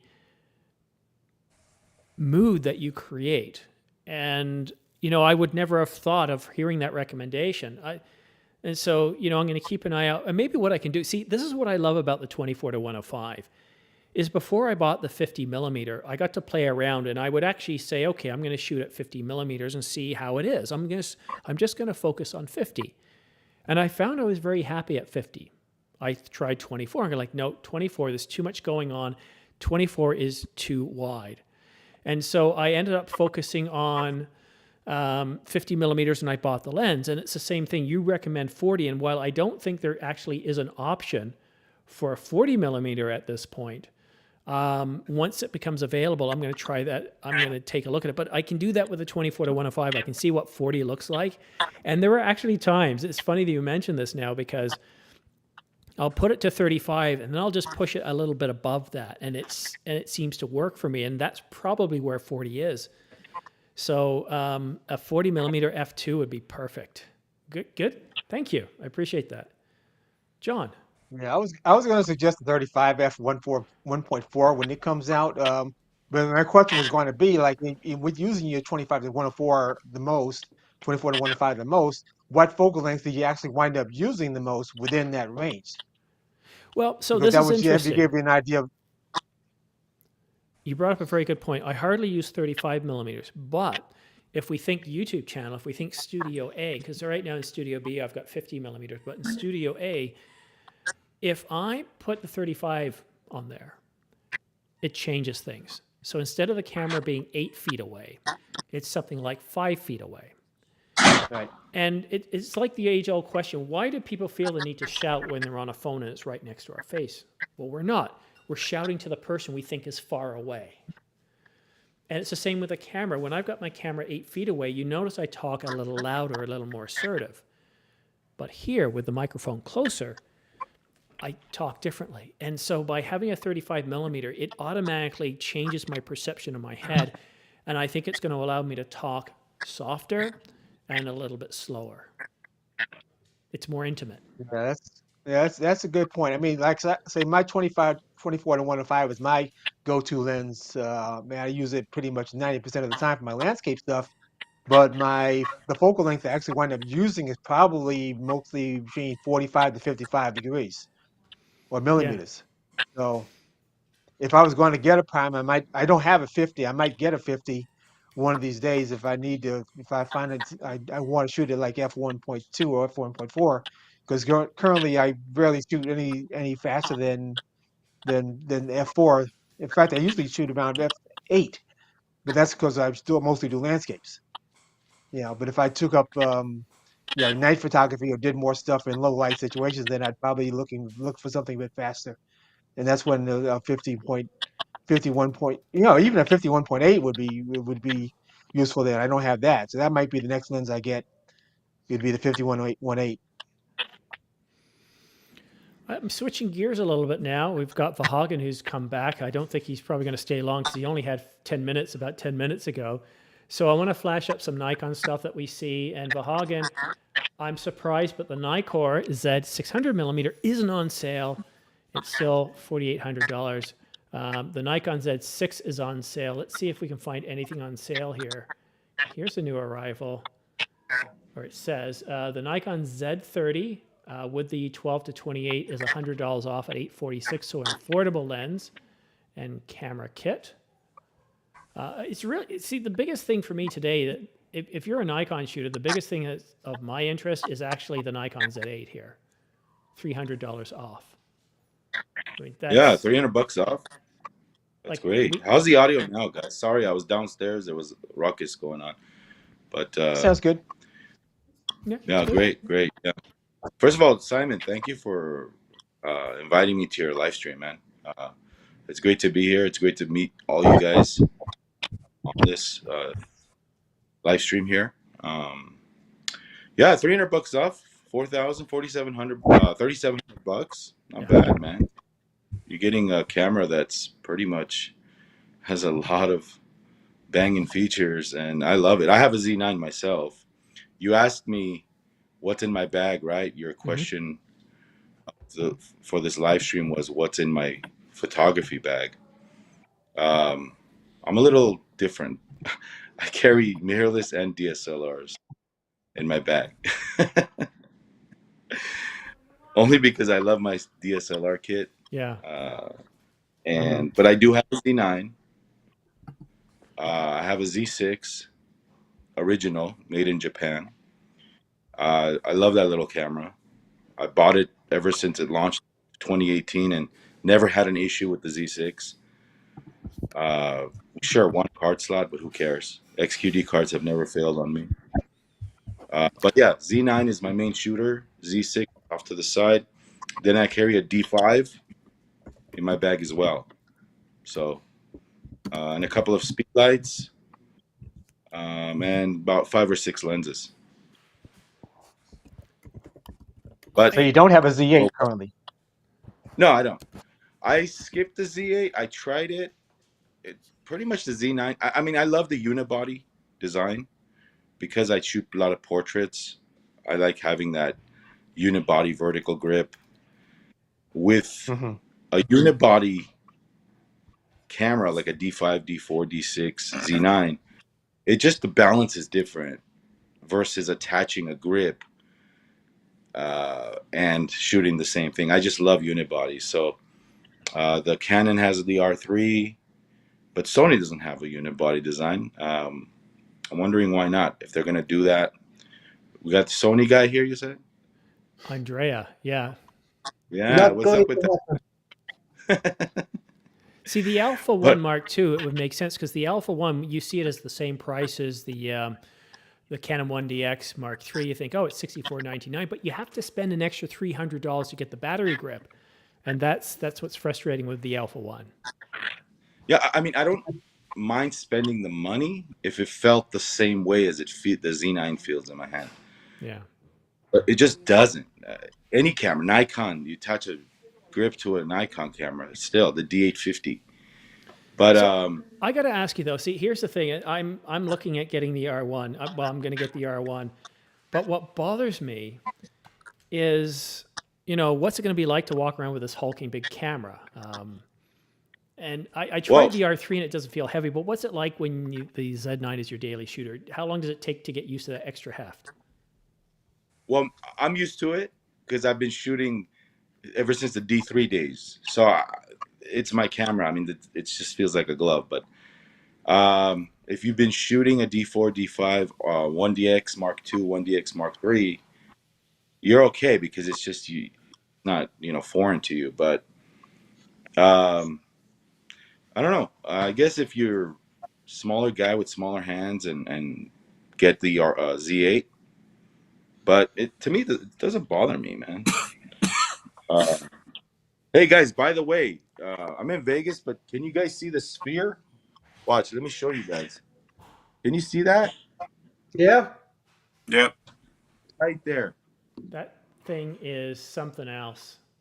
I don't know if I'd want to live close to it though. I would never sleep. I'd hate it. Yeah. So hey guys, by the way, I just want to let you guys know, Simon, you're always invited on my channel. I just launched a Nikon Nation podcast, Nice. which is audio only. I have like an hour and a half intimate talks with other photographers, other creatives. It's audio only and stuff, and we just talk about photography. We talk about life, and we combine the two. I just interviewed a film wedding photographer. He shoots film in 2023 today. Great talk, and we just have a good time. It's on my channel, Videography. And for those of you that don't know, I'm a Nikon shooter. Been a Nikon shooter for all my life. But that being said, I am gonna buy the A9 III because, yeah, I am gonna buy the A9 III. I'm not switching only because I have so much glass. I have so much money invested in the Z system. But I will buy it off the side, you know, and I'm gonna enjoy it. So, yeah, I can't wait. I can't wait. Andrea, have you used the A9 III? No. See, Sony doesn't invite me for obvious reasons. No, I plan to. No, I think only in February they will. Those cameras will be available to try out. For now, you have to wait. See, that's one thing that's interesting, Andrea, is despite the coverage we provide for Sony and Canon, which does spill over into a lot of sales, they don't like us very much. I think they don't understand us. But about that, we would have to make a separate Video? long discussion, because I have so many funny stories. Because you would think that those companies like Nikon, Sony, Fuji, that they really understand the market, and it's surprising how they really are not. Because you don't have to think Sony, Nikon, and Canon as a single person. It's a conglomerate of managers, bureaucrats, Japanese thinking people in competition with each other. So they really, Very old um, school. yeah, because I had some discussions with them and it was quite surprising to me. But yet now, after 15 years, I know how they think. So You see glimmers. Like, I don't know if you noticed when I covered the Nikon Z8, I actually had Nikon Canada on the stream. okay. Yeah, it was so Nikon, at least Nikon Canada gets it, and I had them on the stream for the Z8. Canon, you get a sense that depends on who you talk to. Like, there's a glimmer of hope. Canon reached out to me and actually Canon Canada sent me their 50th anniversary AE1 poster framed, and it was like one of 750. And people might say, well, so what? It's only a poster. I said, no, you don't understand. It doesn't matter what it is. They reached out to me and they thought of me. So there's a bit of a thawing, but like even Canon USA told me, he says, you know what? I'm not saying it's 100%, but 99% because you do rumors, we're not going to touch you. Right? And it's how these guys think. Like both me and you, Really? Andre, we're not mean about Canon and Sony. We'll say, okay, you know what, Sony, come on, where's the firmware update? Canon, why is the 30-minute record limit in the lenses? Panasonic, where's your face detect autofocus system? But these are key prioritized issues that the community wants addressed. We're not mean to them. So why, there's this, but I think because we cover corporate leaks of business information, I think there's a certain legal sense too that you don't want to get too cozy with these guys Exactly. because that might be a bigger issue. it could be. I know with dealing with different companies with professional photographers of Canada, with our conferences and that, there's definitely different protocols for dealing with each company, and it seems like Sony is the most formal out of all the companies that we deal with. Indeed, it is. They have their ways of And doing things. one thing I want to point out, I just don't understand all the negative talk on the A9 III when it comes to other brand-centric channels. I noticed that in the Nikon circles, because I'm active in that, that other channels are really like, it's a revolutionary thing that Sony is coming out with, but they're not giving Sony full credit, and they're, well, it's good, but the Komodo, or you know what I mean? Like, it's like, come on, dude, it's a different Sounds like camera. that sounds like a more defensive reaction if that's the case, because I haven't seen that kind of chatter at all. I No, think there has. everybody's pretty Look at the much. comments in my videos too, right? You see it? There are Yeah. what? Well, I mean, there are questions simply because there's things that we don't know. Like I said, I raised the issue about the dynamic range. Other people have, raised similar issues. But I think that the A93 is revolutionary and is definitely revolutionary in terms of speed, in terms of the global shutter, in terms of the flash sync. Even though I don't know how many flashes can even sync at 80 thousandths of a second, but the fact is that the camera can do it. So I think it's very intriguing. If there's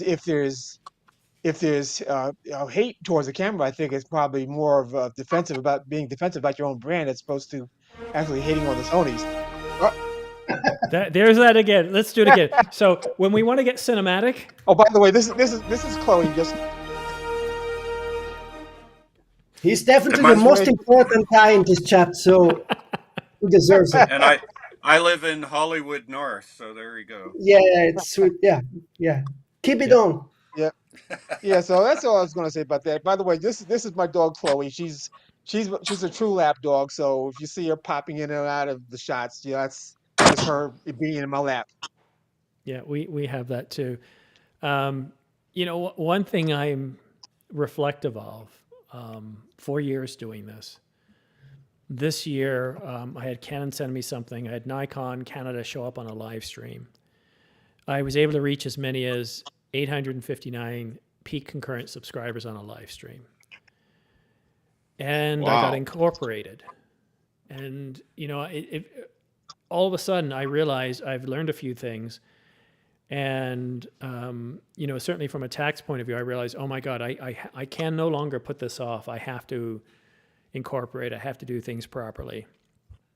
And then I realized just once you do that, once you incorporate yourself, you now have to think in years. You have to think in the planning fiscally the next year, what you're going to spend, what you have, because you have to report on this. And then you start thinking of, I'm not going to quit halfway through the year. Like I was used to do. If I get tired, I quit 3 times a year. I didn't do that in 2023.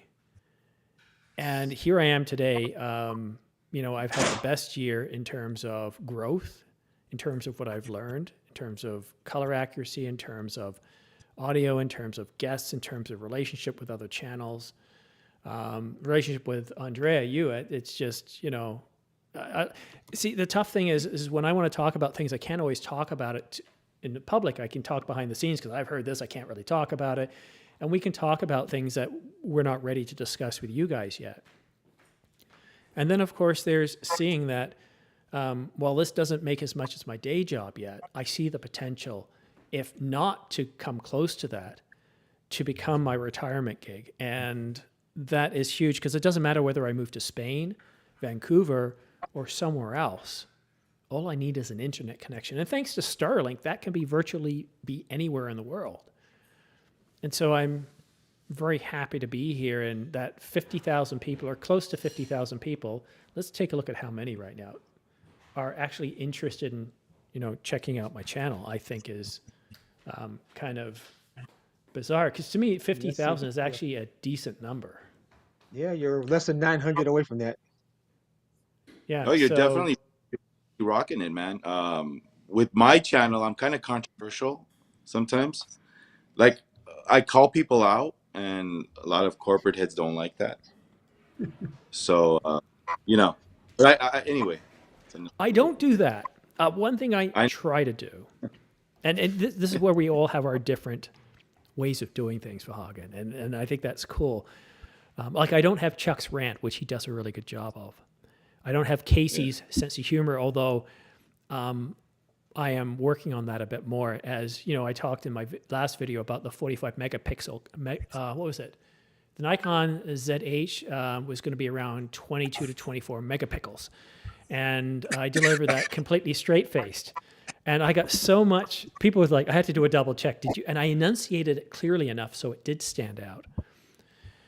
And you know, it's a lot of fun. And so what I'm trying to do is I want to be, because this is how, oops, I almost knocked that light over. When I watch YouTube, it's usually around dinner time. So for me, I'm very careful of who I put on. I want to make sure, especially with a young kid, it's all G-rated. So I'm very careful knowing that I am on your television, your iPhone, at 6 in the morning, 6 at night, noon, all times a day, and you shouldn't have to worry about what's on the background if you're watching me. And so that's one of the reasons why I try to, you ask my wife, I screw up and do something stupid in my recording, she hears about it because I curse like a sailor. But for this format, no, I want it to be family friendly so you don't have to worry. Because I used to watch Casey's a lot, and all of a sudden he'd just say something like, okay. Because you have a young kid, they pick it up like instantly. And when you have to explain to daycare why your son dropped the F-bomb, they don't care. Just don't do that. Yeah. So that's why I do that, Vahagan. But I do go on my rants about Nikon. Where's the Z6? I do go on with Panasonic. There's not a lot to rant about Panasonic anymore, other than where's your S1 successor. I got a lot of. Sorry to cut you off. I got a lot of backlash going to town regarding Nikon. I'm like, hey, Nikon, where's your cinema camera? You know what I mean? Like, and I got a lot of flack from that. But I really went to town. Where's your answer? That video where you said, where's your answer to this camera and that camera? I remember that video. Yeah, and they're like, and there are some channels out there that are Nikon centric that are just positive 100%. That's not reality in any camera brand. There's no improvements, this and that. I'm just true. Like, I'll say it like it is. I use the camera. I'm going to tell you what I like, what I don't like. And you know what? I'm going to be honest with my viewers, even if they don't agree with me all the time. But I'm going to say it like it is, the way I feel like it is. So, you know, that's the way I do things. Hey, by the way, that's Andrea, right? Who's the fella up on top, the red and black That shirt? is Sir Brian. And I'm not going to give out your full name until you're ready to do so. But he is a award-winning photographer from British Columbia.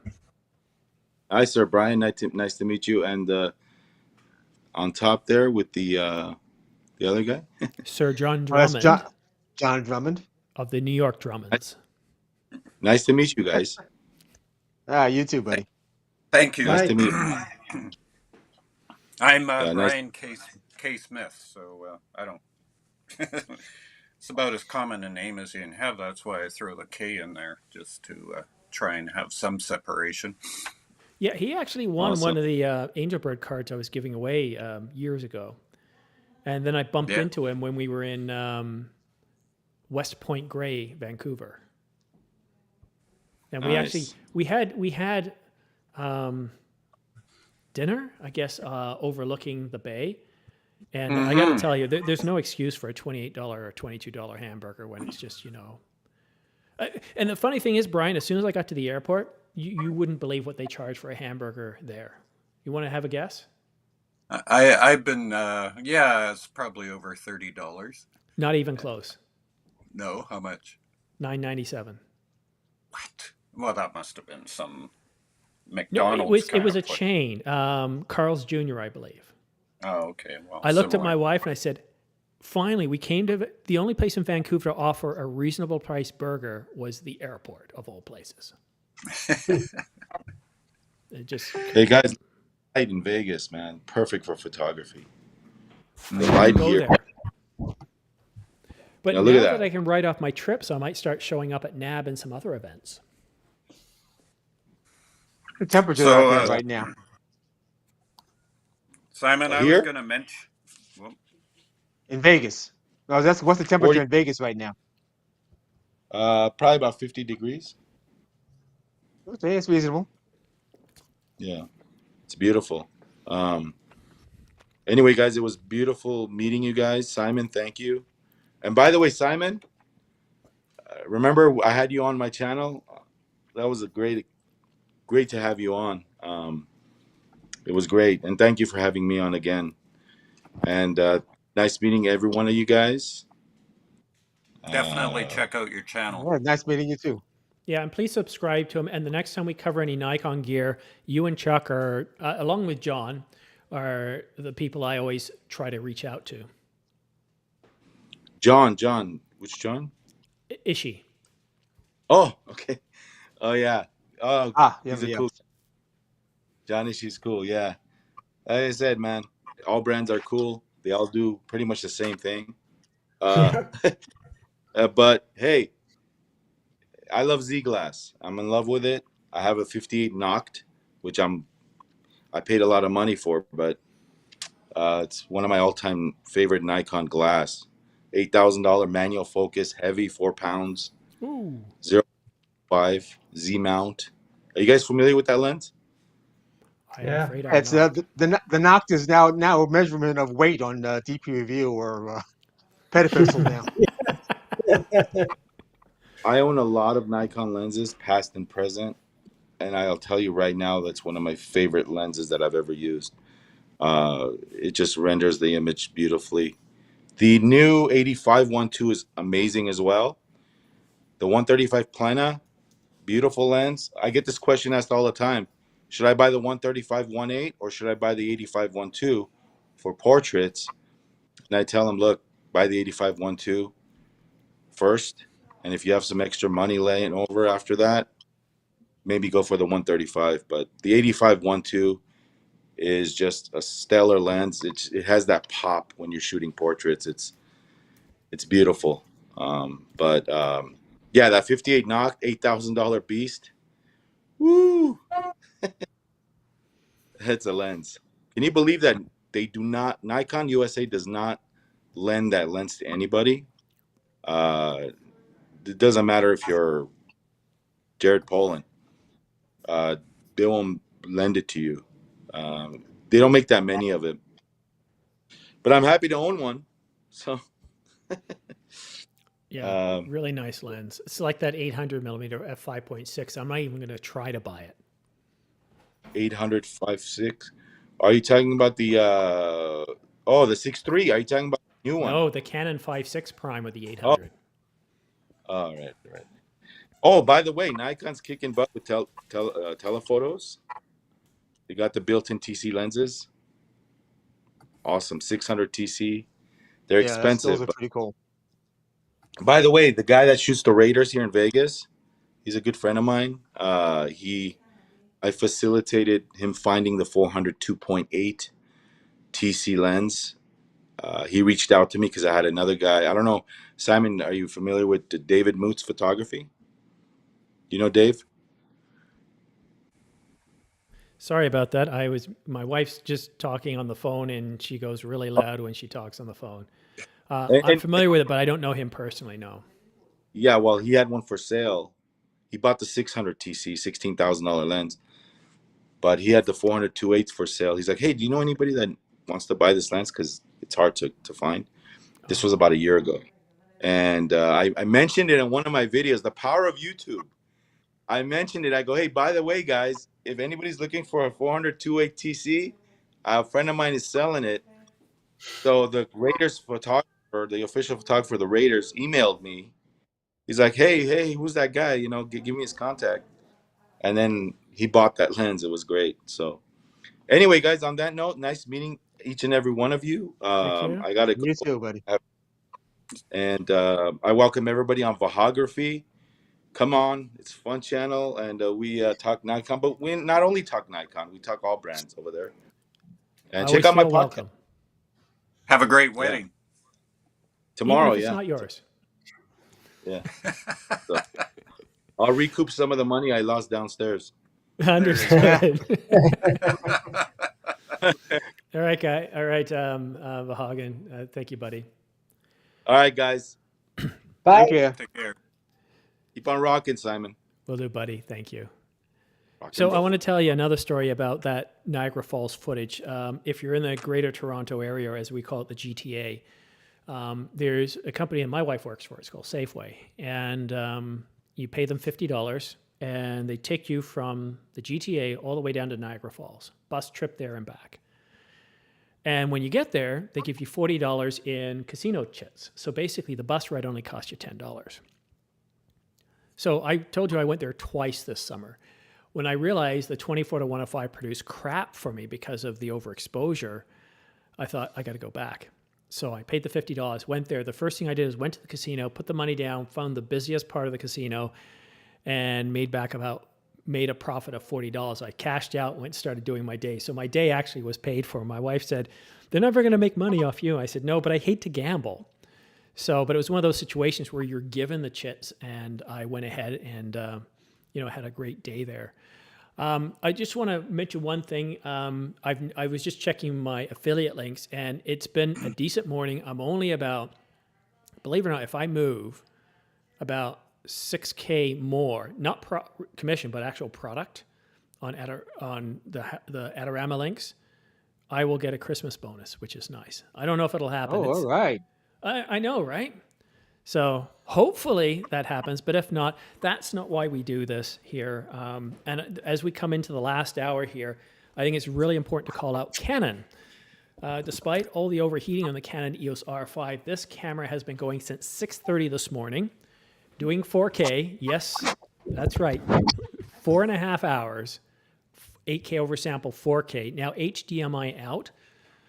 And I'm going to go to the back of the camera. I want to see if there's any signs of overheating. You guys bet amongst yourself and call us out. Do you think there's any overheating warning at all? Let's go find out. Probably going to be hot to the touch. I'm guessing it's going to be hot to the touch, but as long as it's not giving a sign of overheating, it'll be okay. Because I live streamed once actually with Simon for about 2.5 hours, and my R5 was hot to the touch, but it didn't overheat. So I am actually overheating at the moment. I have to leave. Okay. Andrea, my friend, thank you so much again. It's always a pleasure having you on the channel. Yeah, Nice see to you. meet you. Bye, see you, bye. Andrea. See ya. All right, so let's switch over to screen 4. And now we got to bring our guest in. So we've lost Brian. Now I'm going to try something, John. I'm not kicking you, but I want to see what happens if I put him over. Do you switch spots? Yep. So now I got to bring John back in. Let's just put you in guest 2. So I'm using Ecamm, and Ecamm is very flexible in how I do things, as you can see here. Oh, let's try this.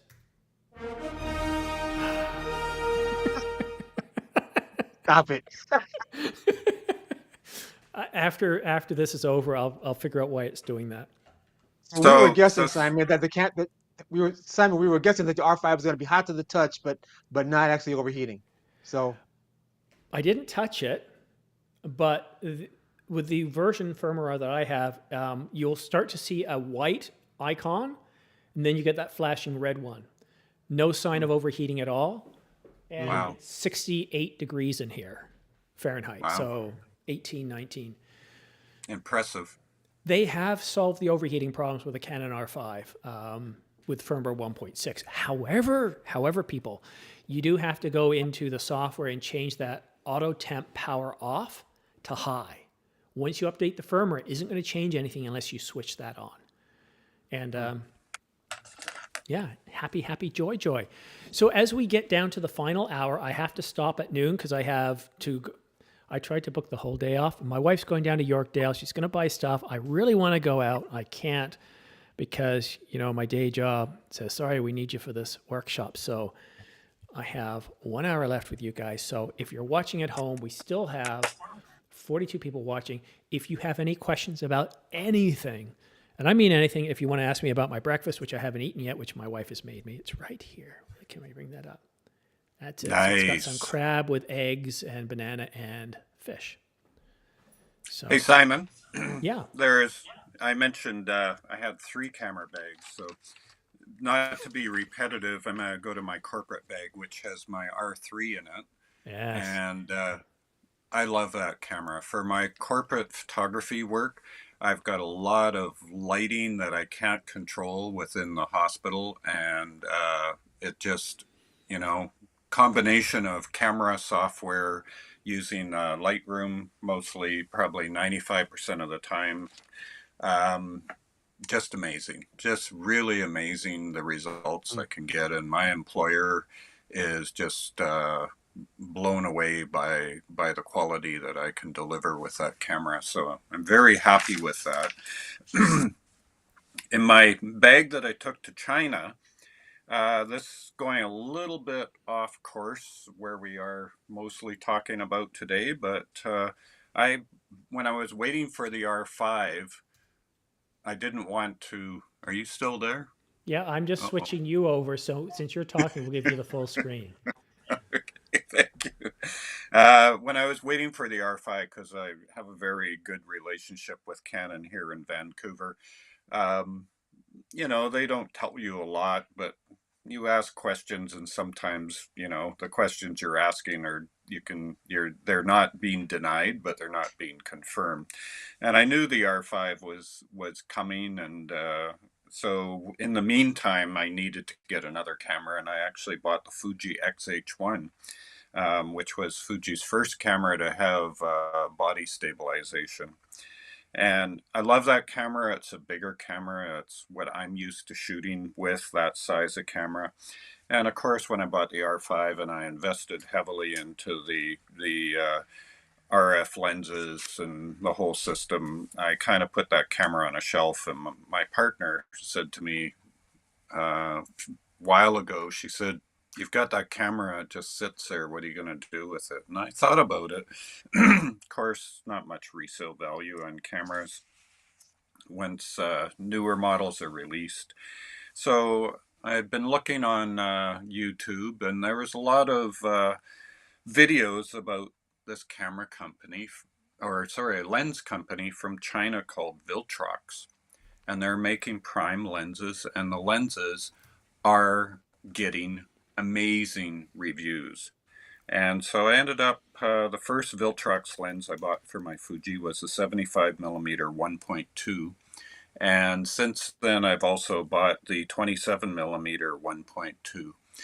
And, when I went to China, I still had my R5 and I had Canon lenses, but I brought this camera. It's got a different look, and I just find that it's just a fun system to work with between the camera and the lenses. It's really, really amazing, the results. And 27mm, we were talking earlier about below 50mm as a prime, and it's 43mm with the crop sensor. And the 75mm is 112 millimeter lens equivalent. So a little bit longer on the portrait side, but the results are just really, really amazing. Super sharp, but kind of a creamy, dreamy look. It's amazing. Is it an autofocus or manual lens? Yeah, it's autofocus. But you I've have actually the aperture. reviewed some Viltrox lenses myself. I think I've got a few downstairs. Yeah, and you have the aperture ring on it, which, it's fun. It takes you back to the early days. So Brian, what are you going to do when they announce the R1 and having the R3? Is it an opportunity for you to trade up? Might be a bit of a hard sell at work because it's corporate, and I'm in healthcare, so budgets aren't huge, but I'm thinking about it for myself. I'm have to see what it is, and but whether I would keep the R5 or trade in the R5 for the The R1, I'm not sure, but my work with the R3, I really, really love that camera. It's just feels, it's not heavy at all, and it just feels really right in your hand. And Thank you, Scott. it's all about being able to connect what's here to your audience. So. And that's a big thing. I want to connect with Michael, who's been around for a long time. And Michael, you're right. I'd like to announce my new sponsor, and it's Universal. I'm kidding. I got to figure out why that's happening. I think it's a great joke. I love it. And, I think what I'm going to try to do more in the video is accidentally just say stuff deadpan, try to say something funny or ridiculous that people are going to pick up on, like Megapickle. Just because I'm getting to a point now where I'm getting comfortable with this, and I want to make it. I want there to be humor in it, because I can't stand. I'm one of those people. It doesn't matter where I am, funeral, a corporate finance meeting, talking with lawyers, accountants. I'm joking around. Like I was talking to my accountant and my lawyer this week, and I was making them laugh, and we were joking around. And humor is, there's never a place where humor isn't appropriate, and it's so hard to actually deliver to the camera. And if you ever paid attention to my videos when I'm actually talking, how often do I actually do a clip or a cut? How long am I staying just continuous talking without having to, excuse me, I've been snacking while Brian was talking. It's one of the reasons I made him full screen. Thank you, Brian. I forgot what I was saying, but anyhow, John's been quiet for a while there, and I want to bring John back in because, I've known John for many years. He's been on the live stream many times. And one of the things I like about his videos is they're very relaxing, very soothing. They're very much focused on nature, with the exception of that one where you were downtown. And I just like that feel of them. And, if have you seen my Rome series? I haven't yet, but the thing is when you have your own channel and a day job and a family, Right. I might watch 1 or 2 videos from other channels a month. This morning, I woke up at midnight and I started scripting my next video. I had an idea. I started scripting it. The laptop is right there. Pick it up, start scripting. And I might start shooting Saturday or Sunday. It's how it goes. Sometimes the best ideas come in the middle of the night. Yeah, I'm amazed sometimes at how at the hours that you keep. That like yesterday you did a video at 4 a.m. I mean, I couldn't do it. So here's what's happening, John. So that day, I think it was the previous day, I was up early for something, and I couldn't sleep. I just couldn't sleep. So what I did is I went to bed around 6 o'clock. Then I was up at around 3, and I was talking to actually Craig at Canon Rumors, because he's in a weird time zone. And I was just talking, and he said, "Hey, by the way, Canon R5 is on sale, 900 off." I'm going like, "Dude, thanks." Like he could have just said nothing, right? But he told me, and I said, "Hey, I'm going to go do a video. That's big enough news. I got to get out there. Maybe only 100 people will watch it, but I have to let people know." So I went downstairs and started recording. So that night, I went to bed at 5:30. And I woke up, this is yesterday, I woke up at around midnight, couldn't sleep right away. So laptop up, script out my idea, went back to bed, and then woke up this morning at 6. So I got like over 10 hours of sleep. But I can't do what I do and not be available. So I, older person, wake up several times in the night, and I always check. If it's Canon Rumors and it's something big, I will get up and record it. They're the only ones that drive enough market share that is worth doing something at a time in the morning. Everything else, I can wait and record it at my break or at lunchtime. But if Canon Rumors has something big, I get out there and I record it. And then I'm either done and go back to bed, or I go to bed earlier that night. Because that's how I get to 50,000 subscribers. That's how I get to 100. Is I've got to be seen as the first 90% of the time. It doesn't matter that Canon Rumors or Nikon Rumors or Sony Rumors comes out with it. First, their print. On YouTube, I have to be the first. And where I add value is every now and then if somebody beats me, well, I'm going in there with my analysis and my forecasting. And so I'll talk about the R1 in terms of specs.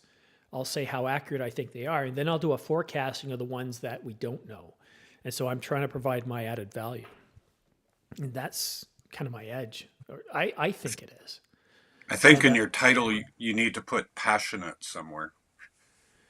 Well, the YouTube formula done by a very top YouTube guy, Darren something or another, he said that if you're not passionate about the topic you're doing, you won't do well. But if you are passionate, that's half the battle. Yeah. And, you know, obviously I'm a Canon shooter first and foremost, so there's a lot of passion for Canon.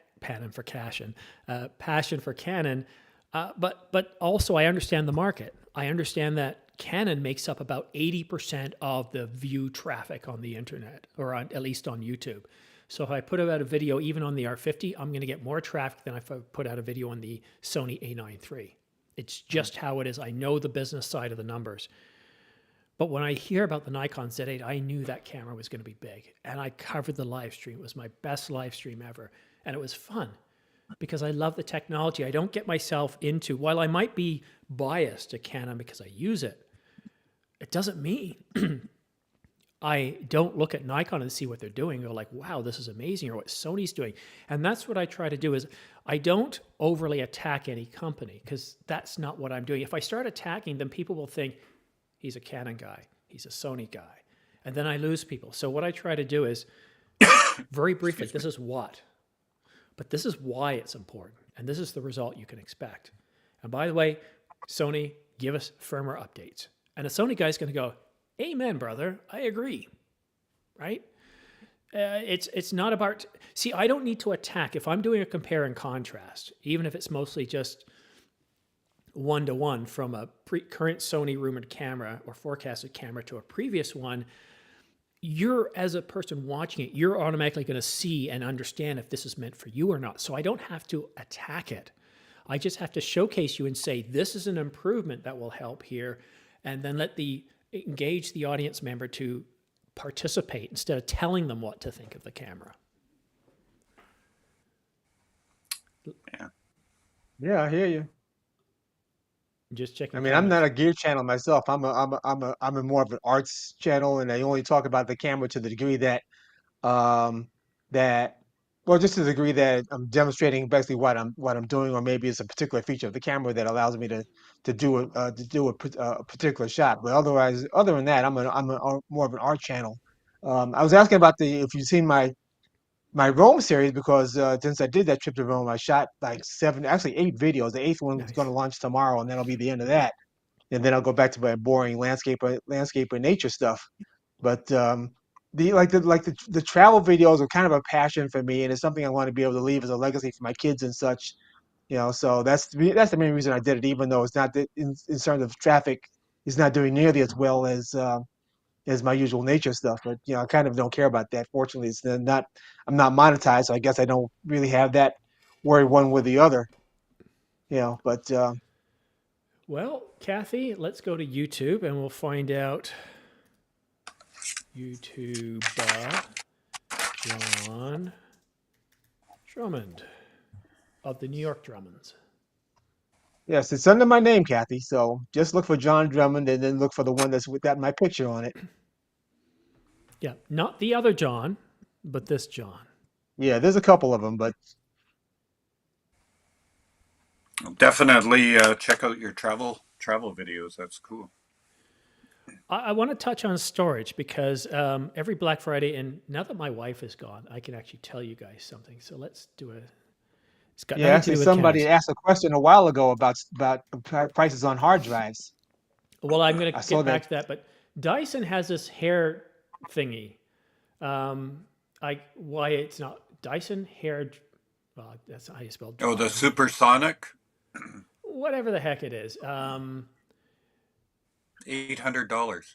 No, not that much. This one here.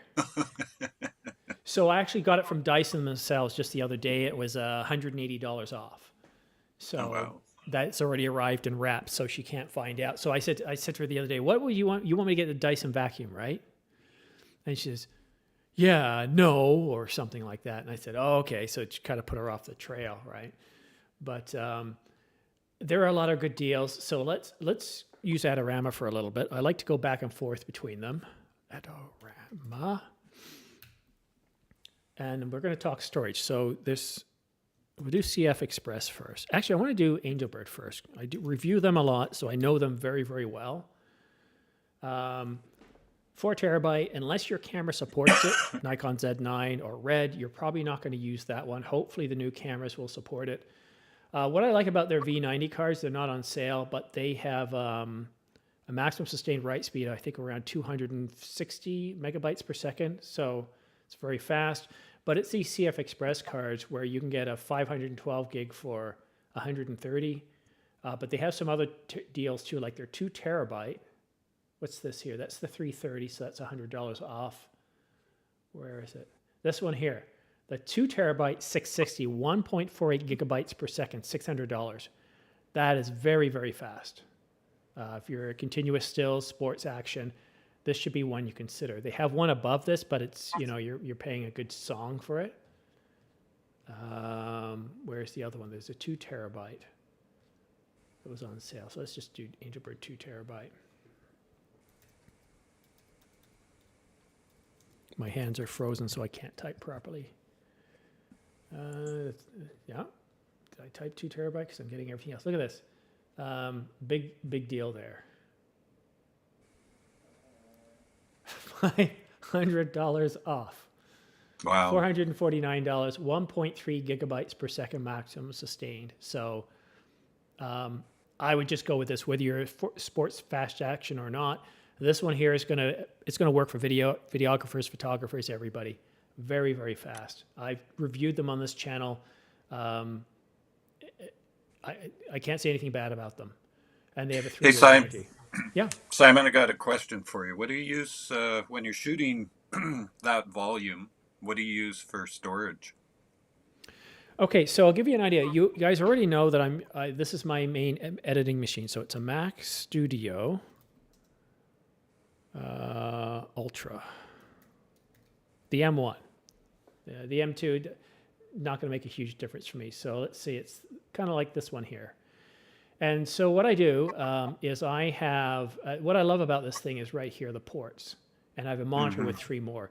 So one of these here, I have a 4 terabyte Samsung Evo, and that's my daily backup. So incremental backup every hour, every day, up for the last 6 months of stuff that I work on goes on there, but it also backs up my external storage.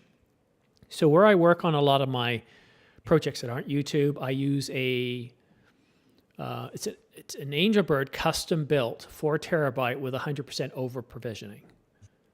Think about that, 100% over provisioned. That means, well, it's a 4 terabyte, it has another 4 terabytes on it. It's really 8 terabytes. So as I start to wear stuff down, it can pull in and it'll last you a long time. So the files on there, it also backs up onto the other 4 terabyte. So I'm backed up there. So I've got a total of 8 terabytes that I use for my daily. And the Mac itself, I only have 1 terabyte because since Apple doesn't allow you access to it, I don't want to put anything critical on there. I just use it for the OS. So if I get a new machine, it dies, I've got the warranty with them. They bring a guy in, replace the machine. I hook up the backup. I automatically restore. And all my content is on other drives. You hear Apple and Microsoft talking about, 8 gigabytes a second or something? You don't need that for video editing. You really don't, because the bottleneck is actually the processing that goes on. Mm-hmm. So I've tried this, and I'll copy everything to my hard drive, or I'll edit it right off of the SSD, SATA SSD, at 500 megabytes per second, and there's really no difference in time. So all the stuff that's important to me is external to the unit. And then, of course, in my cameras, I'm using Angelbird 2 terabyte, 1 terabyte. I use AtomX 1 terabyte for the Ninja. And yeah, I used to standardize on SanDisk, but I found their CF Express was too expensive. So I standardized on Angelbird. It makes it a whole lot easier if I have a failed card. I go to one site, everything is already there. When you have a business, you don't want to be dealing with multiple different vendors. It becomes complicated because now I have to manage it in different places. So that's the answer to that question, John. Oop, wrong Cool. button. Yeah, I just switched to using a Samsung 2 terabyte. So I basically, when I get back from shoots, I load everything onto that, and then I do my editing off that. And I find, using my my Mac and the combination of that SSD drive, I have no gaps at all in time between selecting things and I have to working warn on you. them. Yes. So when it comes to the Samsung Evos, if you're doing editing, you're dealing with photos, so you're probably fine. But anybody who's going to do video, you got to be very careful. Okay. And Angelbird has told me this themselves. When it comes to editing a stream of data, and video is a stream of data, especially 4K, it's an awful lot of data. If you edit that on an Evo, it's not what it's designed for. Evos are designed as general purpose SSDs. And if you push them a lot, pushing a lot of data, then you can wear them down a whole lot quicker. They're not designed for that. If you're going to do video editing on a Samsung, get the Samsung Pros. Okay. Edit your stuff on your Samsung Pros. But if you're going to use the Evos, make sure you're using time capsule on the Mac. So that way, if you do have a failure, you've got a backup. But storage is all about using the right storage. Because I had a failure this year. I lost a drive. And I had to rebuild everything. It took 2 weeks to rebuild. Ooh. Because I had to go back to my original content and reload it back in. Wow. So the only thing I'm not doing is anything like Black Blaze. I probably should. I should have some sort of other backup, but it gets expensive. We got a question from Kathy, guys. And Kathy asks, what do you guys think of third-party batteries? I'm kind of scared to use them. If I match the volts and amperage, should it be safe for the R5 and the R7? Who wants to take that before I give my thoughts? Well, I'll say that I only use OEM batteries. That's just not worth the risk to me. Yeah, that's all I can say. I've only used. I think I bought maybe one third-party battery once, and it was okay, but it just felt more comfortable using the Canon OEM batteries. Thank you. It gave me another chance to eat some of my breakfast. I was raised British.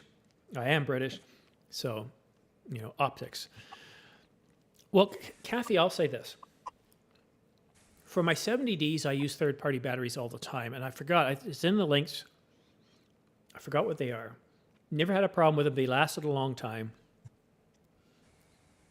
It had a green label. But when I got the R5, I bought a total of 3 batteries. And here's why. The original battery I got with a 70D, I still have that.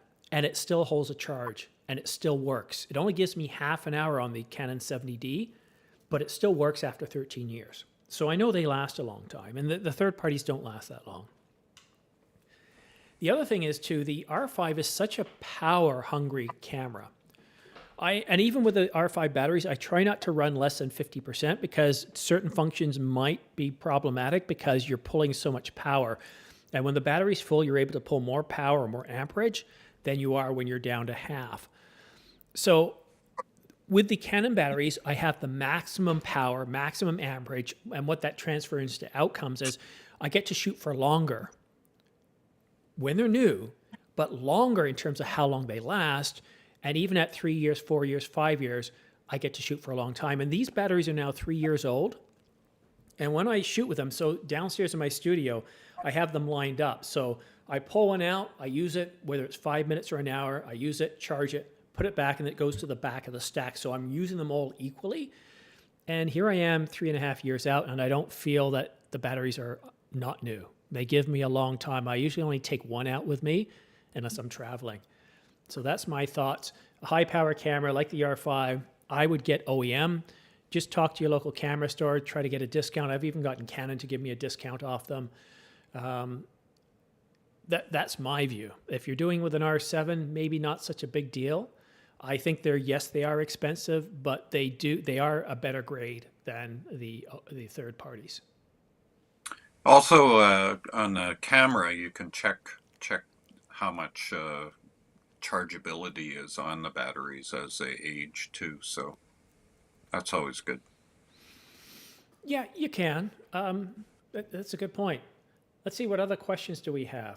People are just having a discussion about that. Yeah, Kathy, my wife has long hair, and I like long hair. So if she wants $500 thingy, I'll get it for her. She never spends money on herself. Neither of us really do. So you want something every now and then, like what the heck, let's get that. And apparently the way they work, you can dry hair in like a tenth of the time. So yeah. All right. So Newer, I've used them for their lights and their muslin cloths. Okay. So this is a very important conversation here. So as my day job, I'm an enterprise architect. And before that, I used to be a senior systems administrator. And I worked in an investment bank where we used AS400s. We didn't use Windows. Windows was just for file serving. You put anything serious, it was on an AS400. And so I understood a lot about RAID systems and enterprise class RAID systems. So when I started looking at something for my Mac here for editing, I looked over the details and I didn't like what I was seeing. First of all, the hard drives, the problem with the hard drive, people don't tell you, is once you've got that array, and once that array is 75% full, the amount of time it takes to restore a single drive in a RAID 5 is over 24 hours. Over 24 hours. This is about 8 years ago, but the speeds of hard drives haven't increased. So what's happening is during that rebuild, all the other drives are thrashing. And if you also bought them all at the same time, there's another chance that during that rebuild, you could have another failure. So that's why we have RAID 6. So if one fails, the other one kicks in and you're covered. But still, when you're looking at a 24-hour period, you better hope that you now have a UPS system that can give you at least 2 days of backup, which I don't and which a lot of us don't. So there's the other problem with it. So SSDs came along and I thought, well, I'll look at SSDs. But the problem is most of these NAS systems or storage area arrays aren't really built to deal with SSDs. They can accept them, you can put them in there, but they really wear them out a whole lot quicker. They're not really designed around the specific performance requirements of SSDs. Keep in mind that an HDD, a hard disk, is actually a physical platter that uses HAMR, or basically magnetic recording, just like tape. Remember cassette tapes? So you're using magnetic information on that disk. And unless you have magnets coming in the way, you're probably not going to lose your data. Whereas SSDs, well, it's not a disk at all. It's actually RAM. Yeah, that's right. SSDs are RAM. It's a specific type of RAM called NVRAM, or non-volatile RAM, random access memory. Oftentimes we talk about NVMe, which is a type of non-volatile RAM. It's actually circuitry. And the thing with those is, like, I can leave a hard disk on the shelf, but if I leave an SSD on the shelf for a period of time, what happens is the electrons that are trapped in the electron trap within each cell, they start to lose electrons, they start to lose containment, and after a certain amount of time, which can be as little as a couple of months with some really cheap stuff, to 6 months or a year with more high-end stuff, you can lose your content. So that's one thing you got to be careful to. So very different performance in how these things work. And what happens is, if you can imagine here, I'm going to use this, and sorry to get a little Gerald undone on you guys, because that's usually not my thing, but if we think of this key map here, now imagine each one of these are blocks. And we've got a block of 16, and I want to write 1 bit on the SSD. Well, what the SSD does is it then copies that information to another cell, changes the information on the copy, and then zeroes out that original store. And that's how it has to do it. It's not like with an HDD. It overwrites the existing data or another place, but it changes the partition table. SSDs are very, very different. It has to copy the information and then add the new information to that copied cell, zero out the existing one, if it's working with a cell that already has information in it. And so anything under, I'd say, $10,000 or $20,000 in terms of these arrays aren't designed to take care of SSDs, but the SSDs gives you the ability to restore a failed unit a whole lot quicker. HDDs take a whole lot longer. So I looked at everything, and sometimes I'd have to send companies off information because they're not telling you all the information you really need to know in terms of how this thing's going to protect you, because they're not a backup. They're not. They offer fault tolerance, but they're not a backup. So I was looking at buying something last year, and I just decided not to because I didn't like what I was hearing in the technology. I felt like I was going to an illusionist in Las Vegas, and I was being shown what I wanted. I was being told to see. This is what we want you to see, and not the specifics. So I don't like any of them, to be honest with you. And I can't afford to go enterprise class, right? So long and short, sorry if I went on a bit too much, but it's something I used to do. So Simon, yeah. If you want to archive, how do you archive? It's a good question. I've got an 18 terabyte spinning disk at the back of my computer. Like, that's why I love this computer. I've got so many things hooked up. So all the current stuff is backed up, and anything that I record as archival goes to spinning disk. And it's fast enough that in a lot of my videos where you see me pulling stuff from the past, I'm actually pulling it off previous work that I've done, and it's off a spinning disk. So I can still edit off a spinning disk. I can still access it, but I wouldn't want to do a net new project off a spinning disk. For this channel, I got to be fast. I need to be able to export within 3 to 4 minutes of doing a video. I need to have a very fast connection up. I got to be first.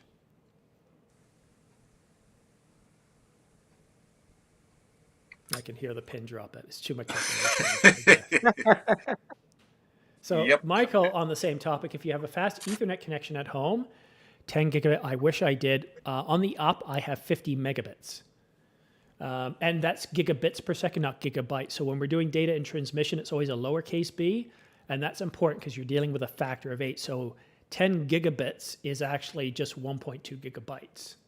But when you're talking about data at rest, which is an SSD, you're talking about gigabytes or megabytes. Caching with RAID 5 NAS, have you... Well, sure. But you see, here's the thing. It's like, a Mac. They're very reliable, but when you have a problem, you've lost everything. Unless, of course, you're using their online backup, unless you're using Time Machine, everything's integrated. It's gone. And so if you're not using all that stuff, a NAS is not a backup. Never use it as a backup. It isn't. I'm telling you as an enterprise guy, they're there for fault tolerancy, so you can keep going in the event of a failure of anything, resiliency. You still, as an enterprise, have offsite backup. You still have what we call different tiers of storage in the enterprise. So you've got your RAID, then you've actually got a mirrored backup for some really critical systems, then you have offsite backup or cloud backup of that. A NAS is not a backup. It's redundancy, definitely not a backup. And I hope you never learn the hard way, because when it does happen, you'll automatically change. Just watch some videos on YouTube where people talk about backup versus redundancy and where each of the technologies plays. It's really important. Okay, as we get down to the last half an hour, and again, don't forget to use my affiliate links. I'm pretty close to my bonus. I'm only about 3,500 away. Yay! Only if you're interested in purchasing stuff, and only if you're interested in purchasing from Adorama. And again, my spiel before it, B&H is terrific too, and your local camera store. Okay, Ryan said, I was disappointed to hear, this is get used to disappointment. Canon is likely to release the long-awaited 35mm as a 1.4 rather than a promised 1.2. Do you really think it's going to be a 1.4? At this point, we don't know. We do know that the 35mm is on deck. It's most likely going to happen in the first quarter, definitely the first half. I don't know at this point whether it's going to be 1.2, 1.4. Canon Rumors is calling it both, and Camera Insider I think is doing the same, or I think I'm not sure what they said. I don't recall, but I would reserve your critical judgment yet, because it really boils down to many things. We know this before. Sometimes when you're fast wide open at 1.2. Sometimes the optical quality isn't as good as, let's say, f2. So let's wait and see what the lens actually is, whether it's a 1.2, whether it's a 1.4, and what the quality is like, the optics are like from the center to the edges, like a Gordon Lang kind of video where he goes into details about the lens. At this point, we don't know enough information, and really the end result is what we're looking at here. So at this point, I'd say it's a 50-50, and we've been waiting for that lens since, 2019, since the R system came out. Let's take a look at this from Terrell. Backup rule is 3 copies in 2 different locations. Yeah, so what I'm looking at doing, and this is my current state here, the computer's backed up onto a local SSD. House fire, that's taken out. Problem, right?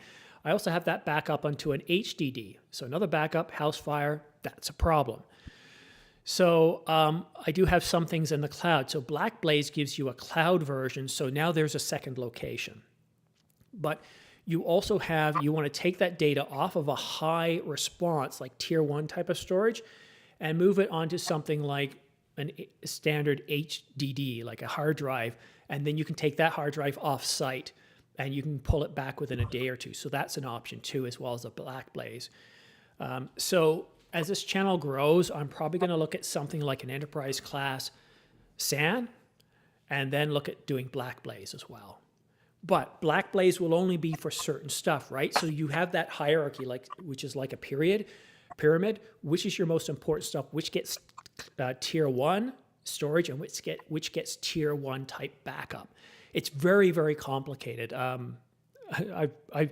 We did this in the enterprise. I used to work in an investment bank, and even the company I work for now, our storage is very, very complex, very, very complex indeed.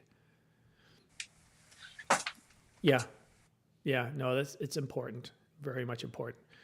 All right, let's see here. Have I missed any questions? All right, so we have 20 minutes left. I'm going to end it at 20 minutes because I'm losing my voice. But can you believe, guys, we've got a Canon R5 here. It hasn't overheated. I've gone for 5 hours now with this camera. That's the longest That's ever. outstanding. That's outstanding. The main reason was You might not want to touch it for a while though. Oh, let's go find that out. I'm going to put this to rest. Let's see if this is hot. You might hear me as I walk around. You probably won't hear me very well. Oh, that's nice. I wish I had that. I wish I had a glove that was that temperature. Obviously, I'll say that the temperature, right where the grip is, I would say it's body temperature. It's comfortable. It's nice. Okay. Now, if you were shooting for an hour with a CF Express card and touch that, that's hot to the touch. Oh. Okay, what are you doing? This is out my window right now. Beautiful West Coast sunny day. Why are you doing this to me, Brian? You enjoy this, don't you? I've said something wrong to you, and you keep teasing me about Vancouver. I guess I won't be invited back again, but... You know what? Next time I come out there, you can buy me breakfast. Brian, you're on the island or Vancouver City? Right in just east of False Creek. So, just I'm a born East Vanner and live about 10 blocks away from where I first lived when I was born. That's a good Terrell. That's a good way of doing it. But right, yeah, I'll take you out for breakfast. I have a really awesome breakfast place just a few blocks away from me. So, well, you're on for that. Offline, I'll tell you when I'm planning on coming out. I don't do it here because you get all sorts who will look for information. But I want to wind down by again sort of focusing on Black Friday. This year, I can honestly tell you guys that if you've been waiting and saving for something, this is the best you're going to see in prices for at least 6 months, maybe a year. Nikon Z8. I don't know how many days this is on for, but you're not going to see that price for very long. I think that'll go back up. I'm surprised about the R5 and the R5C both being $900 off. And look at all the lenses that are $500 off. $100 to $500, $24, $28 to $70. A lot of really great bargains. We're seeing it with Sony as well, a lot of great bargains. But also, today might not be the day to get a tripod. So I wanted to show you, because I use this is the tripod I use. I'm going to go to B&H because I think I know them better. So B&H Manfrotto 504X used. And if you don't put used in, you won't get the results. So this is what I have 2 of these. I love them. It's a great video head. It has a lot of controls on it, so you can adjust the pan. You can be buttery smooth, or it can be tight and locked down. And it's just really terrific. You've got so many controls on both sides. Tilt, pan, it is, as a video shooter, you're going to be very happy with this without having to get into the thousands of dollars for a top-end lens. This is still very good. And the tripod itself, when extended, it comes up. I can put this 6 feet up, so when I'm looking through a 200 to 800 millimeter lens, my eyes are directly in line of sight of the LCD with my head tilted up. So it's a very, very tall tripod. It's the aluminum, but they also have a carbon fiber. So why am I bringing that up? Well, what I've noticed is usually by Cyber Monday or Sunday before Cyber Monday, the sales on these things are incredible. And you're already seeing right now some discounts. These are the used ones. But when you buy a used one, look for this right down here, item condition. 9 or above, you won't have a problem. I think I bought the one last year that had an 8+. And I got to tell you, it felt like it was a completely new unit. It came with a set of headphones, which I have around here somewhere. Wireless headphones that added another $500 value, which I use. But the tripod was new. And the thing with tripods like this, guys, is they can always be fixed with an Allen key, right? Screws come loose, tighten them up. Always check that every time you go up, because if one of them's loose and it starts to tilt over, your camera will fall over. So always check that. But you can see the deals here. So this one here is the fluid head with the carbon fiber tripod. Look at that, 30% savings, $11.50 from $16.49. It is used, but look at that 10 as a rating. If you're thinking, get this now. That's an incredible deal. You can use my affiliate links down below in the description. My God, I'm almost tempted to get that myself. That is a really good deal. And if you're in Canada, you're only paying for the customs. Choose the option where they pick it themselves. I'll give you an example. So let's do this. View my cart. This is a Canadian looking at doing it. And all I do here is I just say, whoops, province, Ontario. And so you can, most of this is just taxes. And I'll let them take care of it myself. So $1,400 after taxes, US, for a tripod like that. This is like 10 is as good as new. Anything 9 or 10, get it, but you'll see a lot of really great deals on their tripods. And for video, really, really awesome deals. I can't speak now. Yeah, I'm just looking at tripods myself. I'm looking at photo tripods. There's a couple that have some pretty good deals off right now. There's an Enduro that's like $200 off. Just scrolling through here. Yeah, and this is, like I said, whenever I've gone to buy a tripod, I find the best deal isn't Black Friday from B&H.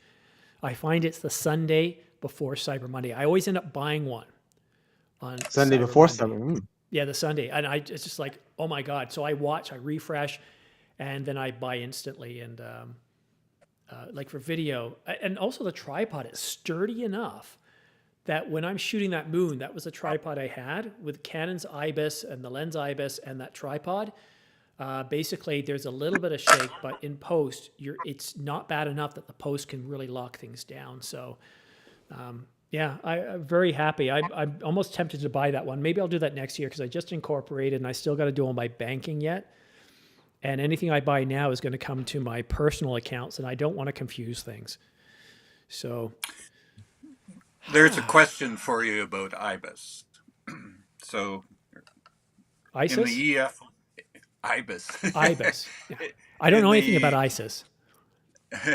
In the EF lenses, Canon recommended you turn off IBIS in the lens because it would cause the lens to react weirdly when it was on a tripod. Is that issue gone? I don't know, but I've never done it. I never turned it off. And never had an issue. Oh, there we go. And it sounds strange to me too, because, well, IBIS should work whether you're stationary or not. It would work more if you're not stationary, but I will say this: I had one experience where I was shooting a long exposure, and this is again the photography now, but I was shooting a long exposure, and I forgot, and this was a third party lens actually. Also, I think it was a Tamron 24-70. So EF mount, and it was adapted to the R5, but I forgot to turn the IBIS off, and because I was shooting like a 20-second exposure, it actually did blur the images a bit. So Hmm. say other than that, I mean, for video it probably doesn't make a difference. For regular photography, it doesn't make a difference. But for long exposures, it might make a difference in terms of the camera was starting to make many adjustments for things that aren't actually moving, and that's where Right. that's where it could blur exposure for long exposure. That's the one caveat I would say with that. yeah. But honestly, guys, this between now and Sunday, if you're on the fence, you're going to have to probably wait another 6 to 12 months for some of these deals. The R5, I saw this last year. It went up, even though we're getting a refresh. I have no idea what Canon's going to do, but I know right now today, 900 off. That's a big deal. We're seeing it on computers. We're seeing it on laptops, storage, lenses, bodies. It's across the board. So anything you need to get out there, even like these Ulanzi lights, like look at this. I've been filming for 5.5 hours now. These lights are still going, and even these little guys. Okay, so it's on the last one now, the last power bar, but they've been going for me 5 hours. And that's an impressive amount of time that I can count on for these. And that's what I like to do is when I review these things, I want to be able to use them day in and day out so I can tell you what they're like. So yeah, go out there, take a look. If you do buy anything from Atom and B&H, please use my affiliate links because like I said, it really does help this channel grow. I'm only $3,500 away on Adorama from getting my Christmas bonus, which would cover one lens. So that would be really nice. But I also Hey, Simon, I was Yeah. going to say the Ulanzi lights, I have a couple of them. And when I was in China, I wanted to do a portrait of one of my friends on her motorbike. And we were supposed to do it outside.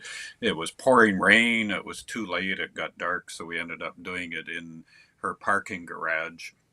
And I actually used those lights as the accent lights along with my flash and a soft reflector for the main light. And it just, it's so wonderful that we've got all these options now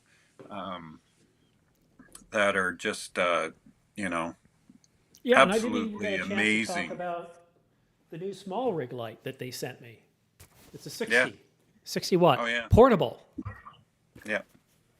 So Yeah, it's incredible. The only limitation now is our imagination in 2023, really. that's bad news because I've got a pretty bad imagination. All right, final thoughts, guys, because I'm going to sign off. Think about your life in Vancouver. That'll get your imagination. That's a perfect final thought from you, Brian. Thank you so much for coming on. John, final thought from you? Well, just whatever you're doing, have fun doing it. That's my motto. I mean, my channel is I mean, I have a solid retirement income, so I don't worry about that so much. The YouTube is not monetized. I'm just doing it for fun.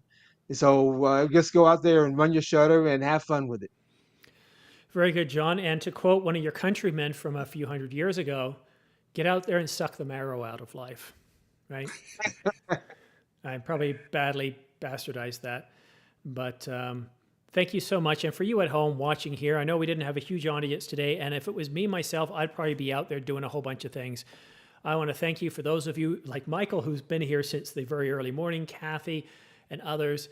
Thank you very much. The next live stream I plan on doing, although according to what I hear here, I've still got 8 hours left on this month, I will probably wait for another major announcement. That's the primary reason for doing these live streams. But I think Black Friday is a good chance to talk about tech, about how we use cameras differently and the different deals that we see out there. But thank you so much for supporting my channel, for commenting, for subscribing, and following me on Twitter. It's the best way to stay up to date on all the latest camera gear news and rumors. And with that note, a happy late Thanksgiving and an early happy Christmas. We'll see you again soon. Bye, y'all. Oh, Thanks. Thanks press for the having us. button again.